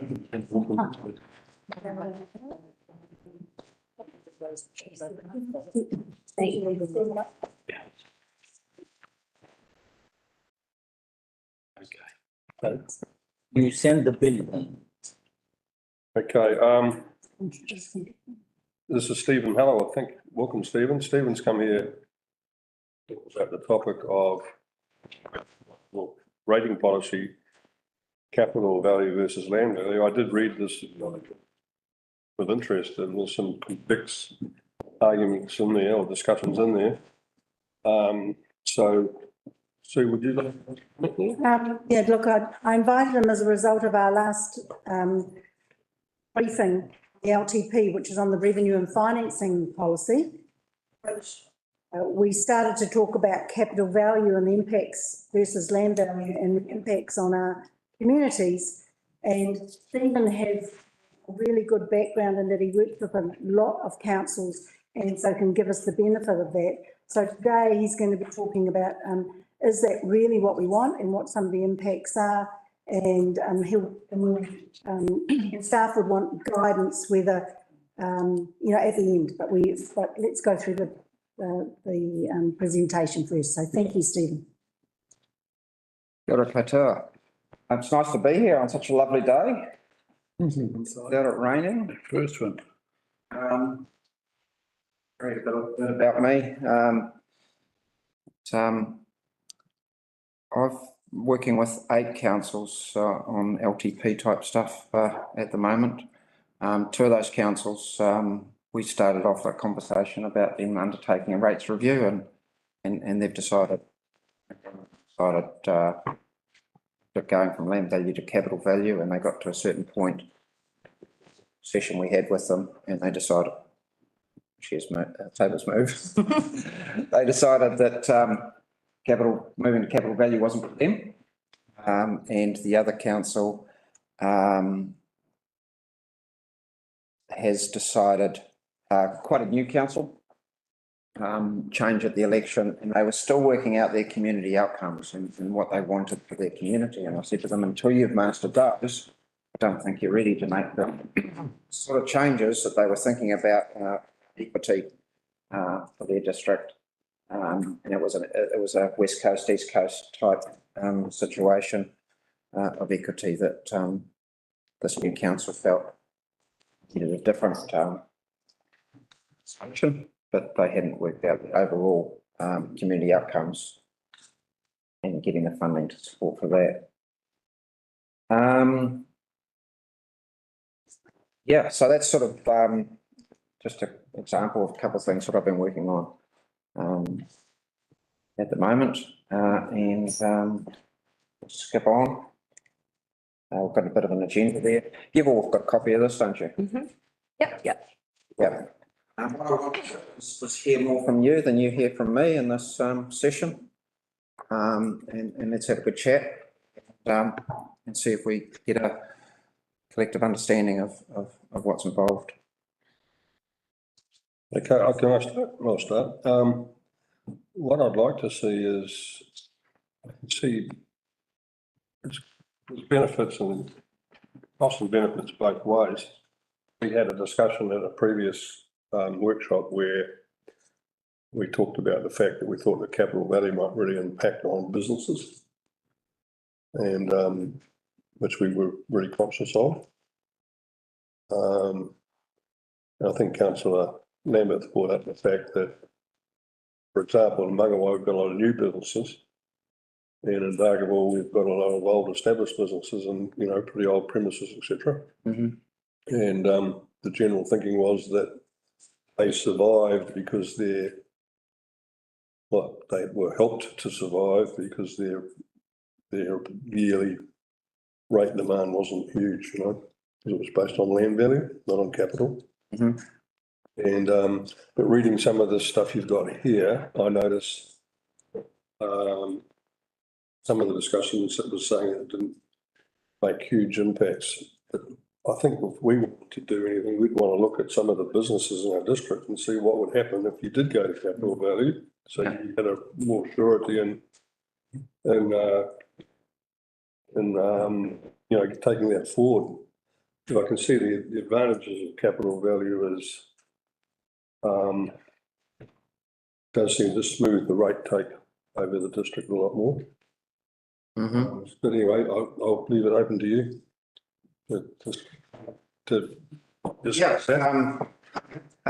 We'll answer your questions as they come. Unless I've got a slide sort of immediately soon to address it.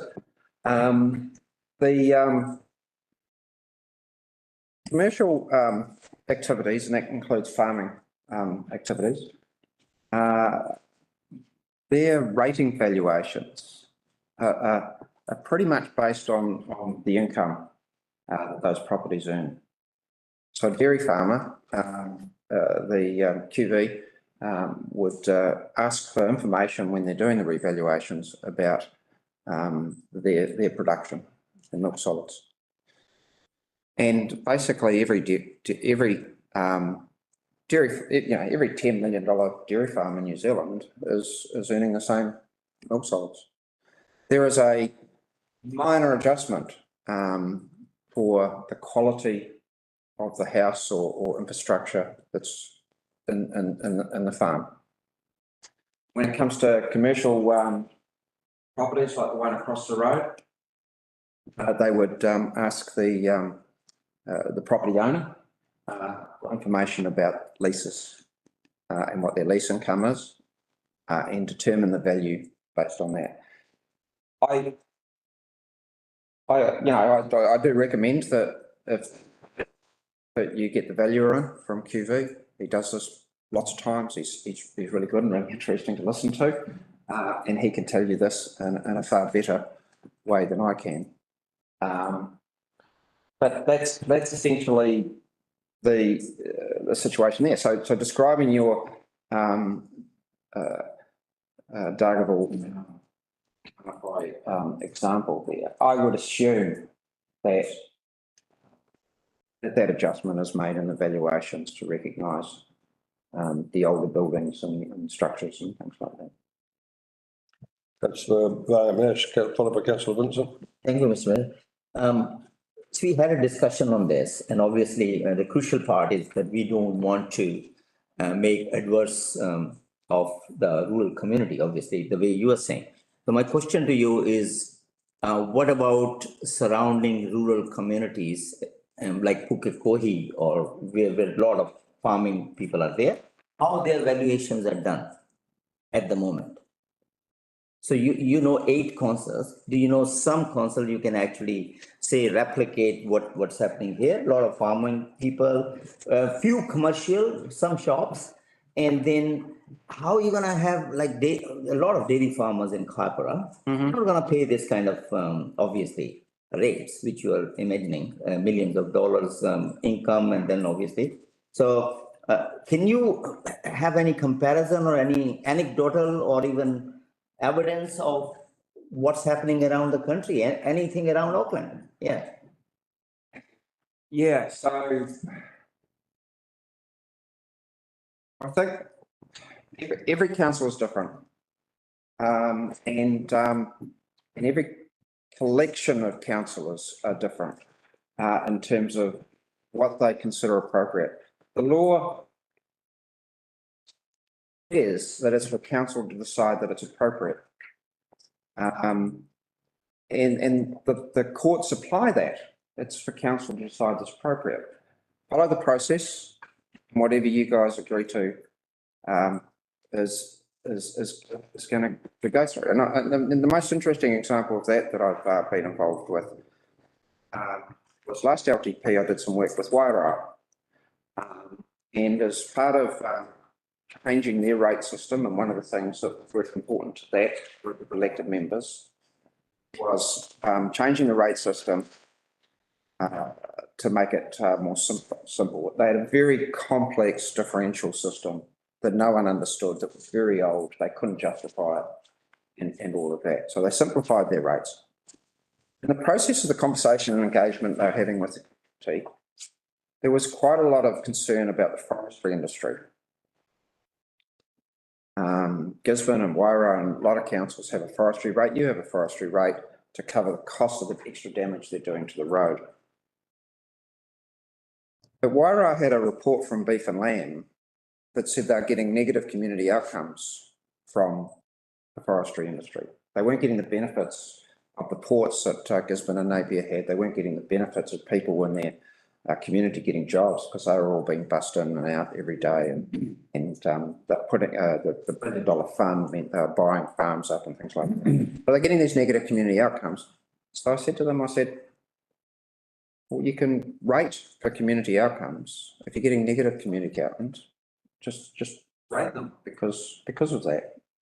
The community supported it strongly. The foresters didn't. It's been to court twice. It's been approved twice. So every council is different. You know, I did some work for Westland some years ago. They have developed probably the most regressive rating system that I've seen in the country. So a regressive system is fixed rates. So everyone pays the same regardless of income. And so using a federated farmers approach to it, the average household in Hokitika and Prince Joseph and Ast are paying about 90% of their rates in fixed rates. On the other hand, when I was working in Wairau and Gisborne, those councils were looking really hard to get outcomes for those lower value properties. And so they introduced rating policies that supported less rates from lower value properties and more rates to the other, because someone's got to pay. So every council's different. I guess the start of a rates review and considering whether CV and LV is right for you or other options is needing to understand what's broken, what needs fixing. When we understand and collective understanding of what's broken, then there's a great opportunity. There's a massive range of choices that we have.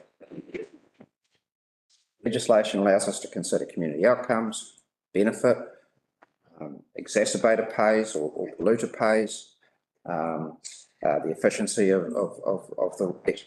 And then when we've done all that, it allows us to consider all the well-beings. So the choices are vast. It's about understanding what the needs of this community, your community is. And you guys, one thing I always say, you guys know your community way better than me. This is the first time I've been to Makaroa, and I've been to only twice in my life.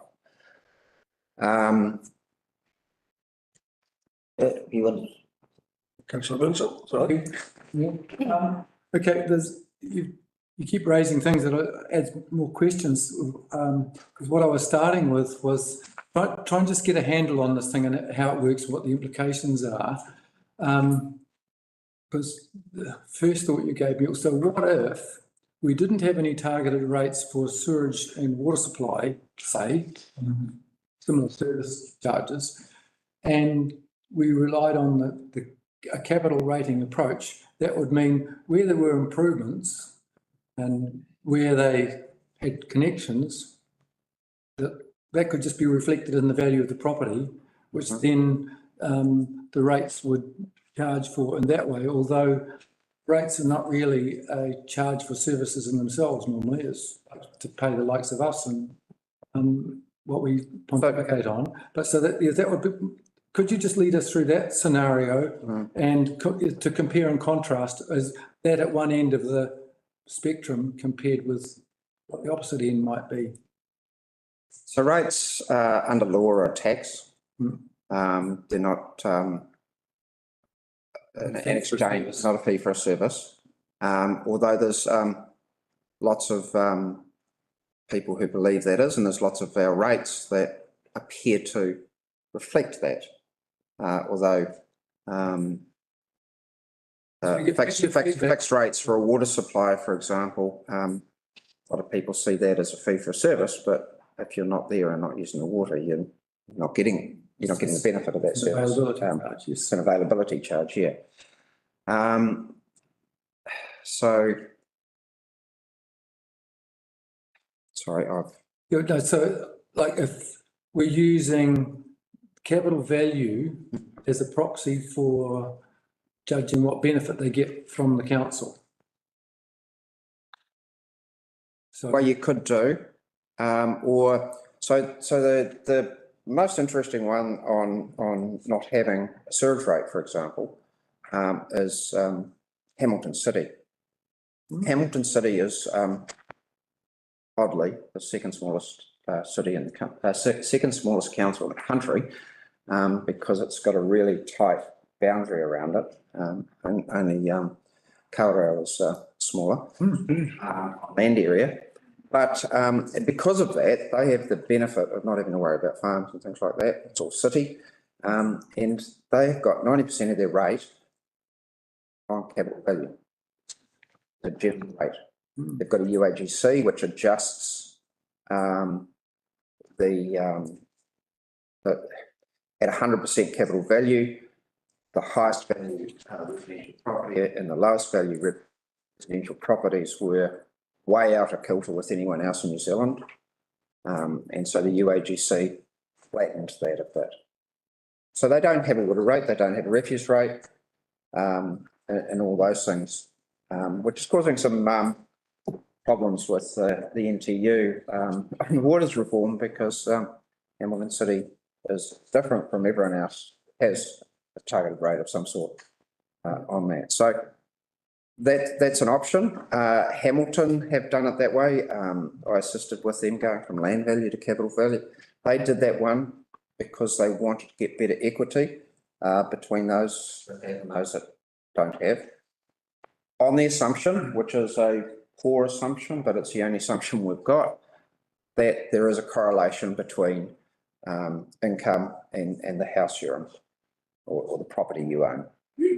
And that's, we don't have a tool to rate on income.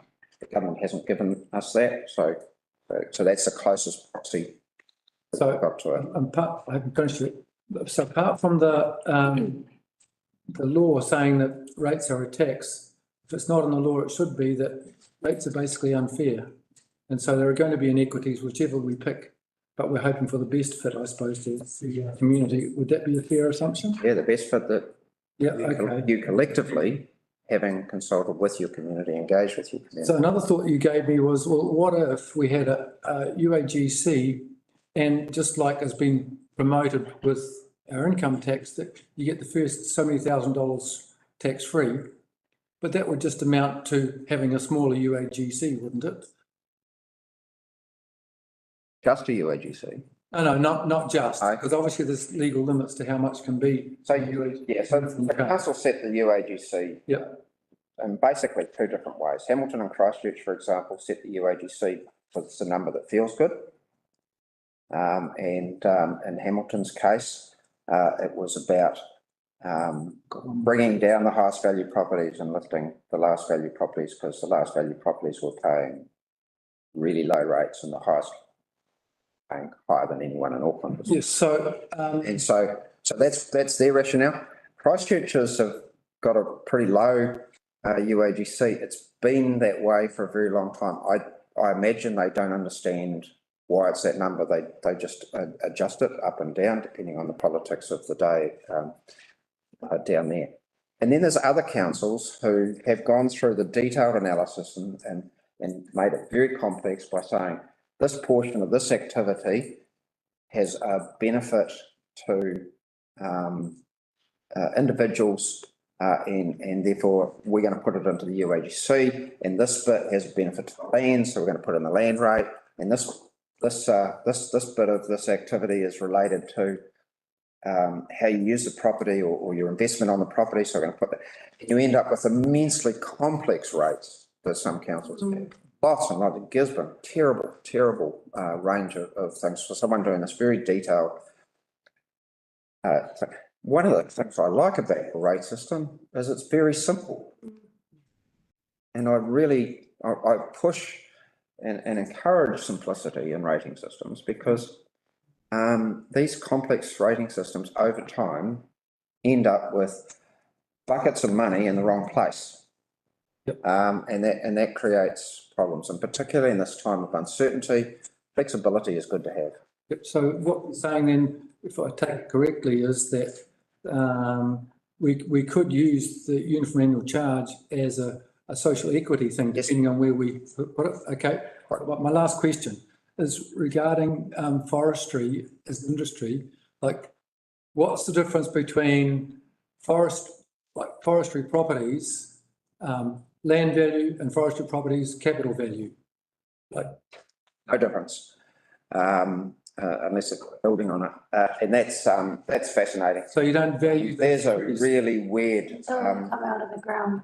There's a really weird debate in Parliament years and years ago about this, and it was a bunch probably late at night after they'd been to Bellamy's in those days, discussion about their personal interest in this, and for some reason, forestry, the trees aren't part of the capital value, but if you're a horticulture, your apple trees are. Councillor. No logic. Councillor Lambert, followed by Councillor Panara. So I've got 5 questions, but I've bundled them into 3 lots. Yeah. The first one I'll follow on directly from Mark's question there. Forestry versus carbon credit farms. Now, those carbon credit trees now have a value and you cannot get rid of them, whereas the forestry trees only gain value once they're milled. So there's a complication there because that's a capital value or it's a capital debt because the money's already been taken off. There's a complication there, yes? Oh, there's complication there. Now, one of the things we've got to remember is the valuations are done based on valuation rules set by the Valuer General. And again, that's getting into space to talk to the valuer about. Yes, and so they don't represent what your real estate agent. So that leads into the second part of the question. The first question is that you were going on about mixed solids for a dairy farm. Mm-hmm. And yet there's a dairy farm there producing exactly the same as the neighbour. This dairy farm is old and decrepit. It's got a herringbone. It takes a lot of staff to operate, but it still produces the same mixed solids.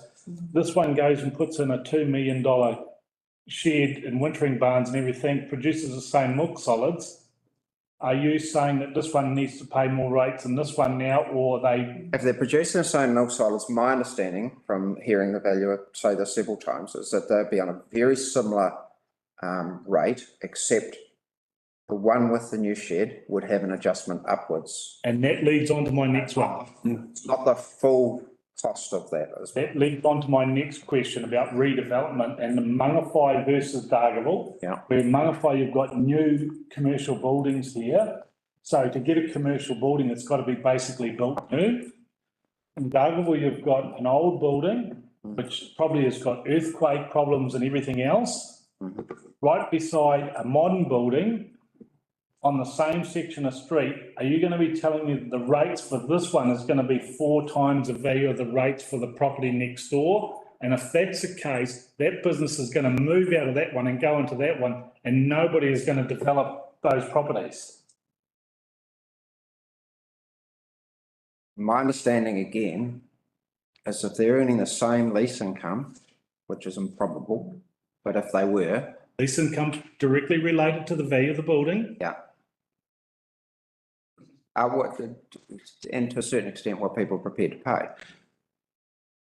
So if I've got a whole lot of containers, which are storage containers, and it's just gravel and nothing's permanent there, I'd be paying the same as what the doctor's surgery is next door because it's got the same income.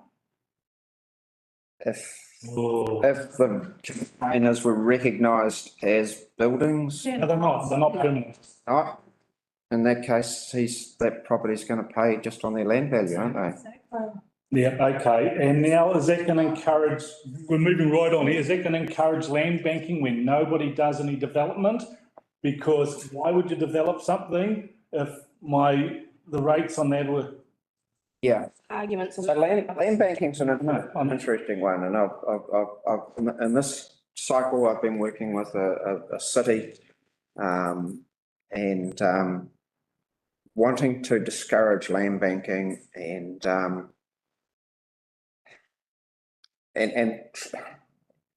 roughly 80% of councils at the moment are capital value. There's a number of councils that are, or there's a council that is consulting at the moment.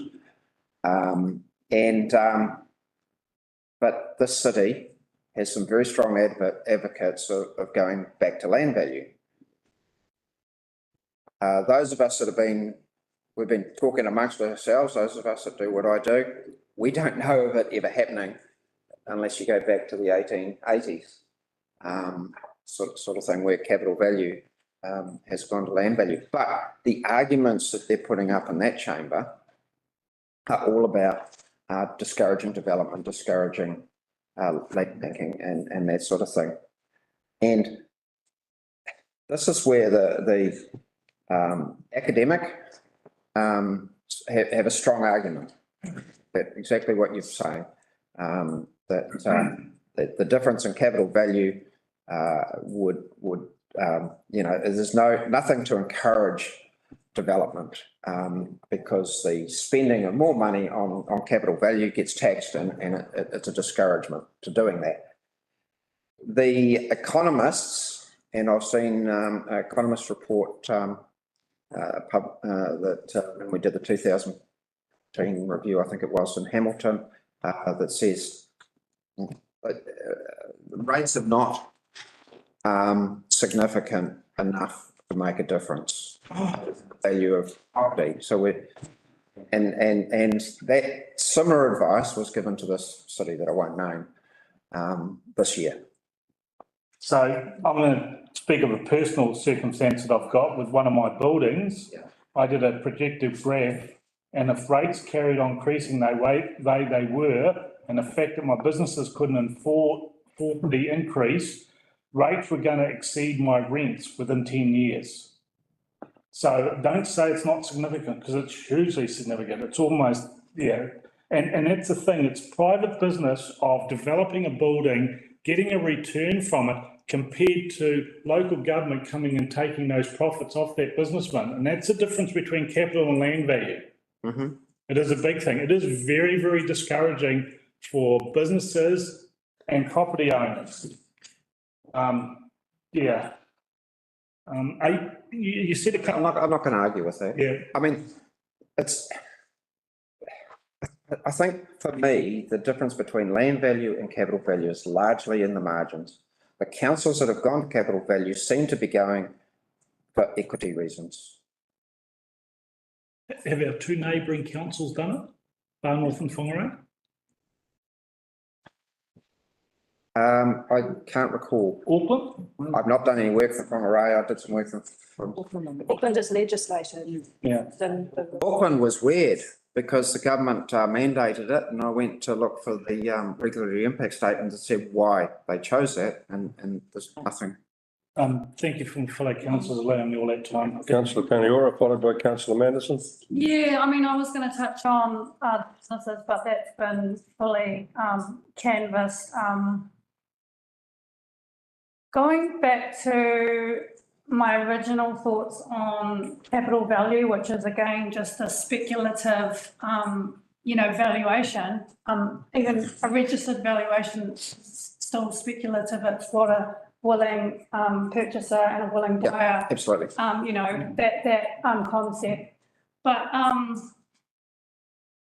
my issue is around actually, and you also mentioned different councils adjust up and down depending on the politics of the day. That's getting into my main point. But my issue is around the proportion of the capital versus the percentage of the rates.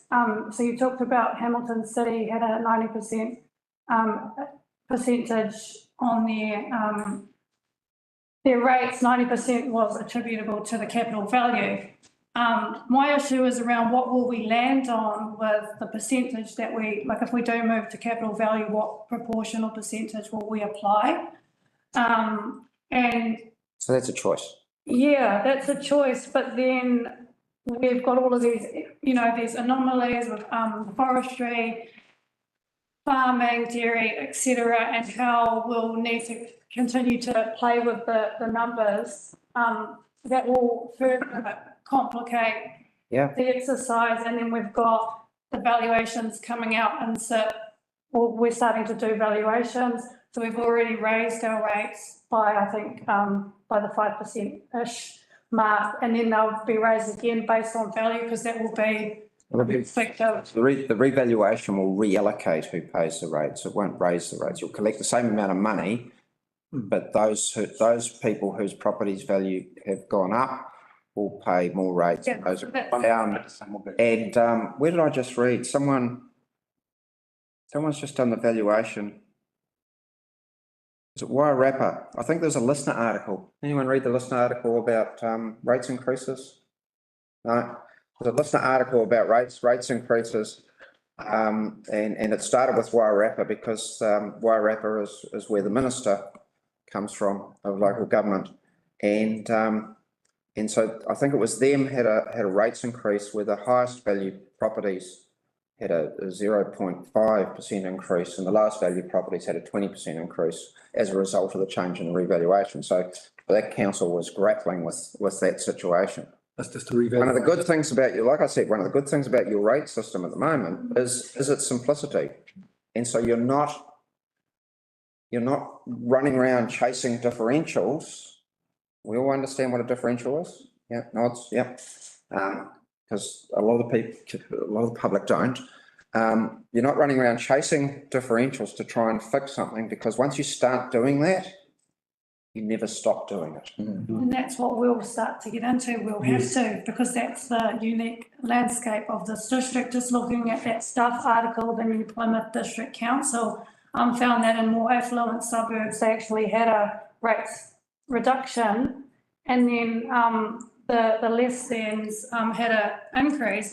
So we're talking about, we're in a cost of living crisis. We've raised the, and they're feeling the pinch, and then we're slamming them with hugely huge increases that we're not supposed to. So, but just going back to, I fail to understand why councils have the right to rate based on capital value. And, we've just talked about forestry, and the reason why you can't define it as the trees as an asset is because it hasn't, it's not taxable until it's milled. And so the same applies for our ratepayers. They haven't realised the profit from their own hard work and getting their capital value up until they've sold the property. So if we're using one argument, one principle for forestry, then the same would apply to ratepayers. I've never understood why council feels that they have the right to base it on capital value when we have other mechanisms such as targeted rates and different things like that to be able. But targeted rates can still be on capital value. Yeah. That's how Westland there. So. Yeah. So one of the things that I want to pick up, and you talked about, for example, the inequity, that large rates increase. One of the tools we have in our toolbox is our remissions policy. And sometimes you're better to make a change to that than make a change to your rate system. You can target a smaller group of people, because inevitably it'll be another part of the district the next time we have, because we're doing these 3-year cycle revaluations, one year it'll be dairy farmers, another year it'll be coastal beach properties, another year it'll be low income houses because the rental market has taken off and everyone wants to be. So we get this up and down movement all the time. And so when you're trying to equitably share the cost of district, those revaluations do make it challenging. You either say the market is a market and we're not going to get involved in just you use tools such as hardship remissions or a rates remission that allows for the transitional change. So if you've got people who are getting a big shift as a result of valuation, you could have 3 years for that to come in. You don't want to go past 3 years because something else will happen in the next valuation. 3 years, I like that. And stop copying me. And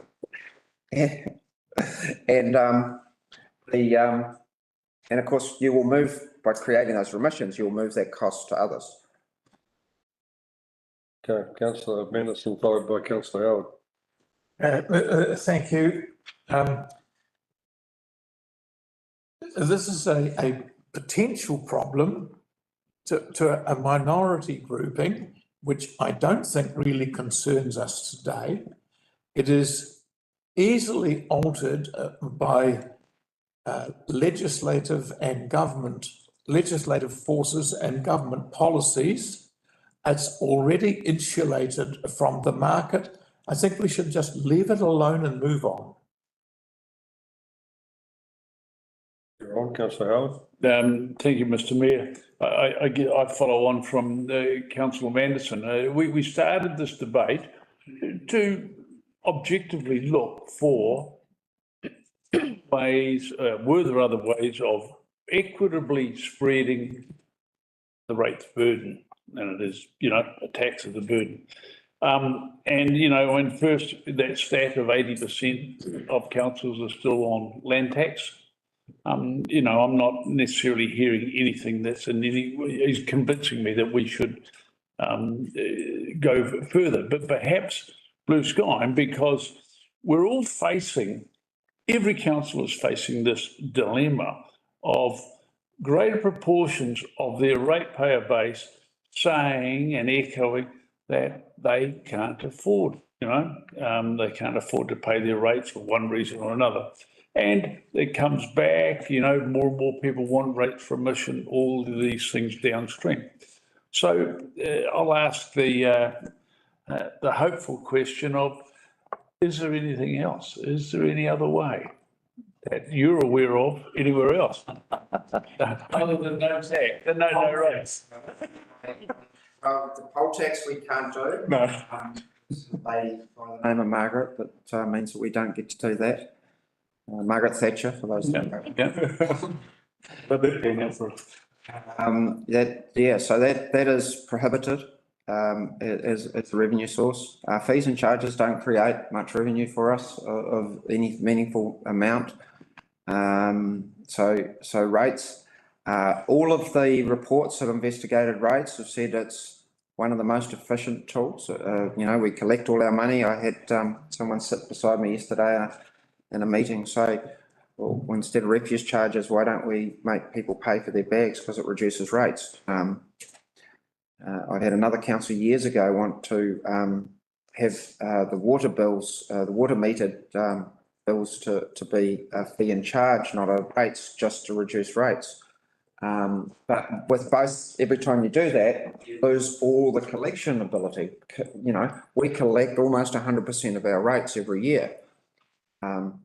I've got a proposal where one council wants to put a swimming pool rate in because you've got to get your swimming pool inspected every 3 years, and they have lots of trouble. They actually send a bill before they do the inspection because the moment someone says your pool's not good enough, they don't want to pay the bill. So the suggestion here is, well, we know where the swimming pools are, let's just charge them. And that saves us the administration of all the administration. that my biggest hope lies in the promises of the election and the fact that we've got this huge infrastructure deficit across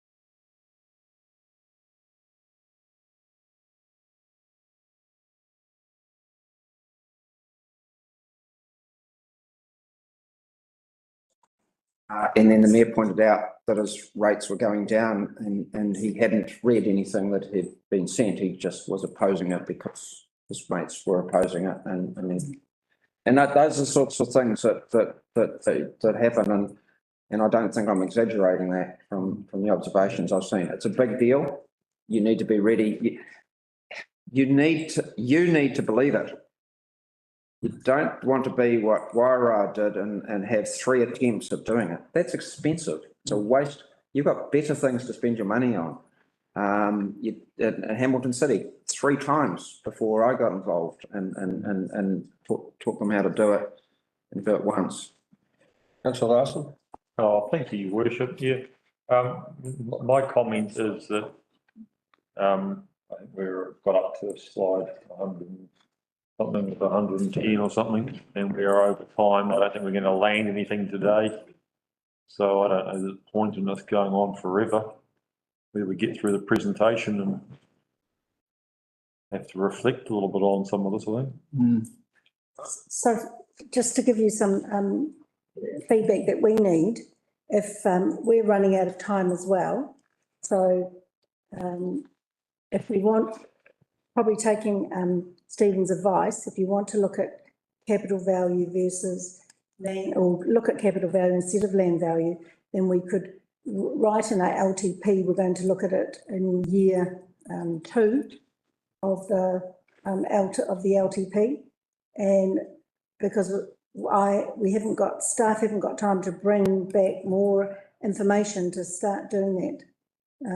But if you do want some changes to what we've done with the revenue and financing so far, then I'm happy to bring that could be easily brought back at the next. So you just, in your summation, so you're saying even, like the mood around the table is they don't want to change, particularly at this point in time. We've got 3 waters coming up, we've got time constraints, all the rest of that.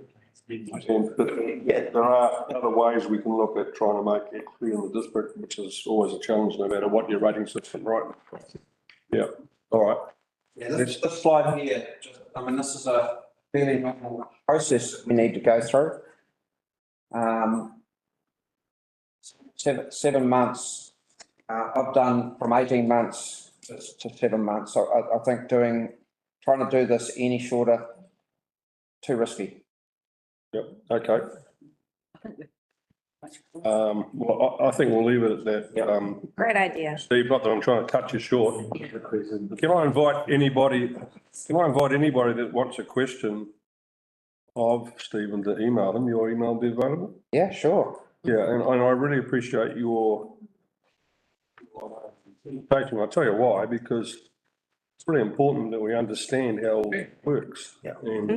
And for our ratepayers as well. And I think if we look. Yeah, I'd appreciate if I'm answering questions that I respond to everyone. Yes, certainly.